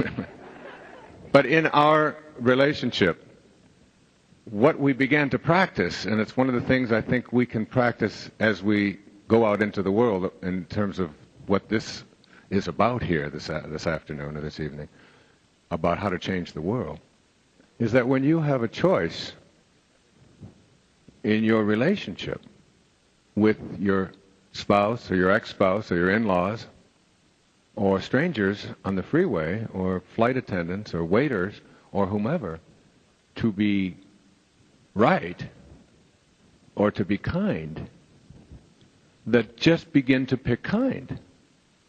That's like one of the great exercises you can do. And I'm telling you, that transformed our relationship. That when we will often kid each other and say that, "Oh, you're not being right now, this is being kind." Oops, there it is. You know. And when you're in a relationship for a long time, the ego really begins to surface on a regular basis. You know, and watching that and saying to yourself, if somebody, the idea that I have to defend myself, or the idea that somebody says something to me that I like but they're wrong, and I can't just suspend my ego and say, "Thanks for sharing that. Having you point out what a jerk I am is really going to help me on my spiritual path." Or to think that. And you laugh at that, and people think and listen to that and they say, "Well, that's just absolutely outrageous." But why is it outrageous? Why is it that we make this ego, this part of us that feels that we're separate from each other and separate from our environment and separate from God, why is it that we can't just suspend that and say, what do I want? What do I want as an individual in my life? All I want is to be at peace. That's all I want. And what is enlightenment? It's being immersed in and surrounded by peace. So I need to know that any time anybody is around me, individually or collectively, who takes me away from my peace, is the greatest teacher I could have. So in a sense, Deepak, I think that what's happening over on the subcontinent of India and Pakistan is something that is teaching all of us an incredibly great lesson. Can we choose peace? And as a people. The first way we can do it is by looking at our own ego. Carlos Castaneda, whose writings we have both read many times and call each other about, he says self-importance and self-pity are the same thing. You are not self-important unless you're feeling sorry for yourself. So self-pity is what it's really all about. You feel important when you are sorry for yourself. And it can be at a national level right now, or it can be at an individual level. It's a mask for the ego, and the only thing we can do is to see it for ourselves. In one of his most elegant chapters, I think it's in The Power of Silence, he says, if you are self-important, then it will make it necessary for you to remain offended for the rest of your life. And if that's what you want to do, that's fine. This morning I remember I was reciting that great American Indian poem. It says, now and then I go about pitying myself, which is self-importance. Now and then I go about pitying myself, and all the while my soul is being blown by great winds across the sky. And for me, I find that anytime I feel even a little bit of that, I look into another person's eyes and I say namaste inside. Just do that, it puts me on a level of equality. Remember the great story of the jaguar? Yeah. When he was being chased by the jaguar, when Carlos was being chased by a jaguar for 3 days and 3 nights when he was with his teacher, Don Juan Matus and the inaugural Julian. And this jaguar was getting closer and closer, and he was living with more and more fear. And the anxiety was just higher, and he was now 50 feet away. And the jaguar hadn't eaten, and his teacher, Carlos's teacher, said to him, when the jaguar catches up to us, and he will eat you and not me. And Carlos said, but how can you be so sure that? He says, because you believe that you can't get away, and I know that I can. I know that I can. And so finally, after 3 days of this terror, they managed to escape, and they got up into. I think the whole thing was an illusion myself, that he had manufactured this jaguar. It wasn't. It was just an illusion in his mind. But at any rate, after the 3 days, they sat there, and the jaguar now disappeared and walked away. And they were having this discussion. He was having a discussion with his teacher. And his teacher said to him, now, during the 3 days that you were being chased by this jaguar who was going to make a meal of you, he said, were you offended by the jaguar? Were you offended? And Carlos responded, no. He said, I wasn't offended. I just wanted him to go away. And you remember his final line? He said, that's how you have to treat the onslaughts of all of your fellow human beings. You have to allow them to be what they are and ask them to go away. Beautiful, beautiful line, and a great lesson in Castaneda. And he also said that freedom, if you want something called freedom, and that's again, individually or collectively, it means that you have to stop thinking about yourself. I think that's a great exercise. I remember one of the meditations that we had to practice at this event that I went to a few years ago. It was a week-long thing studying on meditation. And we had to leave in our minds, we had to leave our body.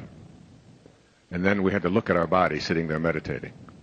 And then we had to leave the city that we were in. It was actually out in the country. And then we had to leave the whole country. Then we had to get outside of the planet, and we had to leave the whole planet and get out into space. And we had to look back from being out in space in our minds at this being sitting there. And then came the toughest one for the ego.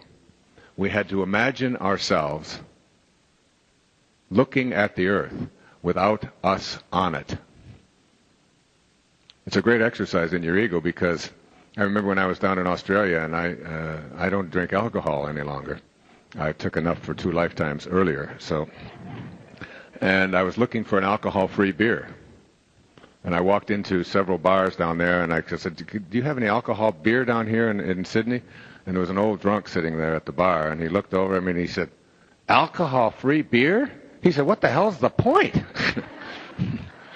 And I have a feeling, I felt the same way when you look back at the earth and try to imagine the earth without you on it, with the same response, like, what's the point? Like, what do we need an earth for if I'm not on it? It's a great test for the ego. What the ego does is it projects its own securities to others. And this phenomenon of projection is something that we usually are not aware of till we start paying a little attention. There's some very frequent symptoms of projection. We feel misunderstood all the time. If you feel misunderstood all the time, you're projecting. We ask others for their opinion, and when they give it to us, we are really upset if they don't agree with us. We get threatened by authority figures just because somebody is wearing a uniform or driving a police car, and he comes by and suddenly our heart starts thumping. It's projection. We have difficulty reading faces. We finish other people's sentences for them. When two people are close, and especially if they're man and woman, we automatically assume there's something sexual going on. So these are all projections. You're getting a little close to me here, Deepak, if you don't mind to stand over on the other side of the stage. Okay? A little projection there. And the only way you can really conquer this is by becoming aware of it. And if you become aware of it, you recognize that the only way to connect with people is through equality and sensitivity and honesty and integrity. But equality comes first. In any relationship, when one is superior or inferior, forget it. It's not going to happen. I think a lot of it is just about that concept of love. That CD that you've put out, that Deepak and Friends. That poetry. I don't know how many of you have been able to hear that, but it is just so stunning to listen to this mystic from the 13th century telling us what it takes to get along. We just have to understand that we're not human beings having a spiritual experience. It's the other way around. We're spiritual beings having a human experience. As spiritual beings, this is not our home. And once we get that and we start looking at each other in a way that is connected, and that's one of the hardest things. When I was writing about this idea of synchronicity 10, 15 years ago in a book called You'll See It When You Believe It, I was trying to think of what are the connectors? Like, how can I convey to people that we're connected to them when our whole way of processing everything is in terms of what we can see and feel and touch and experience with our senses? How can we connect without our senses? In a different way. How can we send that kind of love? Did you tell the story earlier about the rabbit in I've told it elsewhere, not today. It's one of the most profound stories of. They were feeding this rabbit poison. Well, you tell it. You know the story. Well, it's an Ohio State University study that was published in Science. I'm sure some of you heard me speak of it before, where scientists were feeding rabbits diets that were extremely high in cholesterol, but they found that in one group of rabbits, the cholesterol wouldn't go up, or they wouldn't get hardening of the arteries. And after a lot of investigation, they discovered that the only difference between these rabbits and the ones that were getting the high cholesterol was that the technician who was feeding them, he would pet them and cuddle them and kiss them before he gave them the poisonous food. But as a result of this experience of love or transfer of intelligence or compassion or whatever, they created neuropeptides or neurochemicals that transferred the cholesterol into a completely different metabolic pathway. There are three components to this experience of love. One is affection, which means touching. We're a society that's very afraid of touching. Affection is touching. Attention, it's listening. Appreciation, 3 A's. Attention, affection, appreciation. If you remember nothing, just remember that and your life will change. Touch and allow yourself to be touched. It's okay. There was this very interesting study by a European psychologist. He went around the world. He would sit in cafes, he would observe how frequently couples touched each other. In Latin America, he found that the average number of tactile contacts per hour was 180. So they say, hey Wayne, how are you? Right. Really missed you, guy, etc., etc. You know, You're enjoying how this, are you aren't doing? You did share today. So in Latin America, 180 tactile contacts per hour. He went to some of the Latin countries, you know, Italy and so on. It was Paris. It was about half of that, about 90 tactile contacts per hour. Then he went to Gainesville, Florida, and it was 2. And then he went to England, and he waited and waited, and nothing happened. Now, when I heard that, I said, you should study, and Sweden and places like that. Just stay away from each other. You should examine the epidemiology, as they call it, of cardiovascular disease in these places. It mirrors even that. There are studies that now show that smoking, hypertension, cholesterol, overweight are not the major predictors of coronary artery disease. We know that. Today, the people who die of cardiovascular accidents before the age of 65, people who die of cardiovascular accidents, the majority of them do not have the standard risk factors, which means more than 50% have none of these risk factors.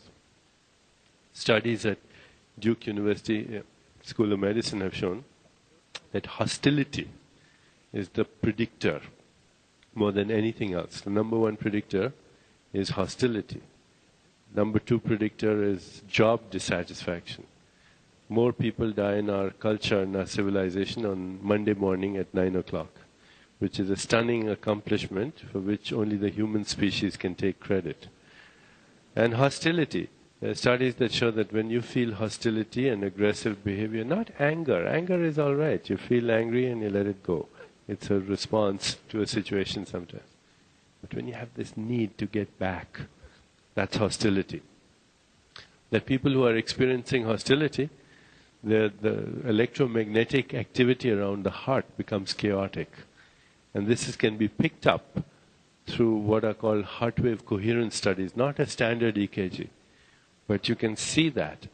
And one of the institutes in California suggests anytime you feel overshadowed by anything, just even the midst of that, allow your awareness to go to your heart. The technique is called freeze frame. Just stop for a minute and allow your awareness to go to your heart and feel what's happening there. And they say that just doing that will change the chaotic electromagnetic field around your heart, because you become aware of what's happening in your body as a result of that.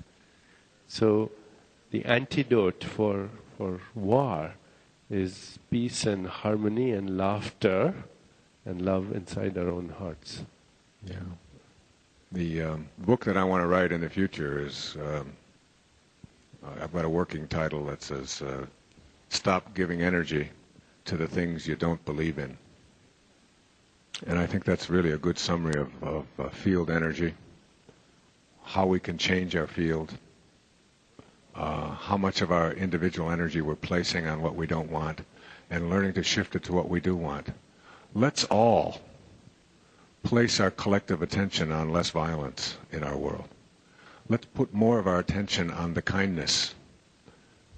Let's take our attention off of entertainment and violence as being in some way connected, any more than pleasure and cigarette smoking are. And shift our awareness. Poetically, I read a poem last night. I'll read just a part of it from Ella Wheeler Wilcox. She says it, the poets always say it so beautifully. Laugh, and the world laughs with you. Weep, and you weep alone.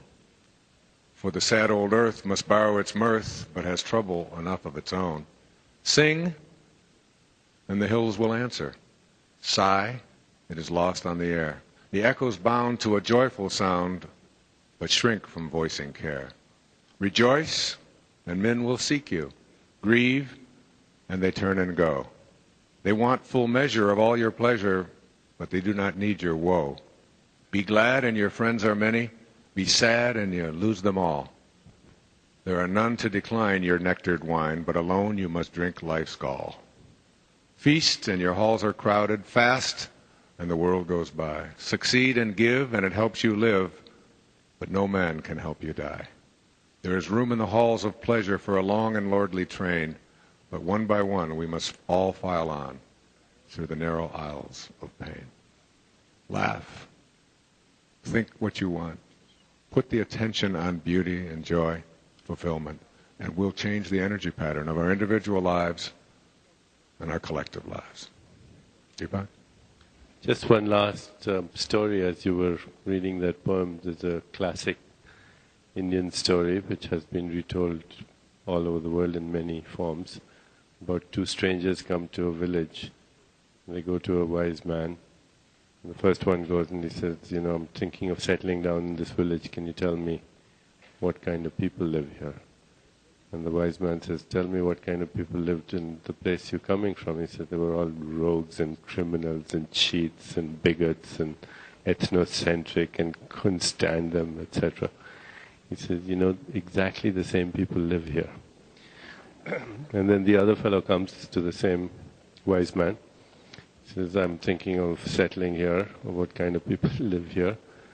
And the old man says, what kind of people lived in the place you're coming from? And he said, they were the sweetest people in the world. They're the most compassionate, the most loving, the most giving, the most grateful. And the old man says, exactly those people live here. So, wherever we go, there we are. We create what we want. I guess every morning you... Thank you. I think every morning we have a choice. You look out, you open the window and you say, good morning, God. Or you say, good God, morning. It's up to you. This has been a Hay House audiobook production.